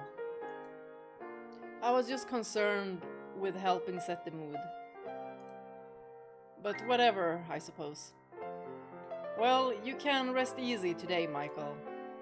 Now you get to be the guy everyone's jealous of, walking into a sappy chick flick with a pretty girl on your arm. Right? You can stop cursing every couple you walk past now. Why are you acting like I'm some kind of sad, lonely loser? You sure look the part. Alright, well, I'll go get the tickets. I won't be too long. I'm coming with you, and I'd at least like to pay for it. No, please, allow me, if you would. Such a gentleman. Okay. Thank you. That was wonderful. I can't stop thinking about the ending. When they finally got together. I cried all the way through the credits, and then some. I'm impressed with how well you held yourself together, Michael. Well, you know. It wasn't so much a matter of me holding myself together, as me being so focused on her I hardly paid attention to the movie. I spent the whole time thinking about how maybe I should try to hold her hand or something. Y'all, he's so cute. He's so cute. That I have no idea what the movie was even about. And I didn't even manage to do that. He's so cute. And we're gonna pick the naughty option as the last one. Like, I'm hopeless. We're hopeless because we're picking that. Michael? Oh yeah, right.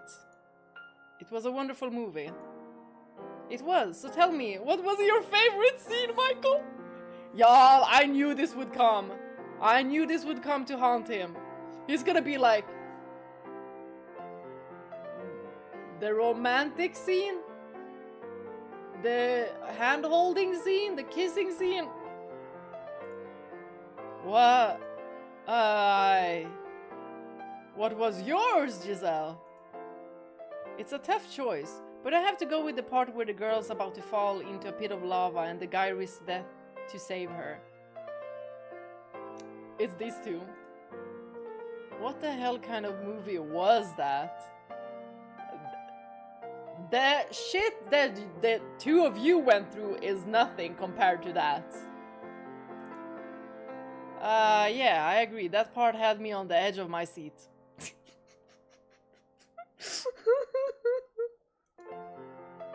You don't remember a thing about the movie, do you, Michael? Huh? Why on earth would there be any lava pits?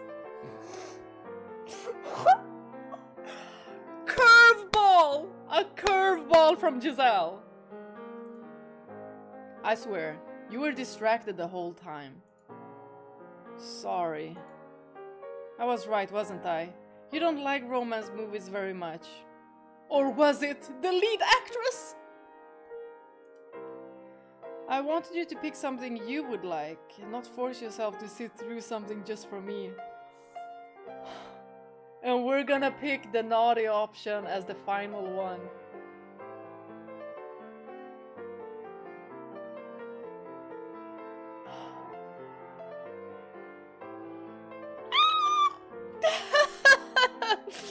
Okay! It's not my fault.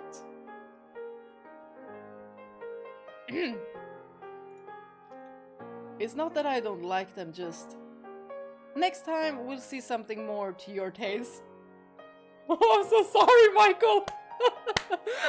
I'm gonna put you in a curious situation, but it's gonna be a very fun one for us, at least.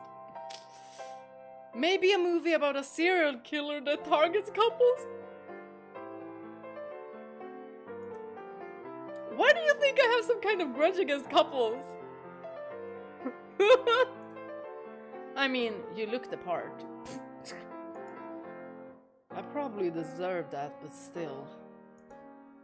Alright, so what's next on the agenda? I was thinking we could go to a cafe nearby and relax. Oh, okay. Now it's time for the next one. And we got in store for us horror. And here it is.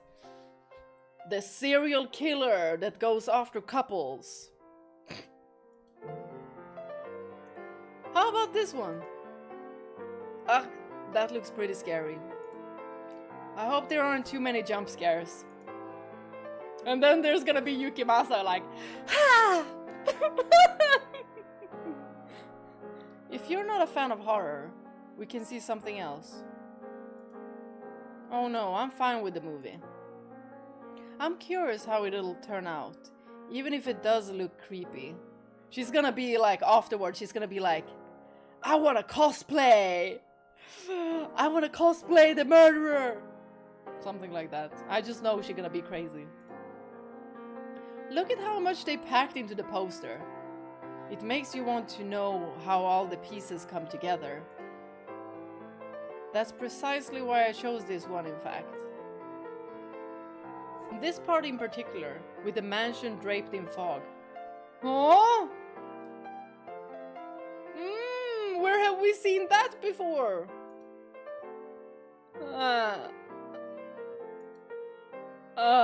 They're like, do we really want to take this? I feel like I've seen this somewhere before. The similarity is probably coincidental. Oh, and did you read their tagline? Death shall befall all you who set foot in this house. Is Morgana acting in this movie? Because I think so. I feel like I've heard that somewhere before. Yes, we have. All of us have. Like you said, it's probably a coincidence. And it's probably gonna be a lot similar to their situation too. That said, I'm even more interested in seeing it now, but for other reasons. Indeed. Alright. Well, I'll go get the tickets, and it's probably Morgana who is the director. I won't be long. I'm coming with you. It's the same.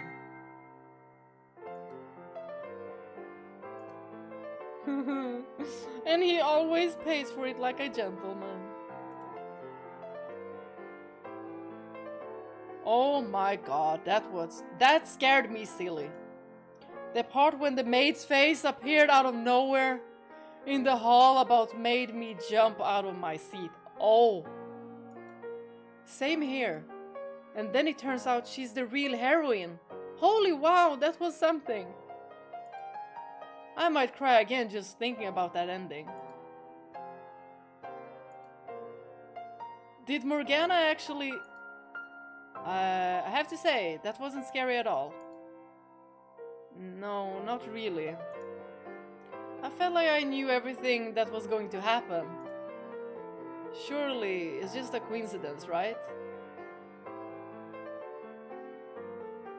Or might it have been George who directed it? Probably it wasn't exactly the same. And there are hundreds of horror movies set in old mansions. Yeah, that's gotta be it. I need to remember to look up the movie stuff. Yes! It's a long shot, but maybe someone we know was involved. Who do we think was involved? Though, even setting that aside, it wasn't a particularly scary movie. I don't think movies about ghosts will ever be able to scare me. Oh, and why is that? Because I kind of know what it's like, maybe? Good point. I feel like I would be more sad for them than scared, honestly. There's a lot more to this remembering your past life thing than I expected. I'll say. Anyway, what's next on the schedule? I was thinking we could go to a cafe nearby and relax. Or maybe a park.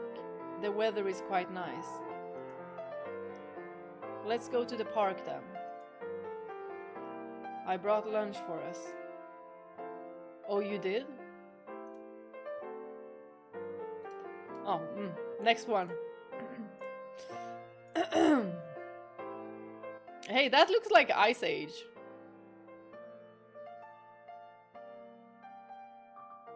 Animated. How about this one? Does that not look like Ice Age to you? Left corner. Wait, is that Inglourious Bastard poster on the background? I don't know how that one looks. Yukimasa and Amy romance. Bonnier is their rival. This movie was made by Jacopo, by the way.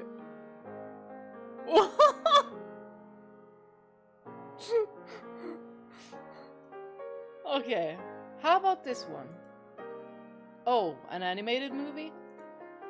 Oh, just look at them. They're all so small and adorable. The poster makes it look like a children's movie though. I thought it would be nice to see something easygoing and relaxing. Oh yeah, starting off the day with something heavy doesn't seem wise. This is probably a safe choice then. Plus, they're usually written so adults can enjoy them too. Because they usually, you know, bring into them some kind of naughty jokes that only adults get. Is that it, Michael? Such as parents watching with their kids. I hope it's good. Alright, well, I'll go get the tickets.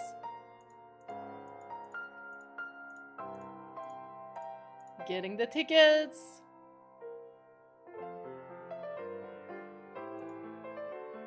Oh, what? Why did Kenny die so many times? Is this South Park? No, that is Kevin. Or didn't they call him Kenny as well? Well, why indeed? Why was it so gruesome when everyone's so cute and stylized?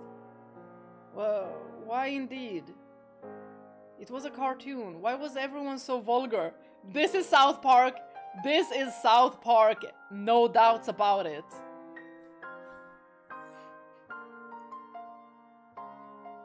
Why indeed? That was not the calm and relaxing movie I was expecting. I have an overwhelming urge to shout, "You bastard!" I'm very sorry. Not at you, Michael. At the movie and the characters and whoever wrote it. This was Jacopo. I wasn't expecting it to be a dark comedy. What on earth was the ratings commission thinking? How was that at all appropriate for ages 12 and up? What a horrible, terrible movie, honestly. Though, it was pretty funny. To tell you the truth, I had trouble holding back laughter at points as well. I guess a little dark humor isn't bad every once in a while. It looks like it was based on a TV show too, so we should get together and watch it sometime. 30 seconds ago you were saying it was terrible. Now you're planning a binge watch?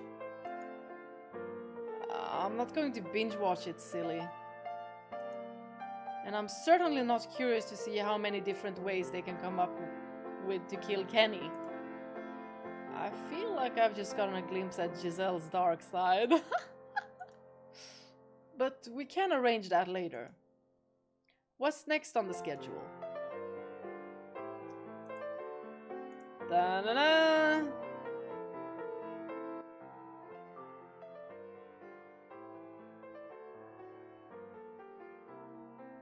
The big one to the right definitely looks like Inglourious Bastards. I might have to check that. Oh, guys, it is time! Morgana and Maria. Guys, it is time for the final pick. Drum rolls!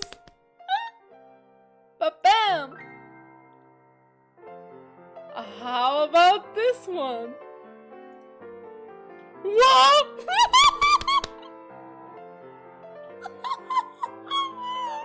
Wow, she's shocked. Oh my gosh.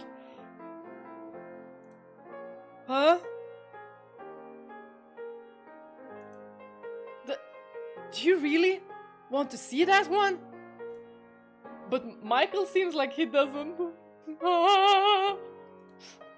Yes, it sounds like an interesting romance. Busty maid paradise lost in her madness.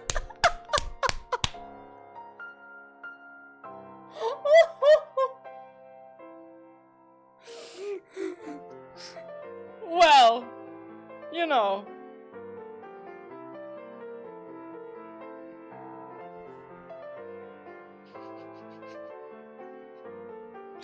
This is very in character for Michael.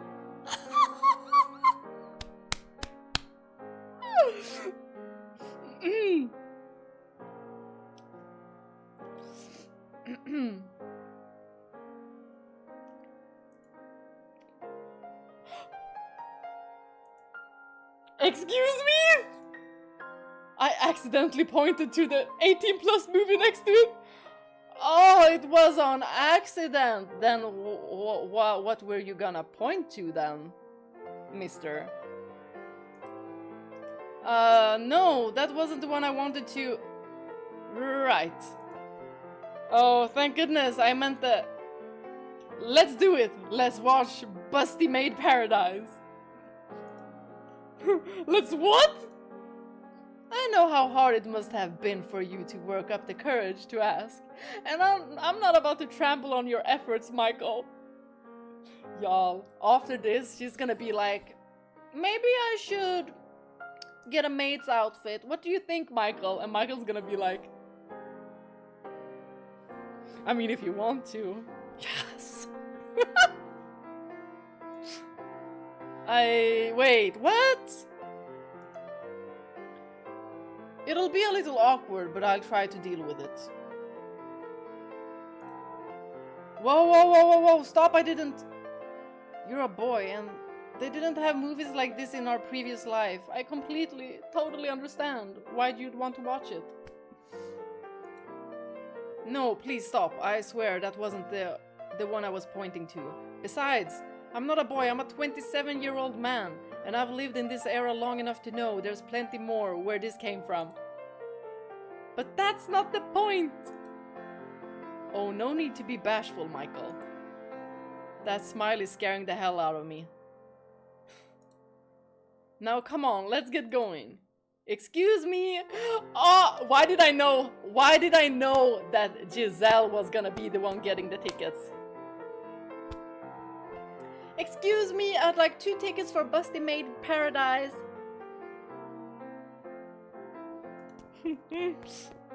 No, you don't. Why are they even showing this in a damn theater?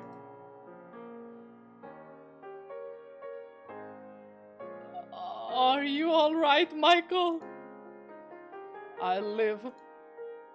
You startled me when you ran out of the theater. He ran out! And then I found you on the ground outside, lying on a puddle of your own nosebleed.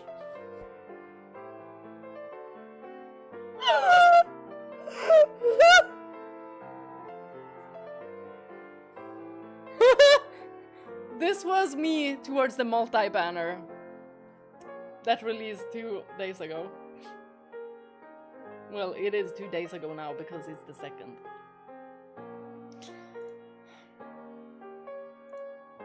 You should get some rest. There's a bench right there. I'm sorry about everything.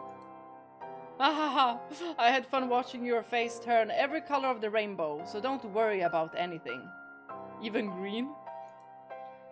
How am I supposed to not worry? It was my job to plan out this date, and I've gone and made a total disaster out of it. And it was a very bold film. What we saw of it, at least. I've never seen one of those kinds of movies before. I'm not sure what I'd even say if you watch them regularly. Do you watch them very often, Michael? What? I mean, most guys do, right? I am, well... Don't be afraid to tell me, I'm very open-minded. I won't be upset even if you watch them every day. She just wants him to tell her the truth, then she's gonna be like... I'm gonna bury you in the sand! I see. Although, now that you have me, I kind of don't really like the idea of you looking at other women like that. You know what? Valid, valid, valid. I'm kidding. Forget I said anything. No, she's not kidding. She's not kidding. Sure. Don't look at us like that, Giselle! That nosebleed's still going, huh? And whose fault is that? Oh, thank goodness it stopped. Thank something. I was getting ready to call an ambulance if it went on much longer. Would make a great punchline to this train wreck of a first date. Well, now that you're feeling better, what's next on the schedule? Y'all, to feel better about myself and to feel better about Giselle, because her face was a little bit down there, so I want to see her happy again. So we're gonna pick action movie. I have to. This is gonna be the canon ending for us. Guitar flamethrower. This is the canon ending, you guys. I have to, okay? I have to. The canon ending.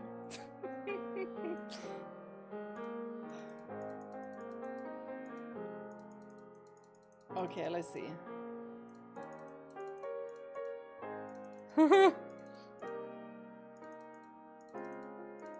Let's go.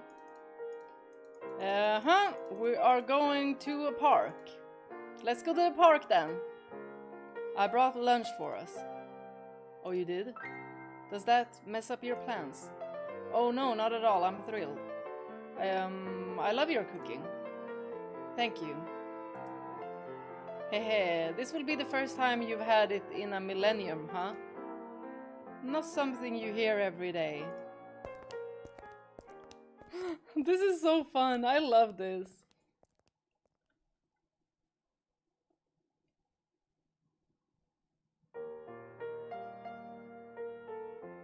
Oh, I just realized. Are you alright spending so much time outside? Oh. You're still sensitive to sunlight, aren't you? Sorry, I should have asked you sooner, but it completely slipped my mind. Don't worry, I'm fine. A lot of progress has been made in the last 1,000 years. My doctor has me using special sunscreen, and I make sure to keep a pair of sunglasses on me at all times. While it does still cause slight inconveniences, The difference between before is night and day. I'm so glad to hear that.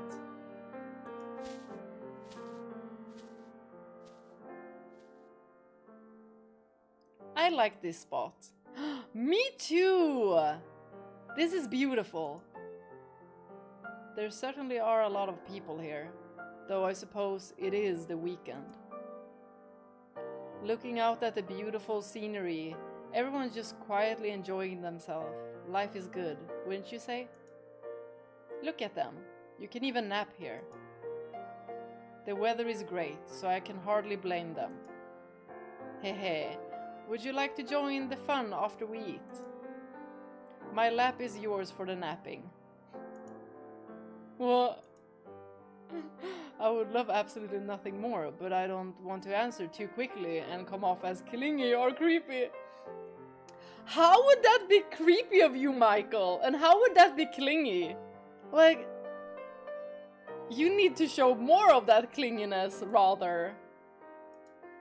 Plus, I feel like it would be rude to sleep on our first date. Let's spread out the blanket and have lunch then, shall we? I made an assortment of sandwiches. You snooze, you lose.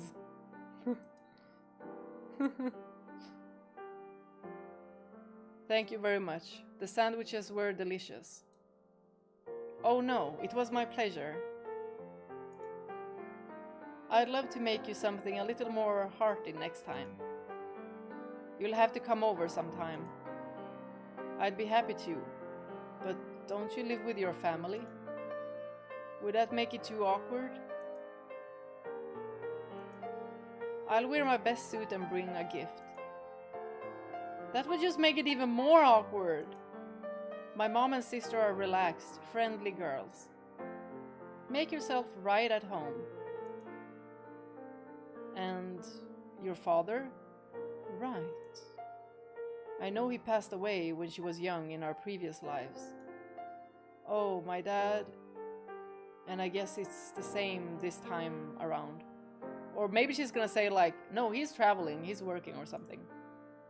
Oh god, I forgot about him.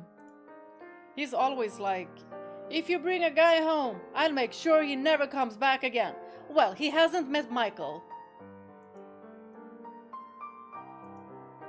Right, I'm glad to hear he's alive and well. Michael's now like, this could pose a problem for me. He's a bit overprotective. I don't think he actually means it though. I'll have to meet them eventually. So I'll make sure I'm ready for anything. Hehe. And how are your parents, Michael? They're doing fine. They live in the suburbs not far from here, and I go back to visit occasionally. Oh, neat! Sounds like things are pretty different for both of us this time around. Out of curiosity, are your parents Lady Lydia and Lord Antonin? I don't think the Lord and Lady is necessary. Force of habit. But no, they are not my parents this time. Whew! He was blessed. And ever since my memories came back, I've had odd moments of disassociation, where my life doesn't feel like it belongs to me. Oh yeah, that's happened to me a few times too. Some things are the same as before, but a lot's changed. Sometimes memories of my old family come back to me, and I start wishing I could see them again. Tell me, am I any different? I am, aren't I? I can't possibly be the exact same person I was back then. I have a different family, different values. I was raised in a different environment. The same could be said of me. I have led a very different life than my previous one.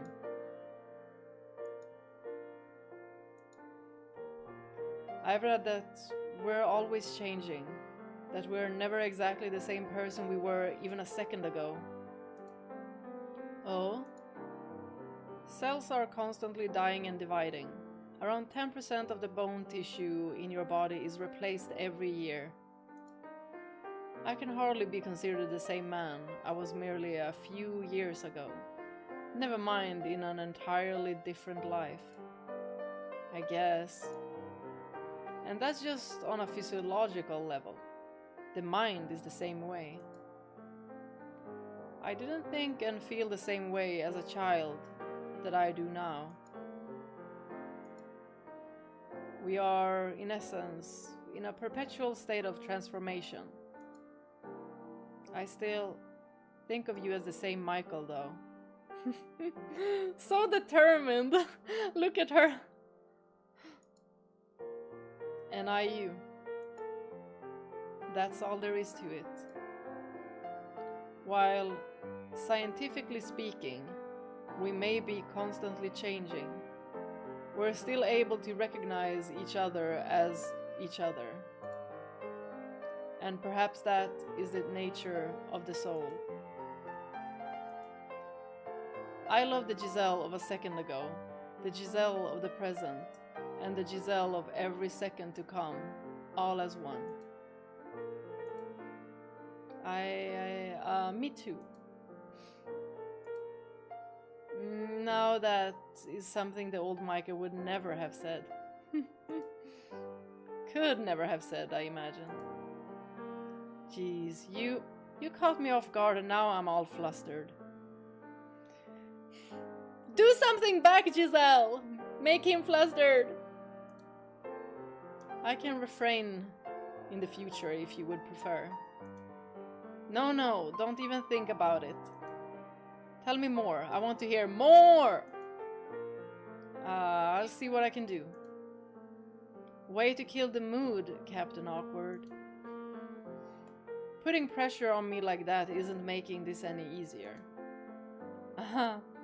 You really aren't all that different, are you? Probably not. I still sometimes wonder if maybe this is all a dream. I honestly wasn't sure we would ever cross paths, that we would ever have this reunion. I even questioned whether anything I remembered was true. Maybe I was just delusional. No one believes in reincarnation or past lives today, so it was sometimes hard to believe it myself, you know. But still, you came looking. For as much as I couldn't believe, I wanted to believe 10 times more. That our time together, that the things I felt, that everything that took place in that mansion wasn't just my delusion. And I'm so glad I did. As am I. I felt much the same way. I thought I was confused, my mind playing tricks on me. But as time passed and the fog slowly cleared, I felt a strange certainty that I would find you if I went there. And I'm so glad I did. I wonder what everyone else is up to. Me too! Everyone else? I mean, we're here. So it wouldn't be that strange if everyone else that was trapped in the mansion were too. On my way to go see you that day, I actually ran into someone we might have known. Oh? A man with wavy hair lost his hat in the wind, and I picked it up for him. Jacopo. When he saw me, he asked if we had met before. And the way he talked, it sounded like he was looking for someone. Do you want to maybe see if we can find them? And do what? I don't know. Have a class reunion? Yes! 1,000-year reunion would be quite an unusual event. I wouldn't mind seeing them, although I don't think we should go out of our way looking. They have their own lives now, much like we ours. We're free from the shackles that once bound us, and we should continue to be free to walk our own paths. Yeah, you're right. Though, I do kind of hope we run into each other sometime. If we do, that simply means we were traveling intersecting paths. I like the sound of that. The hand of fate guides us. Indeed. Though, to tell you the truth, until recently, I didn't believe in fate or miracles or souls. Anything that couldn't be demonstrated by science. Oh, you didn't? Well, I guess that's normal in this day and age. But now that I've experienced it for myself, I can no longer not believe. Hehe. It would be hard not to. Michael?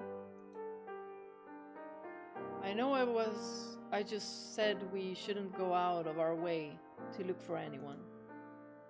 But there is one person I would like to find. Oh, I know. Your brothers. I said one person. Though I would like to see them too.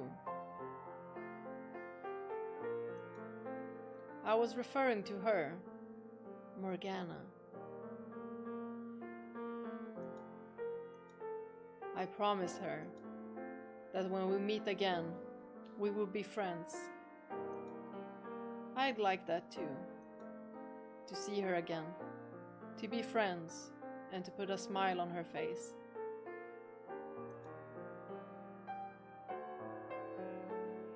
Well, I think we've done enough relaxing to last all week. What's next on the schedule? I mean, I wouldn't mind staying here all day if that's what you mean. If that's what you want. I was thinking we should head into town. Maybe do some window shopping. Sounds like a plan.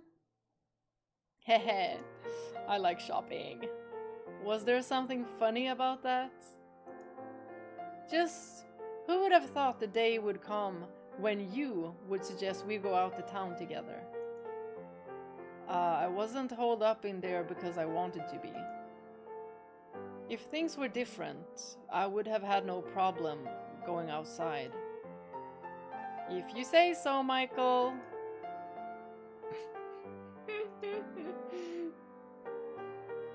I'm having a blast.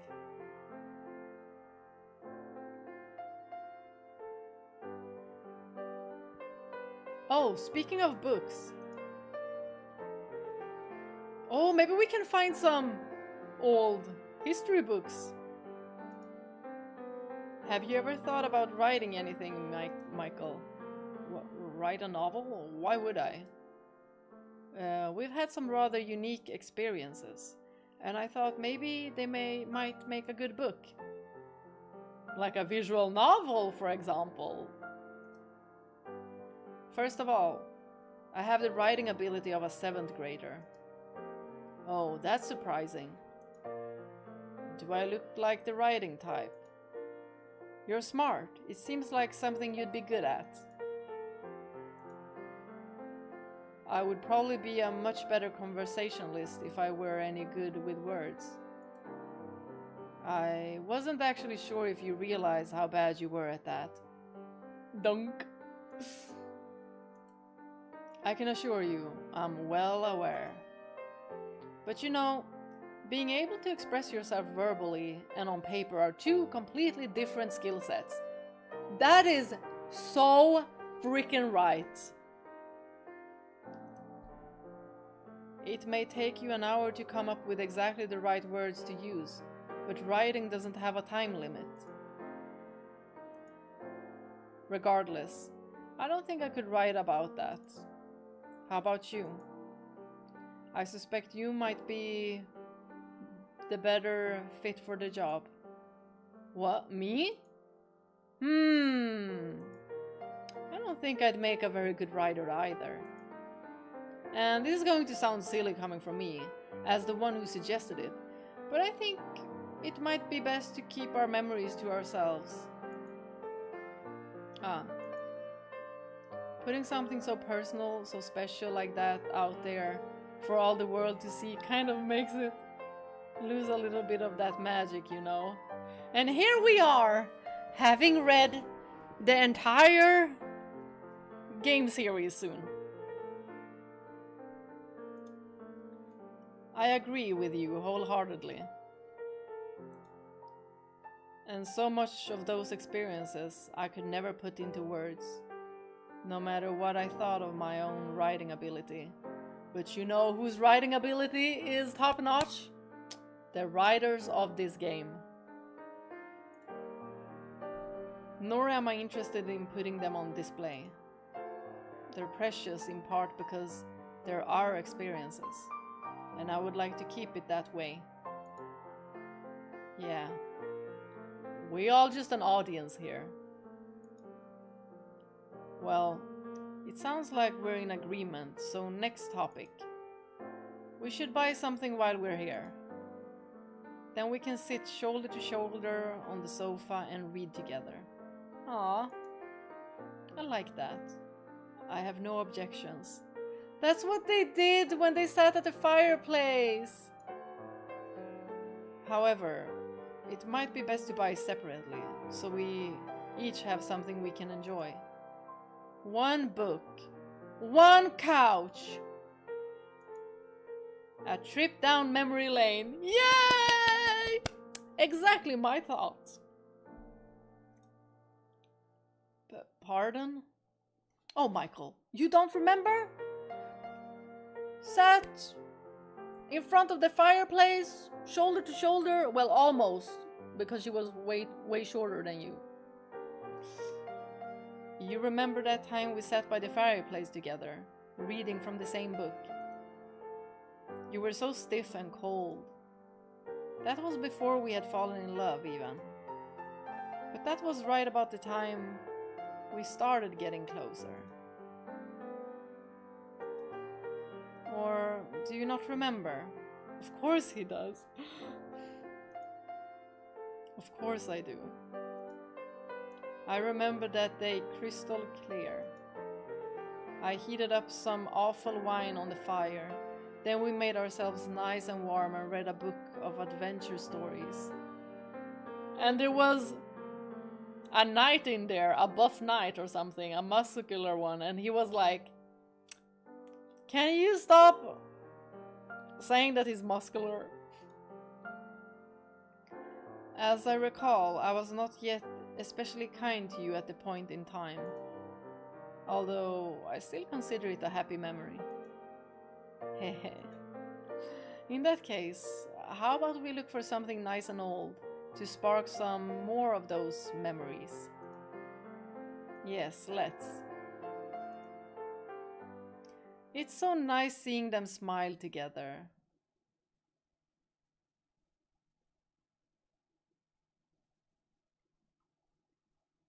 I can't believe the sun's already set.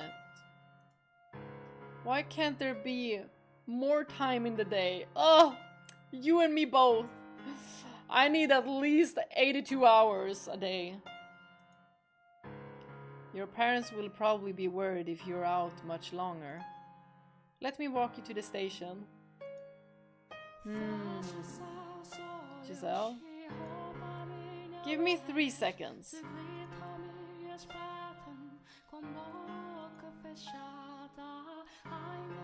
That's her phone. I presume she's calling home. Hey mom, is she gonna be like, "I'm staying at a friend's house"? I'm out with a couple of friends, and you'll never guess what happened. We ran into a few girls I haven't seen since high school, and we're gonna have a slumber party.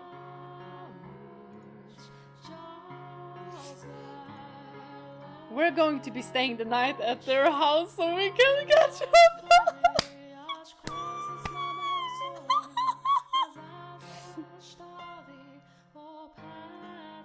I'll be back sometime tomorrow. Yep, I've got everything. See you. Well, you heard me.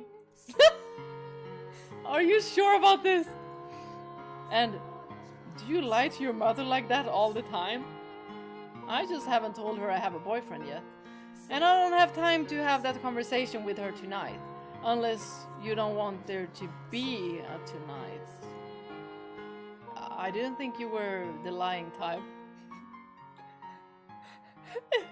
It's not like that. I can be a bad girl when I feel like it.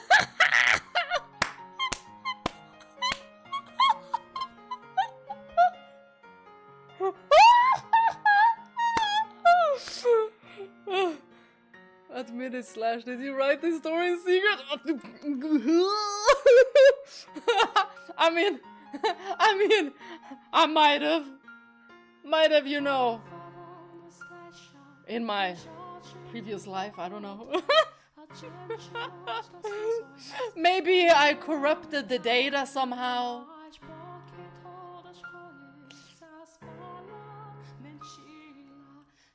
She believed me without a second thought because I'm normally so well behaved. I've never given her a reason not to trust me.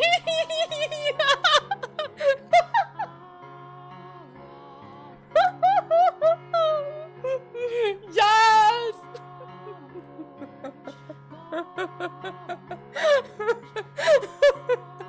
Also, are we about to find out? Are we about to find out? Either way, we'll be fine. And you're sure about this? Would you rather I go home? I never said that. Puppy face! Use puppy face! It's just, we have plenty of time ahead of us. There's no need to rush anything. I tried to hide it and probably not done the best job of it, but I've been over the moon all day today. Oh, we've seen. And who wouldn't be? I finally reunited with the man I spent an eternity waiting for. And today's the first day I get to spend any real time with him. It might seem like we have all the time in the world, but you never know what might be waiting around the corner. We've both experienced that reality firsthand. Were you not as excited as me, Michael? Have I been getting myself worked up over this all by myself like an idiot? Was I alone in thinking that this would be the most important day of my life? No, of course not.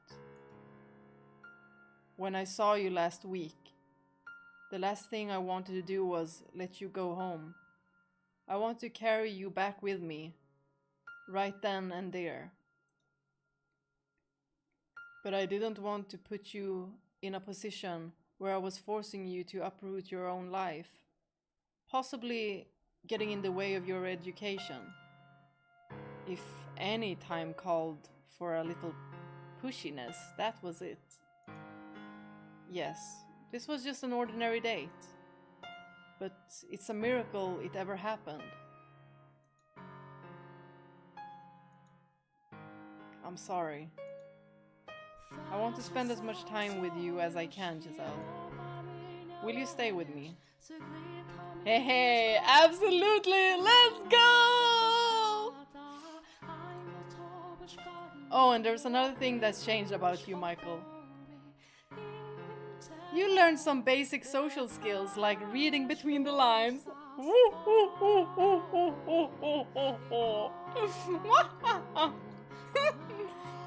You act like I wouldn't have been able to figure out what you wanted me to say back then. Okay, you're right. I probably wouldn't have. I didn't think you'd concede that one. Anyway, what now? Should we find a restaurant and have supper? Remember what I said about being pushy? Now's the time. What? Meaning? You're going to make me spell it out for you?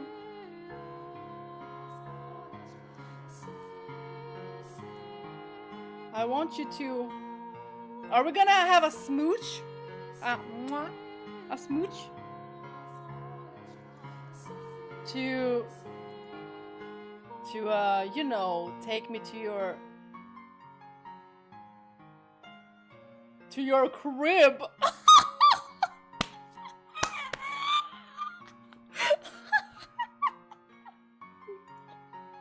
Oh, of course. I would love to take you back to my crap.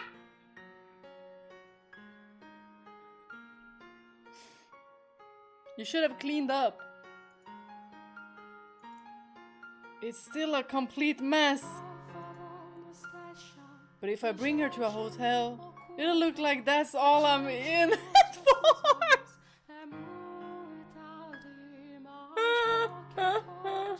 I just need to ask her to wait for a little bit to buy me enough time to at least make it look like a tornado didn't just pass through. Michael? Oh, let me guess. Your place isn't presentable? Well, that might be putting it lightly. How many naughty posters do you have? Oh, that's not it! Not a one! What about blow up dolls?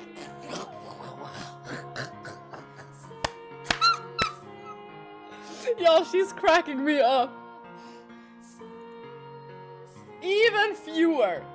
Wait, fewer? Does that mean you have one? What do you think I am? You don't need to hide anything from me, Michael. No matter how strange your fetishes are, I promise I won't judge you. And if you do have a blow-up doll, well, I've got just the thing for that. One less. Is what she's saying. I love the old Michael, and I love the new Michael. All as one. Why do you look so determined, Giselle? I did not expect my declaration of love in the park to be turned around on me quite like this. I swear there's nothing weird about my place. Oh, we'll see about that. I've just been so busy with work lately, I haven't had a chance to clean, so it's a bit of a wreck. Oh, psh. Well, if that's all it is, I'll gladly help you make it sparkle. No, I'm not bringing you over to have you clean for me. Please, give me maybe 30 minutes, you can... Nope. What? I'm not spending 30 minutes, even 30 seconds away from you, just because your place is a little messy. She's not gonna wait anymore, Michael. She's done with that. It won't be long, I swear. No doesn't mean not long. It means no! I lied to my mom so I could have this time with you. Yes. Shove it in his face. And think about it. Wouldn't it be better for both of us if I could see you as you are? Not how you want to look for me. To help pave the way for our future. Ah. She's going to have me under her thumb for the rest of my life, isn't she? No! Oh, she is. I just know because it's the dynamic, I know. She is. Off we go then. To Michael's place, let's go! First some groceries, then back to your place. Nobody stop them. Off we go. And here we are. What? I said I wouldn't judge you. But I don't think I can keep that promise. What did I tell you? Alright, time to roll up our sleeves and make this place shine. Oh, you know, this kind of reminds me of 1,000 years ago. Here's hoping I don't suffocate in a cloud of dust this time.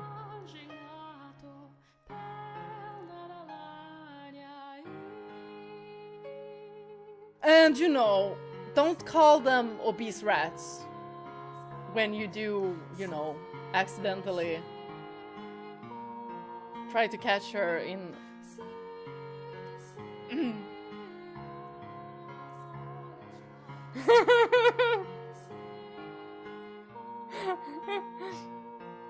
Phew! See? That didn't take too long between the two of us. I apologize for making it take any of your time. Oh, don't be, really. I'm mostly glad it didn't turn out to be a bunch of gross, rotting food. We already have that. Swarming with bugs would be a bridge too far, I think. And I can tell you've been busy from all the thick books and stacks of papers. Thin reference manuals or document stacks are a rarity.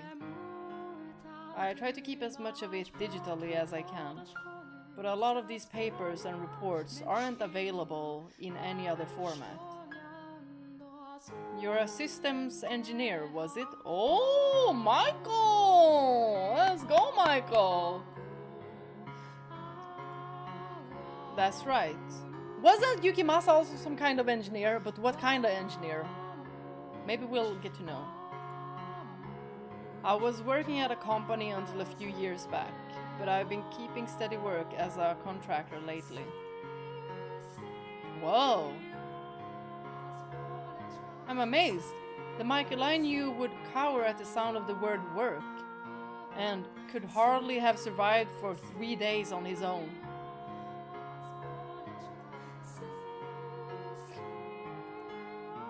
You know, before I found you, I assumed you'd be a noble like last time.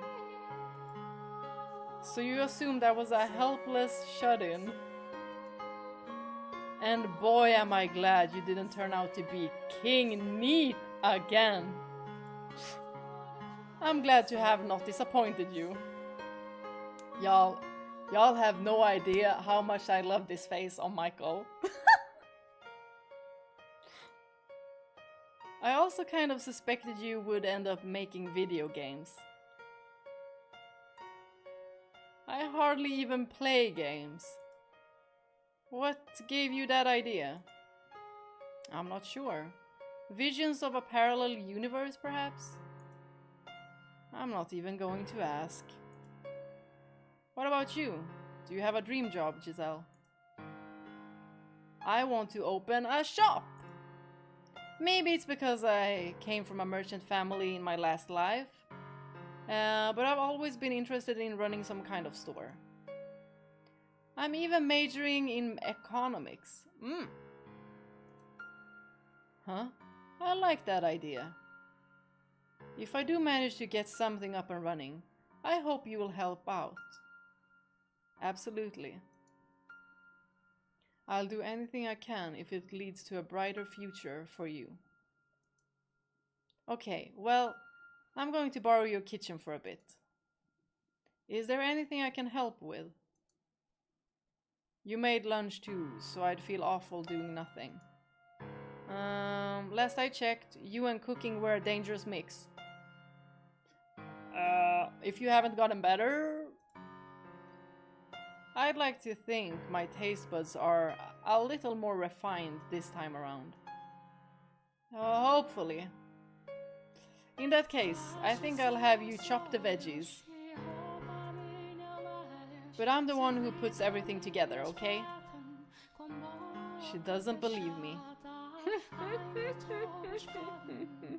This is so funny!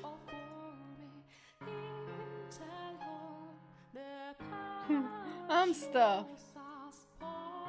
It was wonderful, thank you. Watching you work is like watching someone perform magic. Abracadabra! Oh, was I doing something funny you didn't tell me about? No, that's not what I meant. Just the way you managed to make everything so perfect without even looking at a recipe. Well, cooking is kind of a hobby of mine. But I lost a bit of preparation time to cleaning, so I couldn't make everything I wanted to. Next time, I'll make you something real fancy though.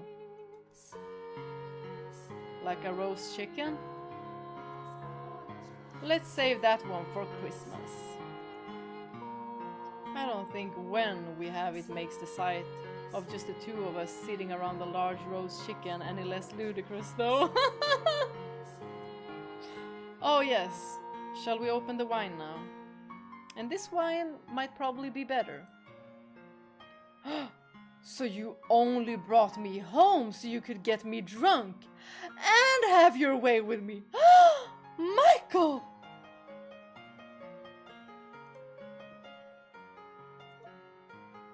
I'm just kidding. Only consensually. Wow. I'm joking. Let's have some wine, shall we? These two. I never said I wasn't okay with it. Michael, did you hear that? I hope you have big ears like your mom and Dieter had.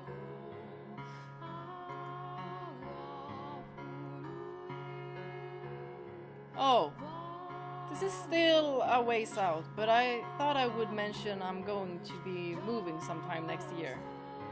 Oh, but this is a perfectly fine apartment.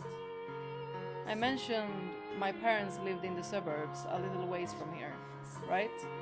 Well, they're planning to buy a new house soon, so I'll be taking over their old place.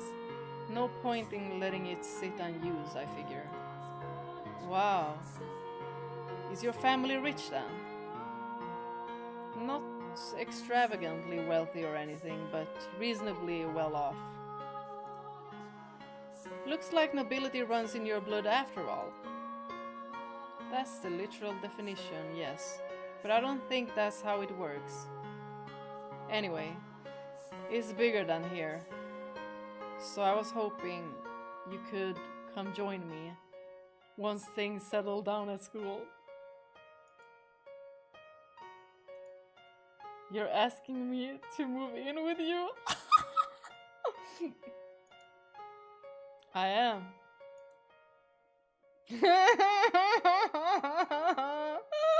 Yo, they're so cute! Absolutely, I'd love to. In fact, I was planning to start bringing stuff over here soon anyway. I didn't think you'd be the one to ask me. I figure it doesn't hurt to be pushy every now and then. Oh, I'm so excited! Let me know when you have a date. I'll help with the move. Certainly. I'm quite looking forward to it as well.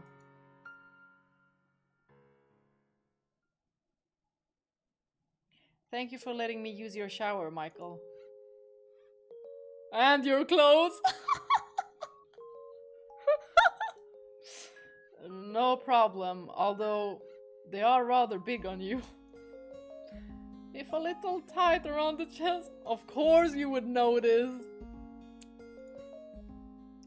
My heart's kind of starting to race now. In a different house, wearing different clothes, with a different smell. Smell? I'm pretty sure that's clean. Should I get you something else? That's not it, Michael! No, they don't smell. They smell like you, which makes me smile. Oh god, what am I saying? Oh, I forgot to mention. I only...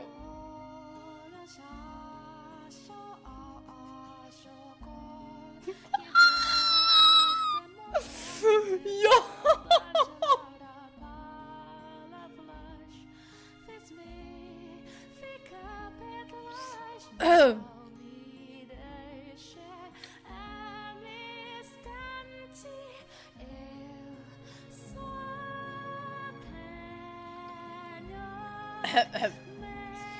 Water, water, water, water, water!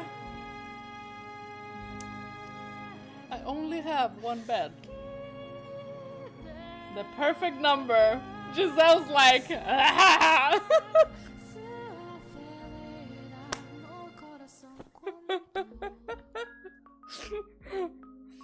y'all, they're just gonna sleep. Well then, right this way. After you. Hey Michael, are you nervous? Not at all.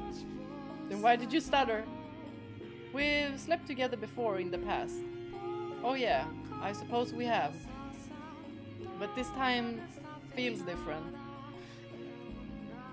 My heart's pounding like crazy. I take it back, I'm nervous too.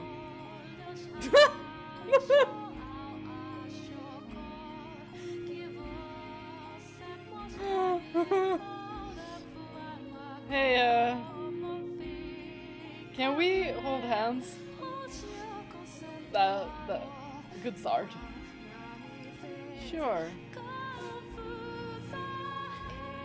I want you to know, I'm the happiest girl in the world right now. So happy I'm scared I'll wake up and it will all be a dream. Or tomorrow will come and it'll all be torn away from me. I thought I was supposed to be the worrywart, and you the eternal optimist. Normally. You have nothing to fear. I will never let go of this hand again. No vanishing on me or pushing me away or anything like that, okay? I promise. Let's make this happiness into something that lasts forever. You and me together. No getting bored of me once I'm over the hill either. I would never. Besides, I'll be making it there well ahead of you. Hehe. I expect you to grow up to be the classiest 40-something in town, and don't you forget it. I'll try not to disappoint you. Hey Michael, I love you. Oh! They're so cute, they're so cute, they're so cute, they're so cute, they're so cute, they're so cute. More than anything in the world. Thank you so much for finding me in this life. And thank you for waiting so long and never giving up. Y'all, couple goals, but also aren't they the loveliest fictional couple like ever? Both in this life and the last. Giselle, I love you too. Good night, Michael.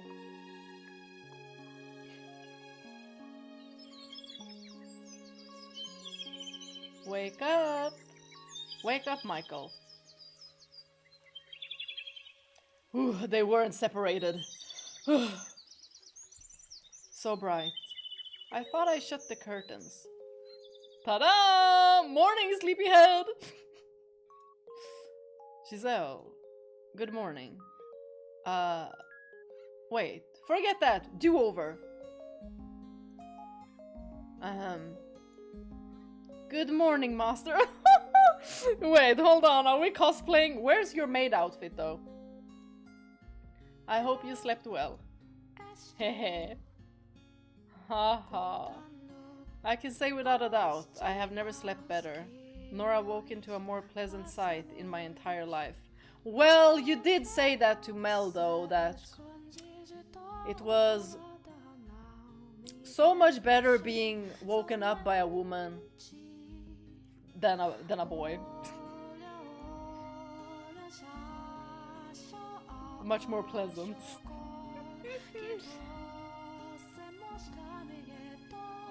And so their happy ending continues on.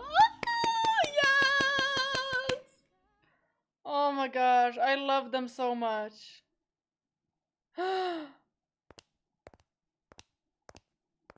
Wait, what, girl? Is it Nelly?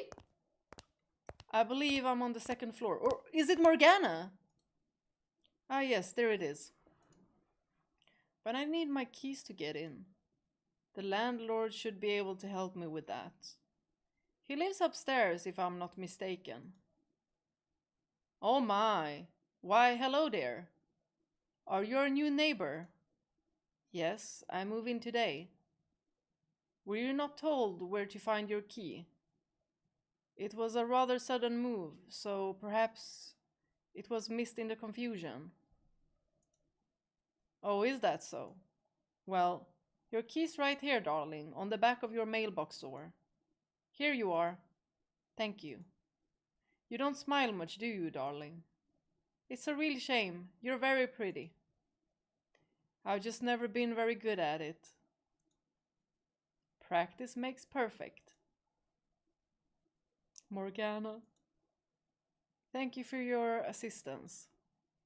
And it's a pleasure to make your acquaintance. Good day. Oh, why thank you too, darling. Well, I should go. Before you go, make sure to stop by and say hi to the landlord. I assumed you were? Oh, heavens no. I live on the 3rd floor. The landlord's one level up, on the very top floor. Is it gonna be Jacopo? My apologies for the confusion. It's the weekend, so he should be home. He recently took over for his parents. And my oh my, he's the prettiest young man I have ever seen.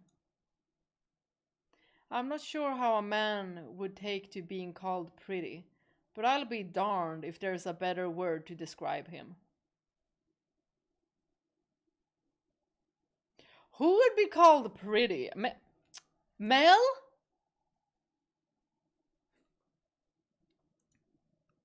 If I were another 30 years younger, I might have tried to go after him myself. You can't be what, 15, 16 years old?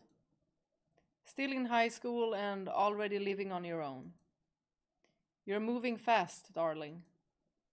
Are your parents... I have a lot to unpack, so I really should get going. Oh dear, so sorry for keeping you. If you need anything, just give me a shout, okay? Or the landlord, I'm sure he'll be happy to help too. Why couldn't she have just been older if this is Morgana? It was a pleasure meeting you, darling. You too, ma'am. She's a bit overwhelming. I hope the landlord isn't quite so boisterous. She said he was a pretty young man. Well, I should at least say hello. I can leave my bags inside and unpack when I'm done. Oh, a butterfly. How did you get in here? It's moving kind of sluggishly. Don't worry, I'll get you back outside where you belong. The butterfly. Take care. This is the place. It's probably gonna be Jacopo. Y'all. Why did I have to make her 15 and 16 again? Fucking hell.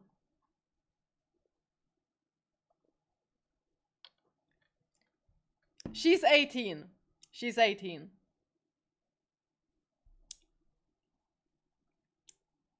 We're rewriting the story. She's 18.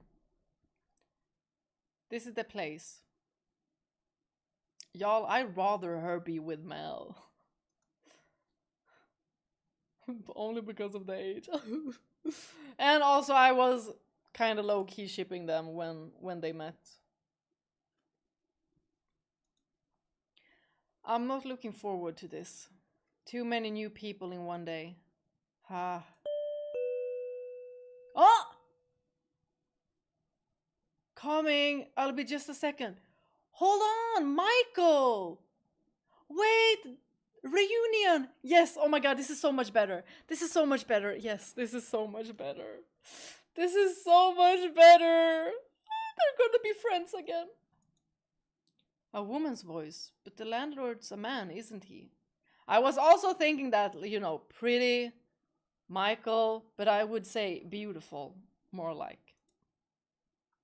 Maybe his sister or wife? The second. I'll get it. Wait, that voice. It's probably the new girl. We should both go out to greet her. Yep, you were right. It's our new neighbor.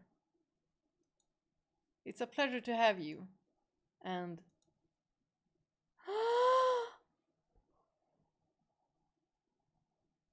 we meet again! Oh my gosh! This is wonderful! Oh, best... This was the best wrap-up. I'm so happy. I'm so happy that she didn't go meet Jacopo. Yes, now adopt her, please. We meet again. Oh my god, look at this. Oh.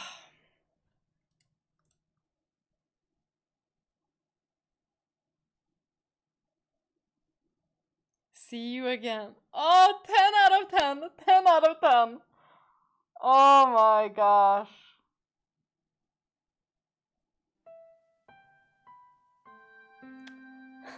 Skinny Silas.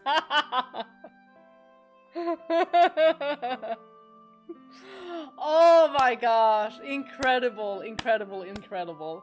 We're gonna do the Tales Wasted Away in Obscurity tomorrow, because it's rather late now and I have some errands to run. Oh, what the frick? What am I doing?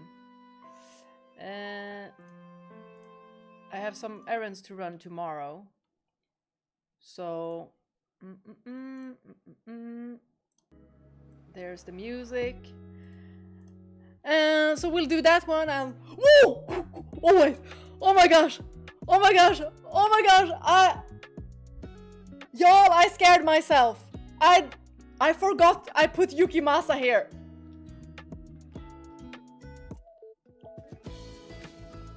I forgot I put Yukimasa.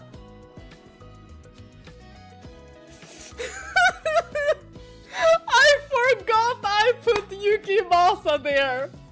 Y'all! Oh, my heart. It wasn't James this time, it was Yukimasa.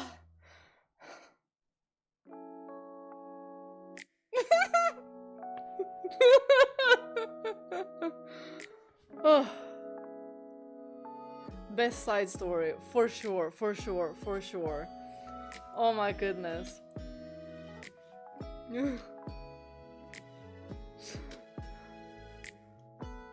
I'm so happy with how that side story ended. And I loved it so much. The entire dating sequence. That was so fun. So fun. And so happy we picked all of the options. Naughty movie option. It was legit depressing how bad their date was going. Yeah. I had to switch. Like as soon as I saw Giselle going like from to, I was like no. I'm switching. I loved the action movie one. That one was the canon ending for us. So you got a co-host now. Well, for today. I don't know if he's gonna be here tomorrow. We'll see. I mean, he hasn't messed with my stream. So maybe, just maybe, he's gonna be here tomorrow. Maybe. The only reason why he's here right now is because, you know, I really wanted a Yukimasa flower in the hair PNG. Aw, y'all are also improving it for me. Good night and sweet dreams, Daryl. I'm also going very, very soon. But yeah, that's why I created the Yukimasa PNG here. With a little flower. Also, Kat did an amazing one. Which is on our Discord. Maybe I should... Hold on. I'm so bad at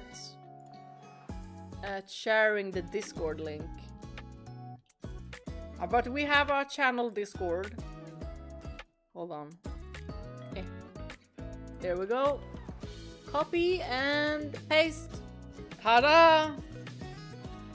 Join it if you want to.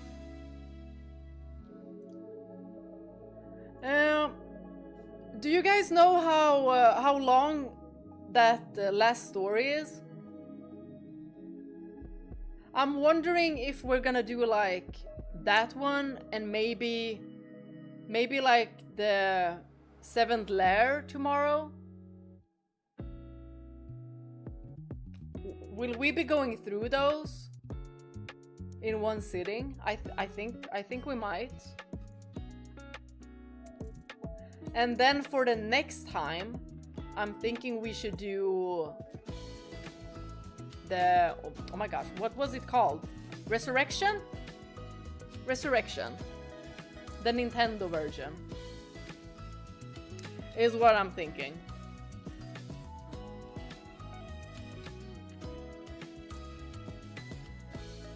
I wonder if the PNG can be animated on OBS. Oh, maybe! Oh, there is 3 stories in that option. Then you unlock gift on the main menu. Oh, okay. So gift, is that also like a story? How many hours do we think?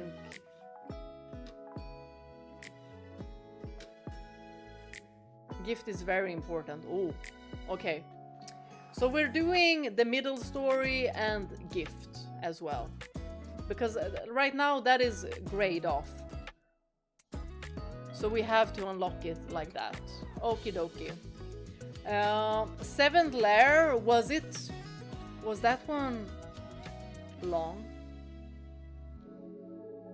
Well, tomorrow, I don't know if I told you guys, but tomorrow is gonna be not the last stream. It's more like it's gonna be the last stream until the next week, because the next week, the coming week, I'm not gonna be at home. I'm gonna go away to Stockholm, and I'm gonna be there for an entire weekend. So I won't be able to stream until I get back home. 7th lair is a spin-off, but that could be very fun. Oh, it's all around 6 hours. Oh, okay. Not really that important, to be honest. Well, could I do it maybe off stream and just record it and upload it so you guys can see it?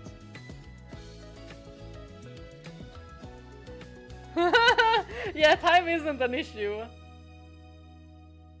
There's a lot more short stories on the Switch edition. Have you scared yourself with James yet? Not me, but my sister. Oh my goodness, I think it was it 2 days ago? 2 days ago, I think it was. She came in here and I had James on this chair and she screamed and I was like, what is it? What is it? And she was like, why do you have that on your chair? My heart! Y'all. That, and then she said, why is he ugly too? And I was like, well, beauty is in the eye of the beholder, I was thinking.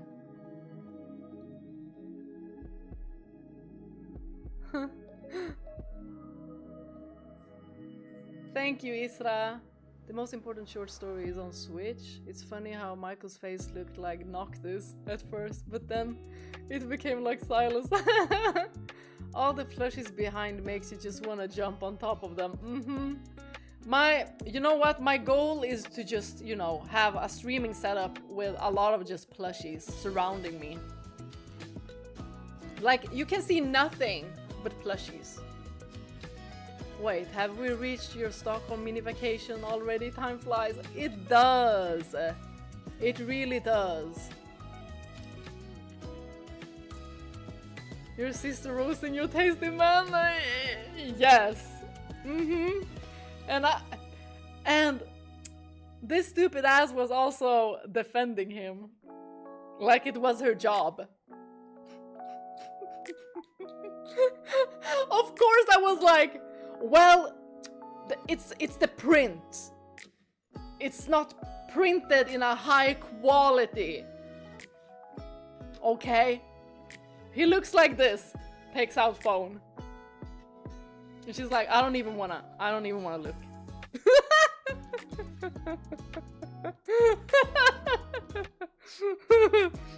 I felt like I had to defend him, but you know.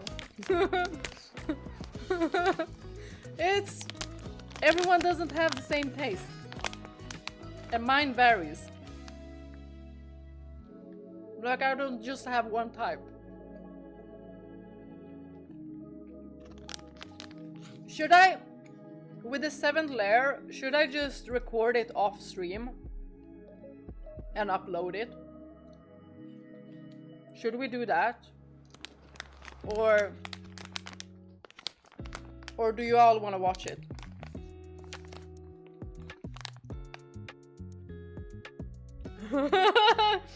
Wait until you're older. That's what you should have said to her.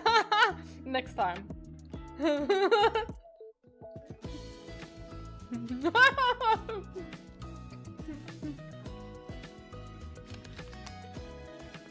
Okay. Since it is a spin-off one, and it might not be as important.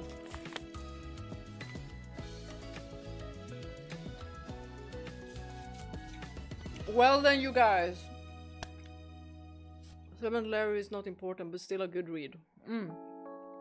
Okay. But let's do it like that then. That I read it by myself, edit and upload it.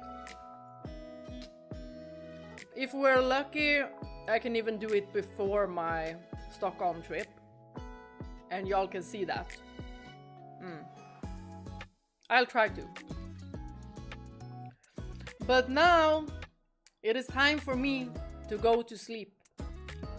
I had a blast. Both of these side stories were so good. I don't even know what's gonna be in the second one, that middle one. But I have high hopes because they've all been so good. You got the Nintendo Switch back, Bea? Yes, I got it. I got it. So now I have it. Then the first game I'm ever gonna play on the Nintendo Switch is gonna be Fata Morgana. The second game is probably gonna be Ocarina of Time. Zelda Ocarina of Time. Because I really want to play it. But that one I'm not gonna stream, but I'm gonna record it. You know, like I usually do with the videos. Since the second game we're gonna stream is gonna be Mass Effect 1. Ocarina Remaster? I don't know, is there an Ocarina Remaster? Ocarina is on Switch, but it's there's like this console mode where you could go, you have to have like the subscription to play like old games, like old classics. So you get that one and then you can play the Nintendo 64 games. So I really wanted to play Ocarina of Time and Majora's Mask. So I have them on my channel. Yes, exactly. It's like the emulator. Because also that way, it's also, you know, Nintendo won't get, you know, trigger happy, because they'll see on my channel that I'm using their device. Because they do go after channels that do use emulators. So I'm very, very careful about that. Nintendo is strict. And especially like if you're a streamer, like you have to be careful.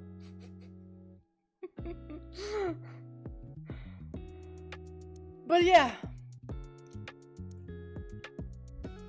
They did Ocarina Majora, Wind Waker, and Twilight Princess were remastered by Nintendo. I have to play those as well. I've never played those. What about Echoes of Wisdom? It's so cute. Oh, hold on. What is that? Echo Wisdom. Oh, Zelda. No, this looks so adorable. For sure, I'm gonna play. For sure. I have so many Zelda games that I need to play. Like, I am so behind.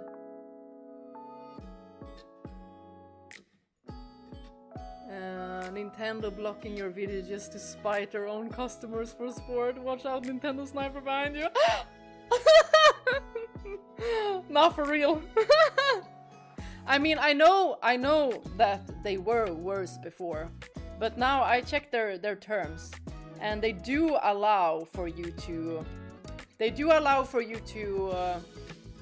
you know, stream their game and have like commentary, like gameplays.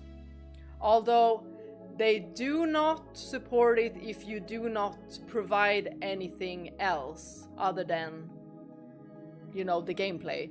And I understand that. I understand that as well, because if you don't have like any commentary and if you don't have like a camera, then you're not really providing anything that isn't already like the game developers or the brand's, you know, game. It's just like uploading the gameplay and monetizing and getting ad revenue from their like game. So I get it. That's also what happened to some lads players that only, you know, uploaded gameplay, because you're not really adding anything to it. You're just recording the actual gameplay and just uploading it like it is. But I think what would be different is if you do like tutorials. Like, this is where you go to start this mission and how to finish it. Those are creative. Those work.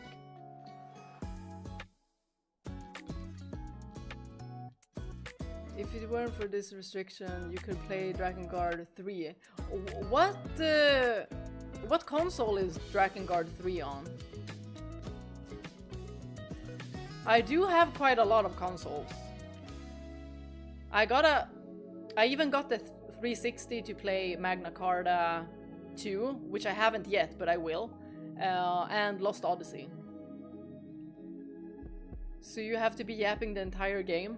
Well, you know, you don't have to be yapping the entire game, but as long as you're like adding something to it, like commentary, or, you know, face cam. Some talk more than others. Like me, I talk a lot. While you're performing, playing the game, which wouldn't be able to proceed by itself. Exactly. That's the difference with games and movies. About that last creator, it was YouTube that caused their issue, not Infold. Yeah, no, it's not Infold.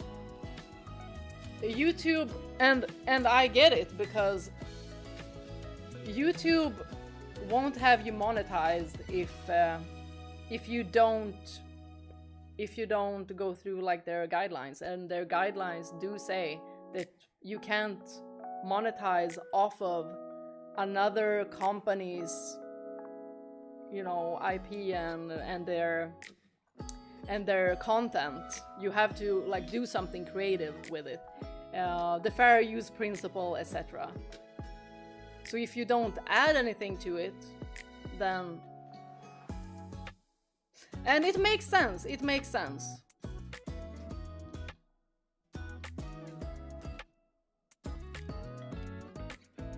Playthroughs feels empty without commentary.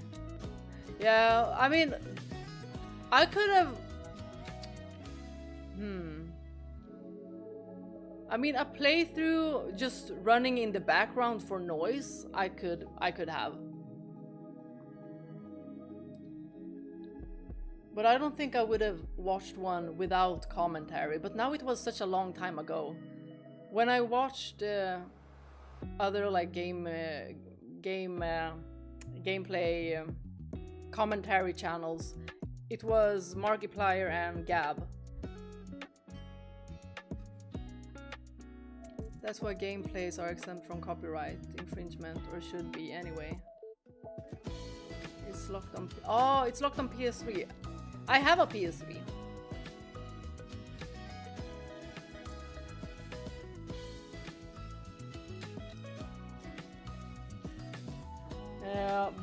There's also like bigger channels that have like gameplays, but they're more like sponsored.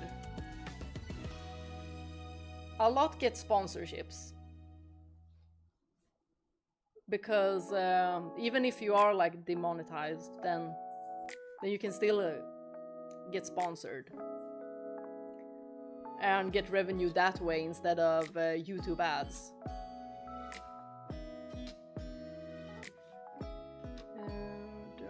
Many channels that do silent let's plays, so why do that here? Especially since many players want it and Infold isn't doing it themselves. Yeah, but the thing is that they can't monetize off of others' works without adding anything to it. So even if they upload it and it's not the actual like game company that strikes them or anything, it's YouTube. It's just their like policy and guidelines.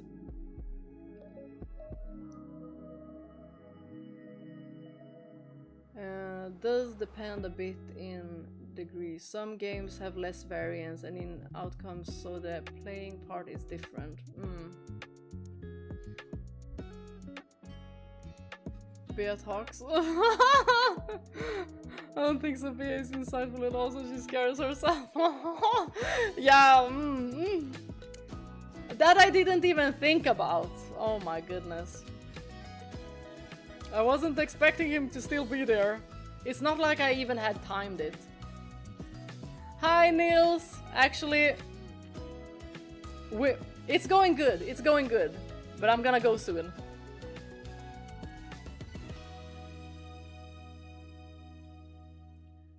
But the idea is if a media can play on its own to conclusion, then it can be more restricted by copyright laws regarding public use. But if it's something that requires active operation, then it's considered your performance. Like a cover of a song performed and sung by you. Exactly, exactly. But man, a lot of... I know I had a friend that did covers on YouTube. And she had such a struggle with all the automatic copyright claims. So she just ended up stopping with it because she was fighting against the wind.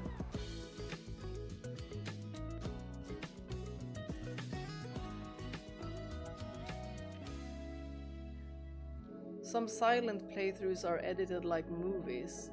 This is different from just recording a game. Silent playthroughs. I don't think I ever stumbled upon one of those. Well, it's not... The channel doesn't really get like a strike or anything. It's just that YouTube like retracts. They demonetize that channel. Like you cannot get ad revenue from the videos if you don't do anything different with like the gameplay.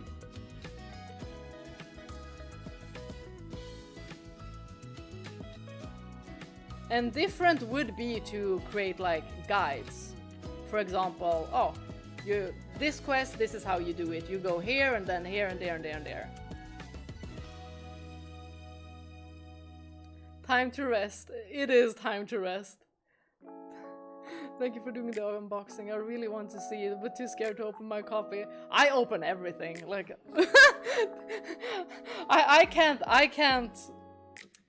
have anything in a box. I open everything. Copyright for music and sound are much stricter. Yes. Y'all remember when I played Silent Hill 2? And it copyrighted James's breathing, my talking. And I was like, what the frick? What do you mean this is a French piece? This is not a French piece. It was the automatic AI bot. Like, it sucked so bad. But the horrible thing with some of these strikes, well, they're claims, they're not strikes, is that it also can block your video. And that specific video got blocked. So it was super annoying because ain't no way Universal is gonna go ahead and be like, let's see who did an appeal. No, they're just gonna wait those 30 days until it's removed. Because if it goes 30 days without the copyright claimant doing anything, you automatically win. Oh man, the stream was a bit struggling and being behind for a while. Oh really?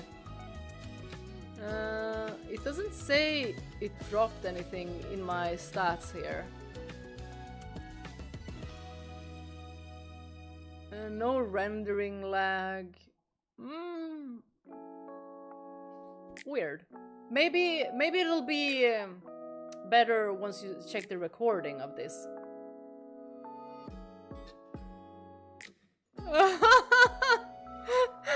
I was in YouTube jail. Not for sure I was. For 30 friggin' days. I had it sometime with my Lego Star Wars speedruns that I got copyright because of the music. Usually you can appeal those. Stream was good on my end. Hi Metro Gaming. Oh, okay, the internet. Okay. Whew. I was like, was I stuttering the whole time? I just imagined myself being like when I was laughing. Just laughing like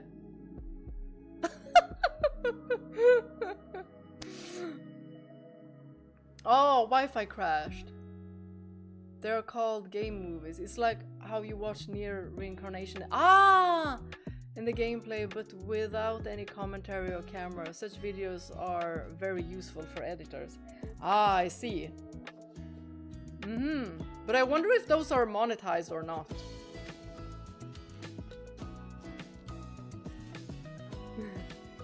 Sometimes mobile net can really save you. Well, you guys, I already talked for way longer than I thought I would. We'll see each other today because it's past midnight, and we're gonna be doing that second story and the gift story, and we'll probably finish today. The source of scenes for IMV, GMV. Oh, okay, those edits. Then that is within creative rights. Night night! Sweet dreams, and also good morning, good afternoon, good evening. Bye bye!